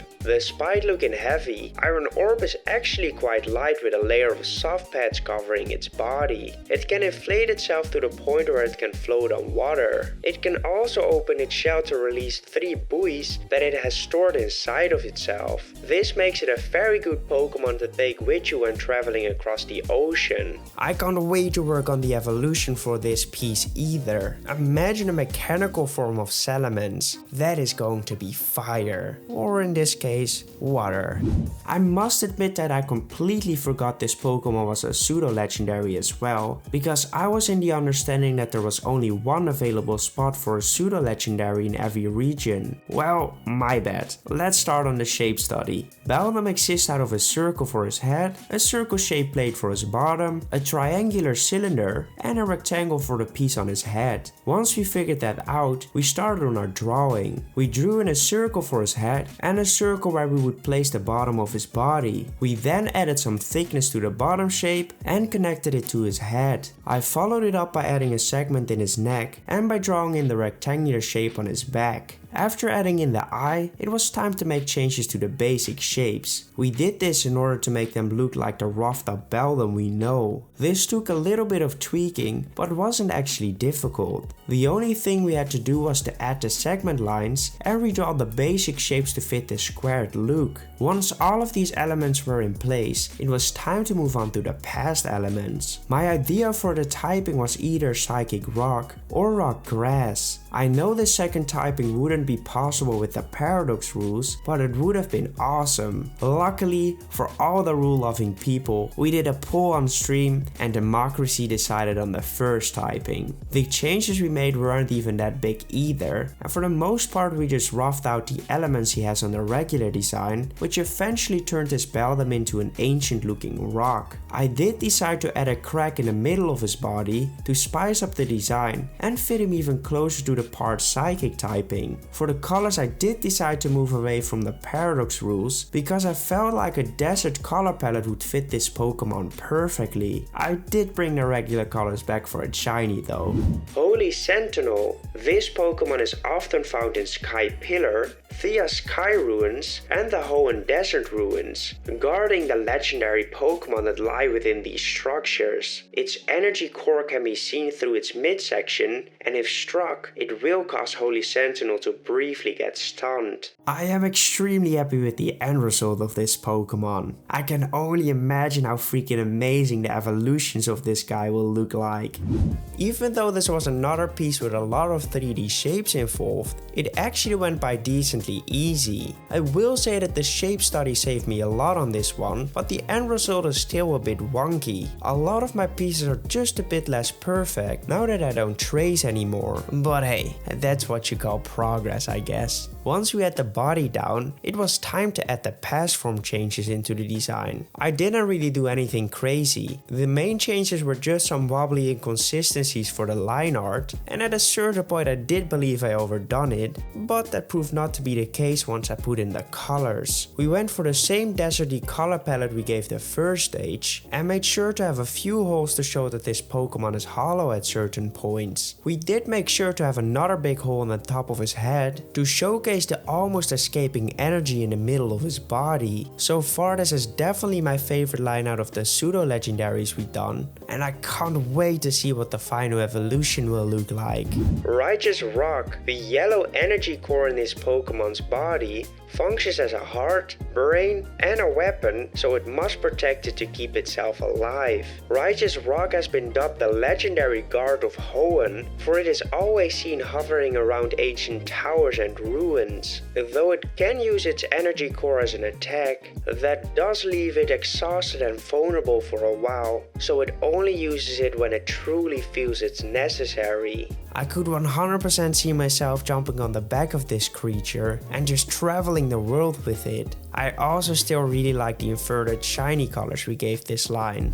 We did do a shape study again, but after we were done with that, I got completely lost with what I wanted to do with this design. Beldum already looks a lot like a future form, and I didn't just want to add a few tiny changes and call it a day. This made me try a few different ideas, and I'm not sure if these designs were the result of me being tired or if I just was trolling a little. We tried to turn Beldum into a missile, which would have been cool as a concept, but my execution was horrible. Luckily I did see that during the drawing process, so we changed it into a different route. My first idea was to turn Beldum into a post-apocalyptic version, but like I said, that would have been just a basic rusted Beldum. This is why I decided to completely change his body into a more WoW-E looking version. We separated his head from his body and added some arms to the design as well. We also wanted to find a way for it to move, and I didn't want to just make him float because I wanted it to look like the last survivor, which had to be rebuilt. This made me give him a wheel under his body and finished up the rest of his design with a bunch of plated, reused metals.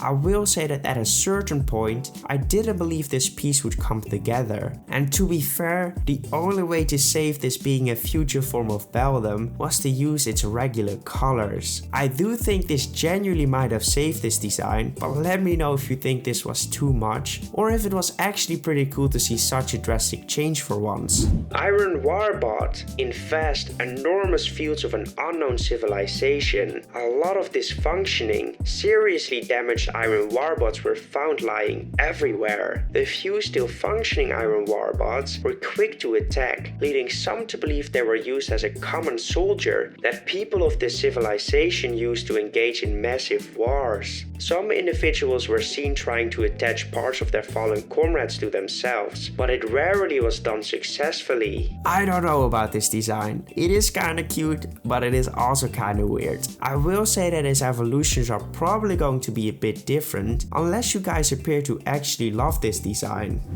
In a video of the first stage of this line, I mentioned that I wasn't sure if I wanted to keep going in that direction for this entire line, but you guys showed that you actually liked the design of Iron Warbot. We did have some people who said it may have been a bit too much, and I agree with that statement, but you know, sometimes you just gotta have some fun, right? We of course started with another shape study, but instead of trying to build out the pose from the reference, I decided to make one of my own. I knew I would be able to do that for this piece, because it wouldn't really matter if it would turn out to be a little wonky, because that is basically what this entire line is about. I did listen to the feedback of the wheel looking too much like a coin, so I swapped it into a ball to feel a bit sturdier. I know the pose might be a bit too symmetrical and front oriented, which Pokemon does not do themselves, but I do think that adds to the eerie feeling of this Pokemon. The colors remained completely the same, although I did consider adding a bunch more places for the lighted parts, but I wanted to stay true to the first stage and to the color palette of the line in general. The eyes remained red as well, but my chat did notice it started to look a bit too similar to a certain character out of Sesame Street. So here is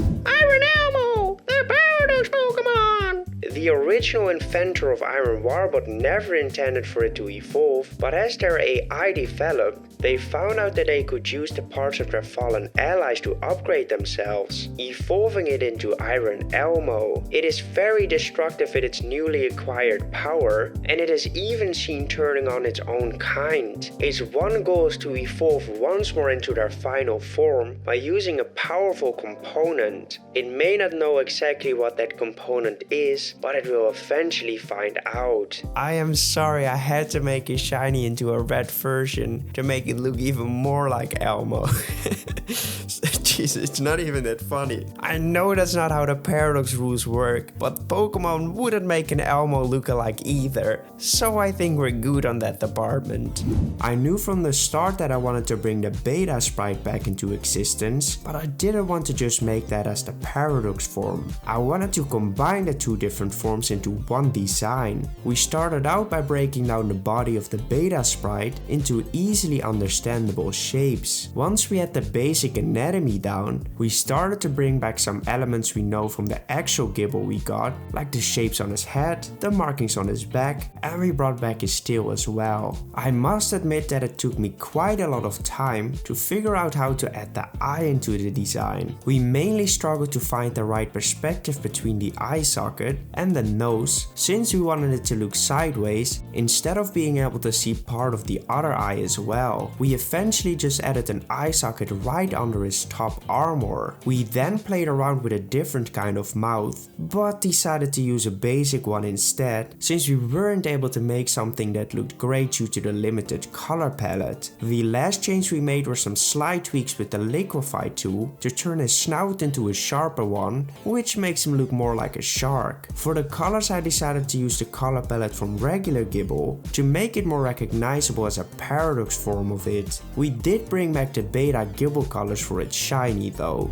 Biting Beta. While this Pokemon can stand on just its two legs, it loses its balance easily due to the shape of its body. It is known to scutter through warm caves, searching for prey that it can lock its jaw around and then drag them back to its nest to eat them. I genuinely love the fact I was able to not only bring the beta design into reality, but actually combine both designs into something new. I think this shiny definitely adds a lot of potential to this line as well. Just like the first stage in this line, we're going to base this off of the beta sprite of Gabite. This is a drastic change in its proportions and body shape in general, but my goal is to combine elements from both designs into one. Once again we began with the study of his shapes, and we found out that his body is quite easy to make because it basically consists of two circular shapes and a few parts sticking out as his legs. The first thing we added for the paradox elements were the jet features on his head, and we made sure to bring back the shark-like nose. We then made sure to draw this in a way to make his eye look a lot fiercer as well. After this we gave him some teeth and extended the fin on the back of his head. We also gave him a large tail and made sure to bring back a lot of the features of Gabite's tail, like the stripes on them and the extra fin on the end of it. During all of these changes we repeatedly made small changes to his body and pose to make him feel more anatomically correct. The last things we added to the design were a hole on his forehead, the belly pattern, some spikes on his front legs, and we added a bunch of lines to emulate depth as if it was a piece of armor. The colors did change a little compared to the first form, but that's only because we're following the color palette of Gabite and not of Gible. You might not recognize it too much as a Gabite right now, but with the colors we used for his shiny, you instantly see what we used as reference for this piece. Quaking Shark. This Pokemon spends most of its time digging tunnels through caves to expand its territory because the Quaking Shark with the most territory is considered the strongest out of all. If any Pokemon dares to step foot on its turf, it will not stop chasing them until they are eliminated, even going as far to wreck its own home. I actually really like this line. I get a lot of joy out of bringing back certain forms who we have either lost or have only been used once, like the spiked-eared Pichu for example.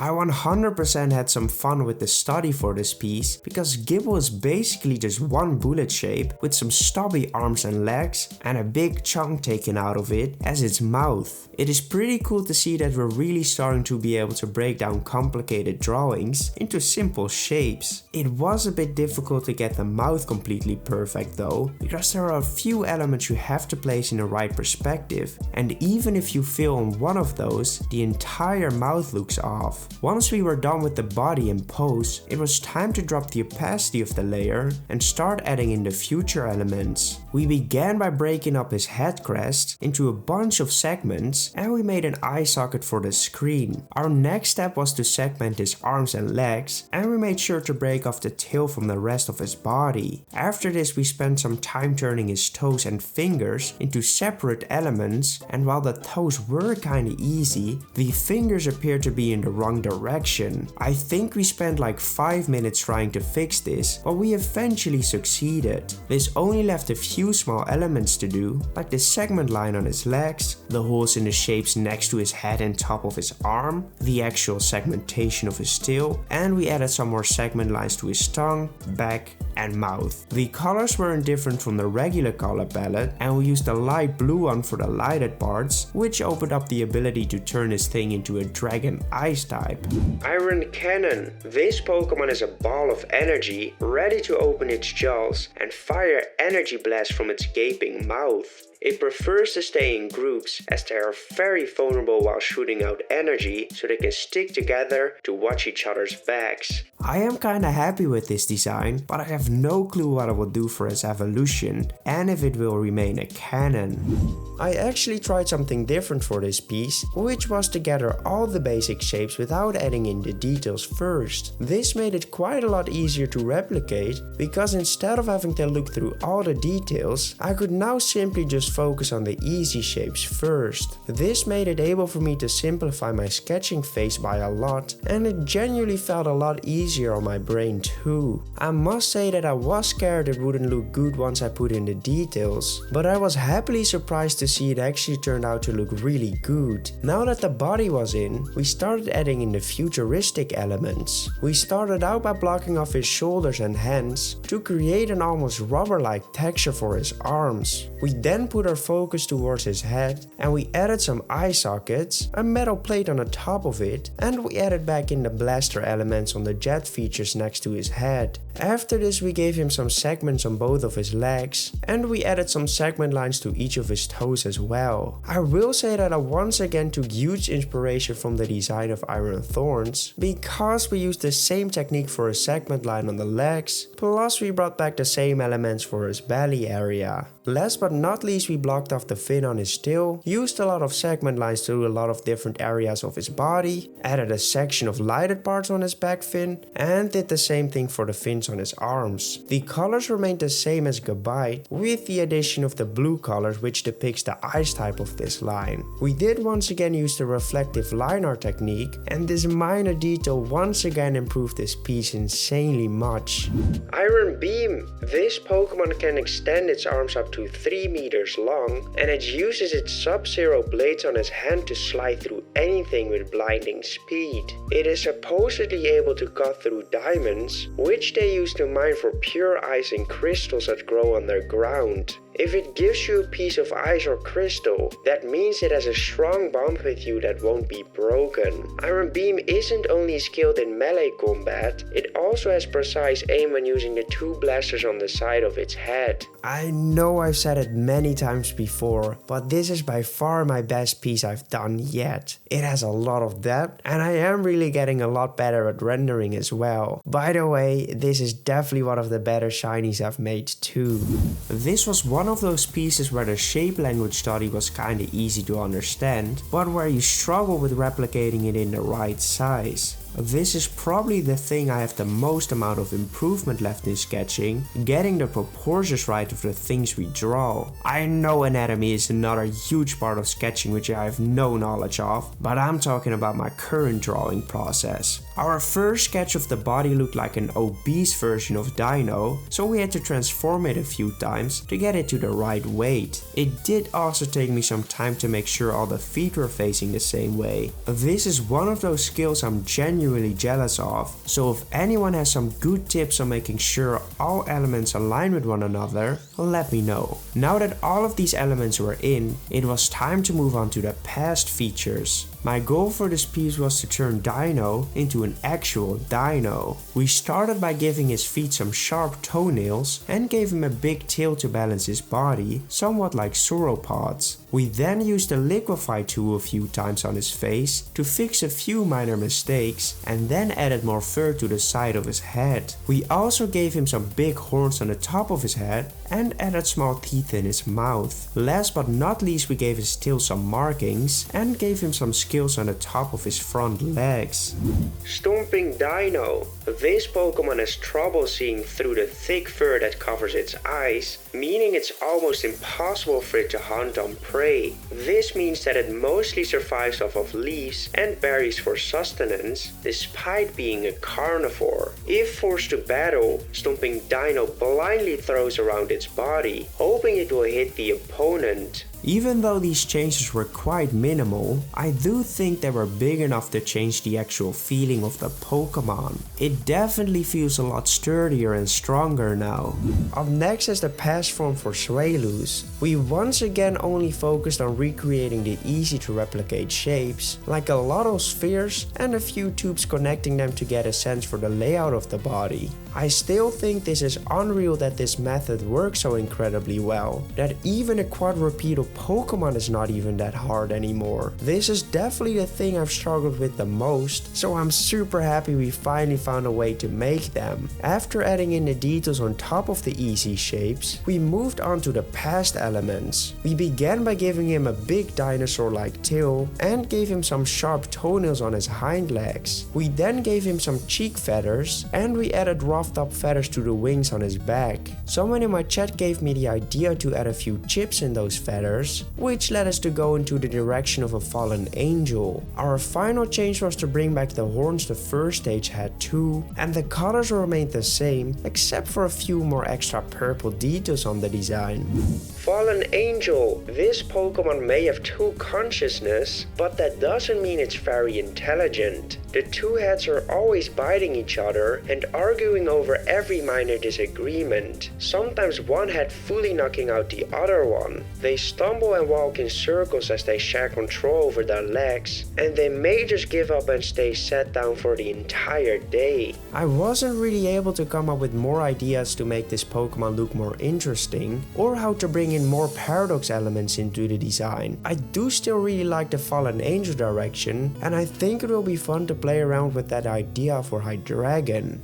We started with the shape study of an interesting pose, but I wasn't able to capture it in the same essence as the artist from the original piece did. This is why I decided to go for a different pose instead. I immediately saw that this was a lot easier to replicate, and before I knew it, the pose was on my canvas, which made us able to move into the futuristic elements. Luckily, this was another piece where we could take huge reference from a real Paradox Pokemon, Iron Jugulus.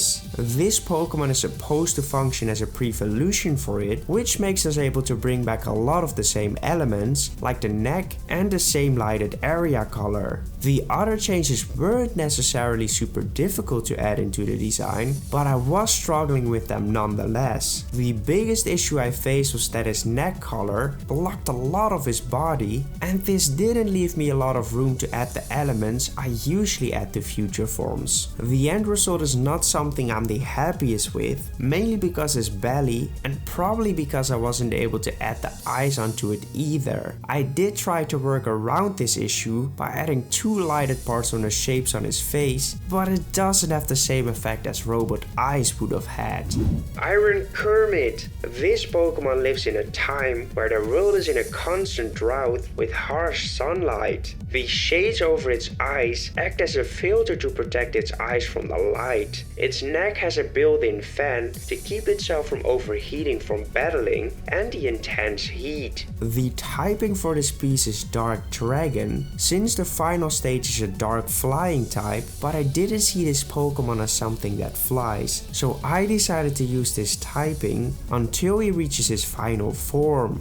I've gathered so much confidence from the new way of sketching with the easy shapes. That's why I decided to use a more dynamic and difficult to replicate pose. This is something I wouldn't really do before, because I knew the possibility would be big that I would have to stop trying that pose and work on a different one. That is literally what I had to do for one of the dino pieces we made. The only thing I did have troubles with was the left head, because it took me some time to get the right perspective into it. This was mainly because I struggled to find the right direction for his open mouth, but after a little tweaking, I do think it looks pretty good. The future elements weren't necessarily difficult either, because we could just reference both the first piece and the design of Iron Jugulus. The first thing we changed were to add a few segment lines to his legs, and we brought in the rubber belly pattern between the two lighted parts. We then gave both necks the exact same pattern of the other Pokemon in this line, but we once again found it extremely annoying that we weren't able to give him the pixelated robotic eyes. I know the way we tried to fix it for the first stage wasn't optimal, but I really couldn't come up with a better solution, so I brought back the two lighted parts on the spots of his eyes. There was one thing I did for the first time ever, which was to add those hinge-like segment lines to his wings. This looked absolutely incredible together with the shading. For the colors we didn't do much differently from the first stage, and the only place I saw fit for one of those pink big lighted parts was the color around his neck. Iron Twin. This Pokemon has been optimized for regulating heat. It manages to convert harsh sunlight into pleasant shadows due to the dark energy radiating around its body. Even though this Pokemon might look menacing, it only tries to help other Pokemon and is rarely spotted without any of those Pokemon standing close by. I really like the way we utilized the new reflective lighted art technique on this piece. It really upgrades it from a robotic looking Pokemon into a Pokemon that looks like it's built out of metal.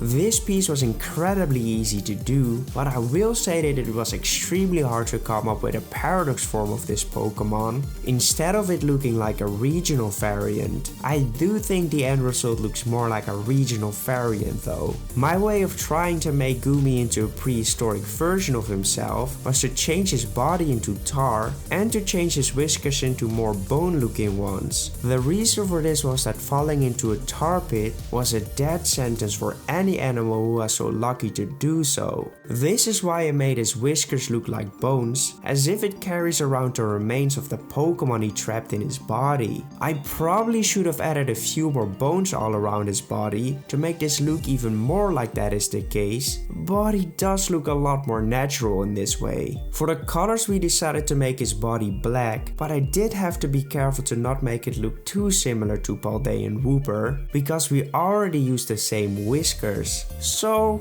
is this my best paradox form ever? Most definitely not. I do like it as a regional form though. Sticky Tar. This Pokemon tries to lay out traps for unsuspecting prey to walk into. Once trapped, there is no escaping this sticky ball of doom, and it will feed itself so much that it isn't able to move for a few days. For all the people who will say I had to use the original colors as a paradox Pokemon, calm down, I added them for a shiny. I want to start by saying that I didn't agree with the typing I gave the first stage of this line. I genuinely couldn't see the water typing in the design, so I decided to retcon it and change it into a part fire typing. This works a lot better with the chosen color palette and the lore. The drawing itself wasn't difficult at all. The only thing we had to do was to tweak his head and face shapes in order to fit the right perspective. We then just brought back the bone-like features on the top of his head and made sure to add a few more bones scattered throughout his body to make it look like he just ate some Pokemon. You guys might be wondering if I will do the Hisuian form as well, but that thing just doesn't change enough, so I decided to bring the shell from that onto the back of this design. We did however decide to make it a bit more rugged to play into the volcanic rock aesthetic. For the colors we didn't do anything drastically different from the first stage, except for the shell, which we gave a heated up fire look by building down from orange to yellow.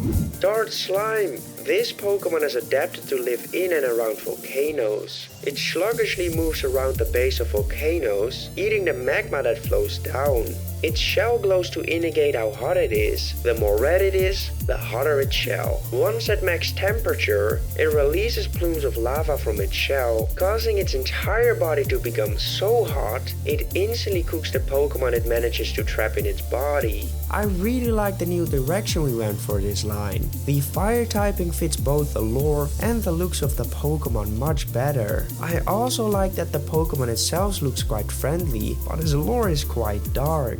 I can already tell you that I'm much happier with this piece than I was with the past form of it. We started out by adding in the pose, but this was done in only 2 minutes. Afterwards it was time to bring in the futuristic elements again, and we began by adding a screen on the middle of his face. We also gave a bunch of segment lines to the whiskers on the top of his head. We followed that up by making some holes in the circles he has on his cheeks and back. Now that these changes were in, we gave him tracks on the bottom part of his body, as if he would crawl around like a small tank. Last but not least, we gave him a belly patch and added some very important segment lines on the top of his screen. This instantly added a bit more depth into the design, and after some more abuse of the liquefy tool, we were ready to move on to the colors. I decided to keep most of the colors the same, but went with a slightly brighter version of green for the lighted parts. I did that because this would make it seem a bit more like neon and would help me push into the part poison typing. Iron Jelly. This Pokemon is a valuable companion to have by your side, as the goo it produces is so sticky it can hold together the heaviest of items. Its goo is most commonly used by mechanics and engineers to help them hold together pieces of technology and repairing damaged robots. However, if this Pokemon gets angry, the hormones in its body changes the composition of its goo, which makes it highly toxic. This is why they're treated with utmost respect and care in the workplace. I am extremely happy with the end result of this piece, and I think the shiny of it looks even better. I would 100% add this Pokemon to my team, and I can't wait to see what its evolutions will look like. We once again replicated the easy shapes, but this time we did it so well that I barely had to make any changes once I added in the details. For the futuristic elements, we mostly looked at the design of Iron Jelly and brought back a lot of the same elements. We started out by making his green circles on his cheek into sticking out ones, and we made sure to add the screen onto his face. We did forget to add the segment lines above the screen, but this is something we will fix later in the drawing process. After this we gave him the robotic mouth, but I will say I struggled a bit with the idea of having to pull it all the way down to the bottom of his body. We did do this for the Gumi piece, but I wasn't able to make something that looked even remotely good, so I just stopped that element at the middle of his body. We had then arrived at the usual segment line process, where we basically just add a bunch of them to block off their shapes. This always helps to build out the look of a Pokemon made out of different parts. For the shell on his back I decided to do something similar what we have done for our future form of Flareon, which was to turn it into a small reactor looking thing. I wasn't yet happy with the belly of the Pokemon, and that's why I changed it into a lighted part, almost as if the back reactor is going through its body. The colors and the rendering was where this piece shined best, so let's have a look at the end result. Iron Energy. This Pokemon is able to absorb harmful substances through the vacuum under its body and on the side of its head. It then stores those substances in the shell to slowly sterilize them, making them no longer harmful. However, it can choose to store the toxic waste in its belly to be used as an attack. I was already a big fan of the future form we made for Gumi, and I feel like this design just adds on to it perfectly. I guess the stakes are high for his final evolution now. We once again started with a shape language study, which we aren't using to its full extent yet, but we will be fixing that for the next drawing. Once we finished the study, it was time to turn it into our own sketch. But instead of using the shapes we just learned, we just tried to replicate the details we saw in its body. This is definitely counterproductive, but like I said, more on that with the next drawing. The body did actually start to take shape, but even though I really liked how I was able to draw his legs properly, it still looked a bit off. I figured it was most likely because of the proportions, so we made his body a lot smaller while making his head bigger. This really helps to sell a first stage Pokemon instead of a middle stage one. I can tell we're getting better at sketching by the amount of the liquify tool we use now. At first this was quite a lot, but I'm barely using it anymore. Now that the pose and proportions were in place, it was time to add the prehistoric elements into the design. We quite quickly decided that we're going to take some inspiration from Ankylosaurs, hence why we gave him a big rock at the end of his tail. This immediately opened the part rock typing, and we used that as a guide to transform his scales into rocks too. The next thing we added were a lot of spikes on the top of his scales, his neck, and we added some teeth to his mouth, which technically are spikes as well. At this point I felt like it didn't look feral enough, so we added a big crest of feathers to the back of his head, and we changed his heart shape into a rocky variant too. The last thing we did was to give him some makeup under his eyes, and added some tiny feathers to the side of his arms. The colors weren't drastically different, but at first I did add the yellow color for the stones on his back. But this made it look badly because of the spikes being yellow already. This is exactly why I brought back the grey color onto them, so let's just pretend these rocks can be two colors.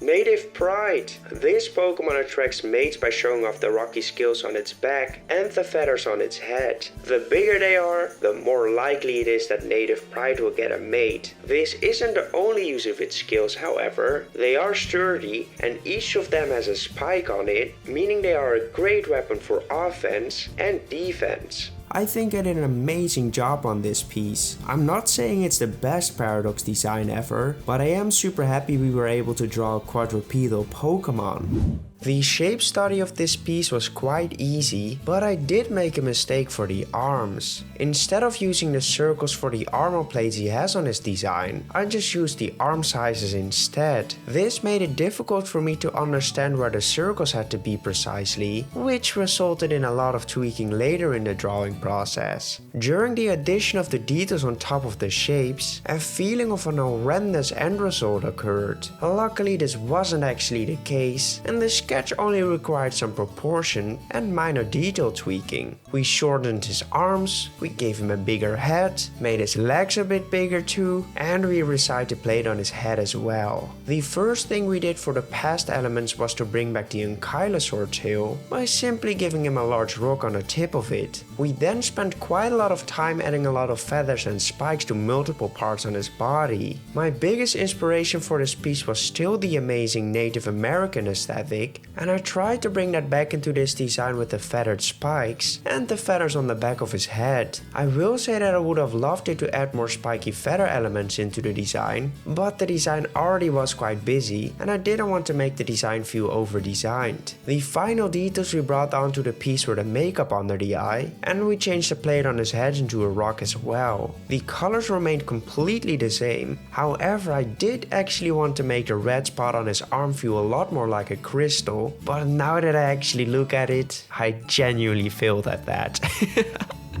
Polished plate. This Pokemon strongly believes in strength in numbers. Many polished plates will stand side by side with the arms up to form a great wall, to either slow approach their opponent or to protect their vulnerable members. It groups up with others of its kind to perform a sacred ritual by clanging their skills together. The reason they do this is not clear, but it is speculated that this ritual blesses them with great prosperity. Even though I'm still not a huge fan of the original Pokemon in this line, I am really happy with the design direction we're taking these in. This is the design where we have begun with the optimal way of sketching in my opinion. This should be the method that will eventually make us able to draw anything we want. Yeah, that sounds amazing. So what do? You turn the body into super easy to understand shapes, like squares, circles and triangles. This makes it so you don't have to worry about hard details, and you train your brain to be able to replicate the easy shapes instead of getting lost in the process. Once you've built out the entire body out of those simple shapes, you go into a new layer and add the actual details of the Pokemon.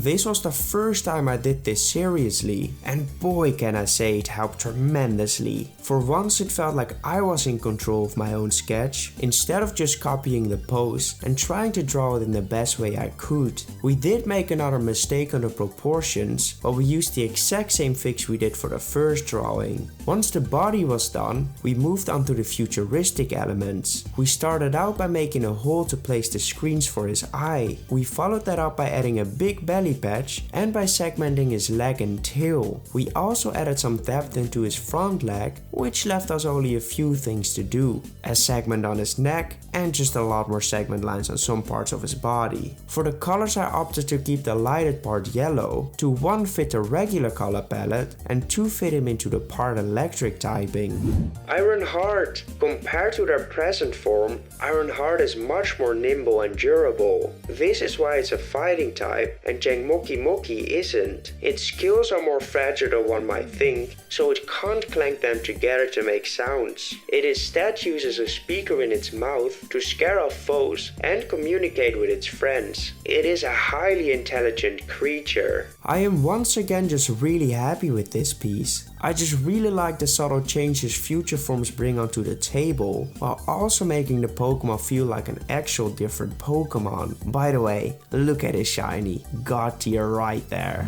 For the pose we referenced for this piece, he had one open hand and the other one showed all of the plates. This time we did actually use those shapes in our study, and it really showed to be a lot more effective. The most fun thing about seeing all of these shape studies is that a lot of these designs are mainly built out out of a lot of spheres, combined with some simple lines in between of them. I can't wait for the day that we have perfected this sketching technique and apply it to our own unique poses. For the future elements, we started with a line in his eye socket to emulate some depth into it. We then blocked off his jaw and added some tiny teeth onto them as well. After this, we spent some time working on his legs, which we gave some segment lines, and we added a hinge into the right one. We also segmented his feet so we could use 2 different colors on them. The other changes weren't anything special either, and we just added a few segments in his tail and arm, plus we added a bunch of depth into the middle part of his body. The color palette remained completely the same due to the part electric typing, but I will say it was weird to figure out what to do with it shiny, because every single part of his body was already grey. This made it difficult to see which parts I had to replace and which ones needed to stay the same. Iron Armor. This Pokemon spends most of its time gathering food to eat in order to strengthen its skills. Once it has been able to strengthen its skills to the maximum level, it starts non-stop training in order to reach their final evolution. I'm still a huge fan of the jaw we added into this piece. It isn't as extreme as it was for Iron Thorns, but it does help to make the design feel a lot stronger and more interesting in general.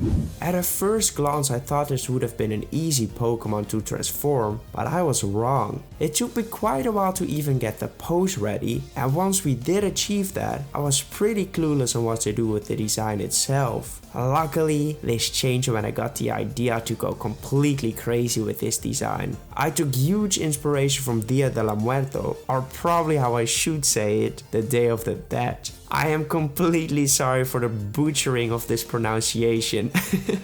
If you don't know what that looks like, I recommend googling it, or you might know the movie Coco, where they show exactly what my reference is. Our first thing we changed were some more feathers all around his body to add some more color to the design. We then added some bones to his neck, which led us to the biggest change we gave Dreepy, the change of his face into a skull looking one. After this we gave him some sharp teeth and a few spikes on his head. This meant the design itself was done and that we could start adding in the colors. At first I wanted to use the regular color palette of Dreepy, but felt this would be too boring, hence why we moved into a more interesting purple color palette. I definitely think this helped make the design even better, but there was still one more thing to do: eyes. I wasn't sure if I wanted to bring them into the design, because without them, it could actually add to the eerie feeling of the design. We did decide to add them though, since this made it look a lot more like a Pokemon, and it still looked quite scary. Ghostly Reaper. This Pokemon has the incredible ability to look into the afterlife, but due to it being a pre-evolution, it isn't quite strong enough to communicate or enter the afterlife. It is, however, able to gather energy from its deceased relatives and harnesses that energy to power up its attacks. You might be thinking that the animation looks a bit weird and extreme, but that was exactly what I was going for. I wanted it to look a bit off and creepy, and yeah, I would not want to meet this Pokemon late at night. I absolutely loved the design we made for Dreepy, so I was eager to transform this Pokemon as well. The sketch actually went by decently quickly. We picked a super interesting pose which we found on a certain Pokemon card and put down the easy shapes plus the details. The only thing that took me a while was to get the eyes to fit the face. This is one of those things that will always remain a struggle, because only one of them has to look slightly off and it will ruin the other one as well. Once we managed to get them to look the way we wanted, we started with the past elements. We did of course continue the inspiration from Dia de los Muertos, and we began by adding in the spikes on his head crests. We then brought back a lot of the feathers on his tail and also on the edges of the head crests as well. After this we made sure to change his arms into sharp and creepier looking ones, and we added back in the small teeth. I wasn't able to find the right spot for more bones on his tail, and I do think this makes the tail look a bit too empty now, but it is what it is, I guess. The regular design has a Dreepy hanging on the top of his head, but I decided to change that into a little soul creature, which would work great for his lore, and yeah, it was easy to draw too.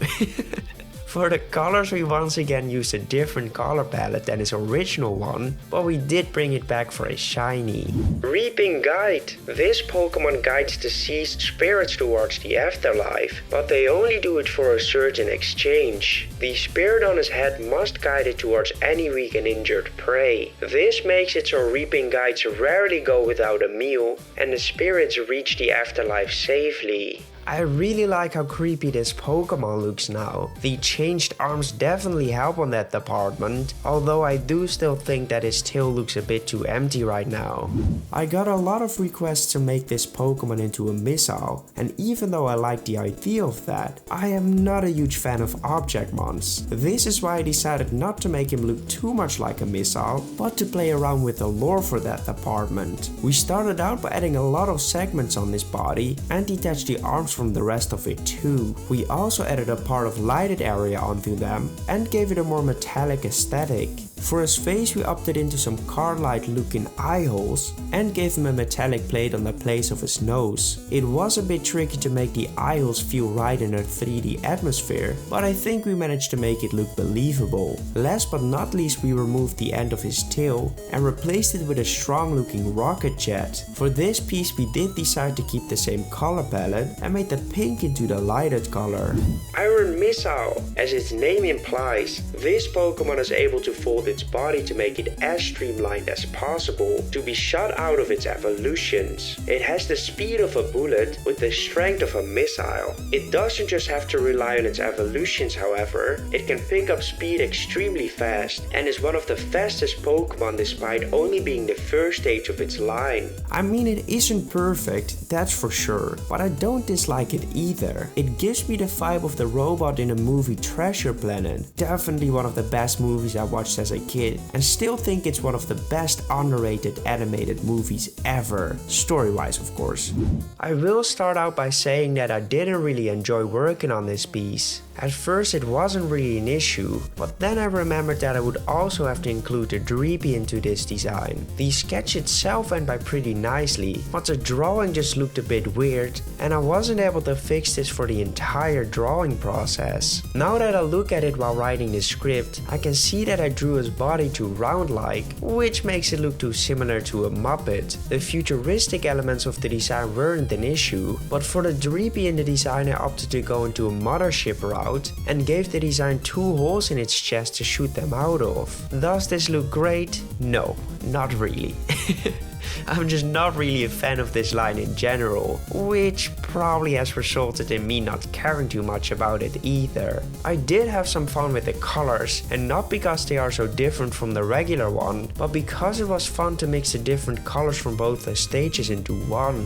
Iron Mothership. This Pokemon carries around its young, but it doesn't do it for kind purposes. It shoots them into battle for own gain and won't hesitate to sacrifice one of its offspring to get out of tough situations. Although this might seem like a horrible action, Iron Missile seems to enjoy serving its parent and follows up orders without questioning. I just don't know about this design. I will also admit that I even forgot to shade the lighted parts at first, and this made me reanimate the piece as well. I am sorry for this abomination, guys. We started out by doing another shape study, and we found out that this Pokemon consists out of only a few easy to replicate shapes. A big circle for the main part of his body, and the rest are easily made out of a few circles as well. This definitely resulted in a quick replication of the pose, and the past elements quickly followed. My idea for this Pokemon was to turn it into an Ice-Fire typing, because I feel like we already have enough Dragon pseudo-legendaries. The first thing I changed was to make his wristbands look a lot closer to flames, and made his eyelid into a fuzzy looking eyebrow. We then played around with giving him toenails, but this felt over-designed, so we scrapped this idea. We did take a good look at all of the already existing past Paradox Pokemon, and decided to bring back an element which quite a few of them have, the pointy mouth. I must say that even though it's such a small detail, it does actually help to make him look closer to a dinosaur. Up next were some spikes to the top of his legs and the tip of his tail. We also gave some markings on the upper part of his head and gave some makeup under his eye. We then made 2 chips in his back spike, and last but not least, we extended the marking on his belly into rough looking eyes. The color palette didn't change drastically, but we did go a bit crazy for his shiny though. Frosty Bite. This Pokemon spends most of its time lazing about in tall, cold mountains. Thanks to its small stomach and large amount of body fat, it rarely needs to go out and hunt for food. Its insides are so hot that it can eat food raw, and the food will be cooked from the sheer temperature alone. I genuinely really like this design. Once again a quite basic change, but it just looks so more rough and angry, which is a lot of fun because his proportions still make him look like a cute little guy. I once again managed to find an interesting but difficult to make pose, but as I told you guys earlier, we're not backing down for those anymore. I figured I would have had some issues with the sizes of everything, but to my surprise our first catch was already pretty great. The only thing we had to work on again was his mouth, because I really don't know why it happens, but my faces turn out to look like Muppets if I'm not careful. This might be my subconsciousness wanting to create Pokemon Muppets, since I've already named a few of them after Muppets too. Once we reached the point of the paradox elements, I looked back at the first piece and I noticed that I didn't have too many changes on it. This is because the entire line already looks quite dinosaur-like, and the only thing I tried to do was to add even more feral features onto it. For this middle stage I repeated a lot of those elements, like the chips in his back spike, the spikes on his knees and tail, the fiery ribbons on his arms, and we made his mouth pointier too. The last detail we worked on was adding some height to a lot of the icy elements on his design. I figured this would make the design look a bit more rugged, which helps for the feral look we're going for. The colors remained completely the same, except for his shiny, which we completely changed it to a crocodile color palette. We even changed the color of his eyes to resemble radioactiveness, because it already looks quite similar to Godzilla. Koopa Troopa. This Pokemon can use its stomach furnace to set its dorsal fin ablaze. This helps to keep its children warm when living in harsh snowstorms. Koopa Troopa can also freeze its dorsal fin until it turns to ice, making it a blade to cut its foes. The wounds it makes can only be healed by the best healers out there. I am really happy with the end result of this dude. It is such a simple change, but it makes him look a lot more powerful and rough. The pose is also absolutely incredible, so credits to the artist who came up with it for the official Pokemon card I referenced. This time we were referencing a different pose, but the shapes were still the same, and we managed to put down the pose in no time. This made us able to start on the future elements, and we began by adding some big holes for the eyes. We followed it up by giving him a big robotic jaw and added a sharp mouth onto it. We then added some holes instead of his nostrils and proceeded with blocking off both his leg and arms. We also closed off his fingers and toes and added a robotic line onto his tail. After this we gave the illusion of depth to the shape on his belly and finished up the design by adding some segment lines between his eyebrow ridges. For the colors I decided to stay close to the original palette, but we did add some metallic colors and a dark color for his jaw. I didn't feel like using a different color for his lighted parts because I think yellow is mandatory for this Pokemon to feel like Frigibags. Iron Fridge. This Pokemon can easily adjust the temperature of its body, which makes him able to store your drinks in its mouth to keep them cool for later. However, it is so small that it's only able to cool one drink at a time. Still, a very handy Pokemon to take on adventures, and that's why it's very popular amongst family households, as it is literally a portable refrigerator. Yes, this is 100% my favorite design of every design I've ever made. It is so freaking derpy and I absolutely love this little dude. Yeah, I really mean little dude. Just look at his size. Our last drawing of today is of course the future form of RT Bags. For this piece we decided to go with the regular pose because there literally only was one other left to pick from. This is the case because it's obviously a new Pokemon, but I do kinda like the regular pose, so it's fine. I know I've said it a few times already now, but this is insane.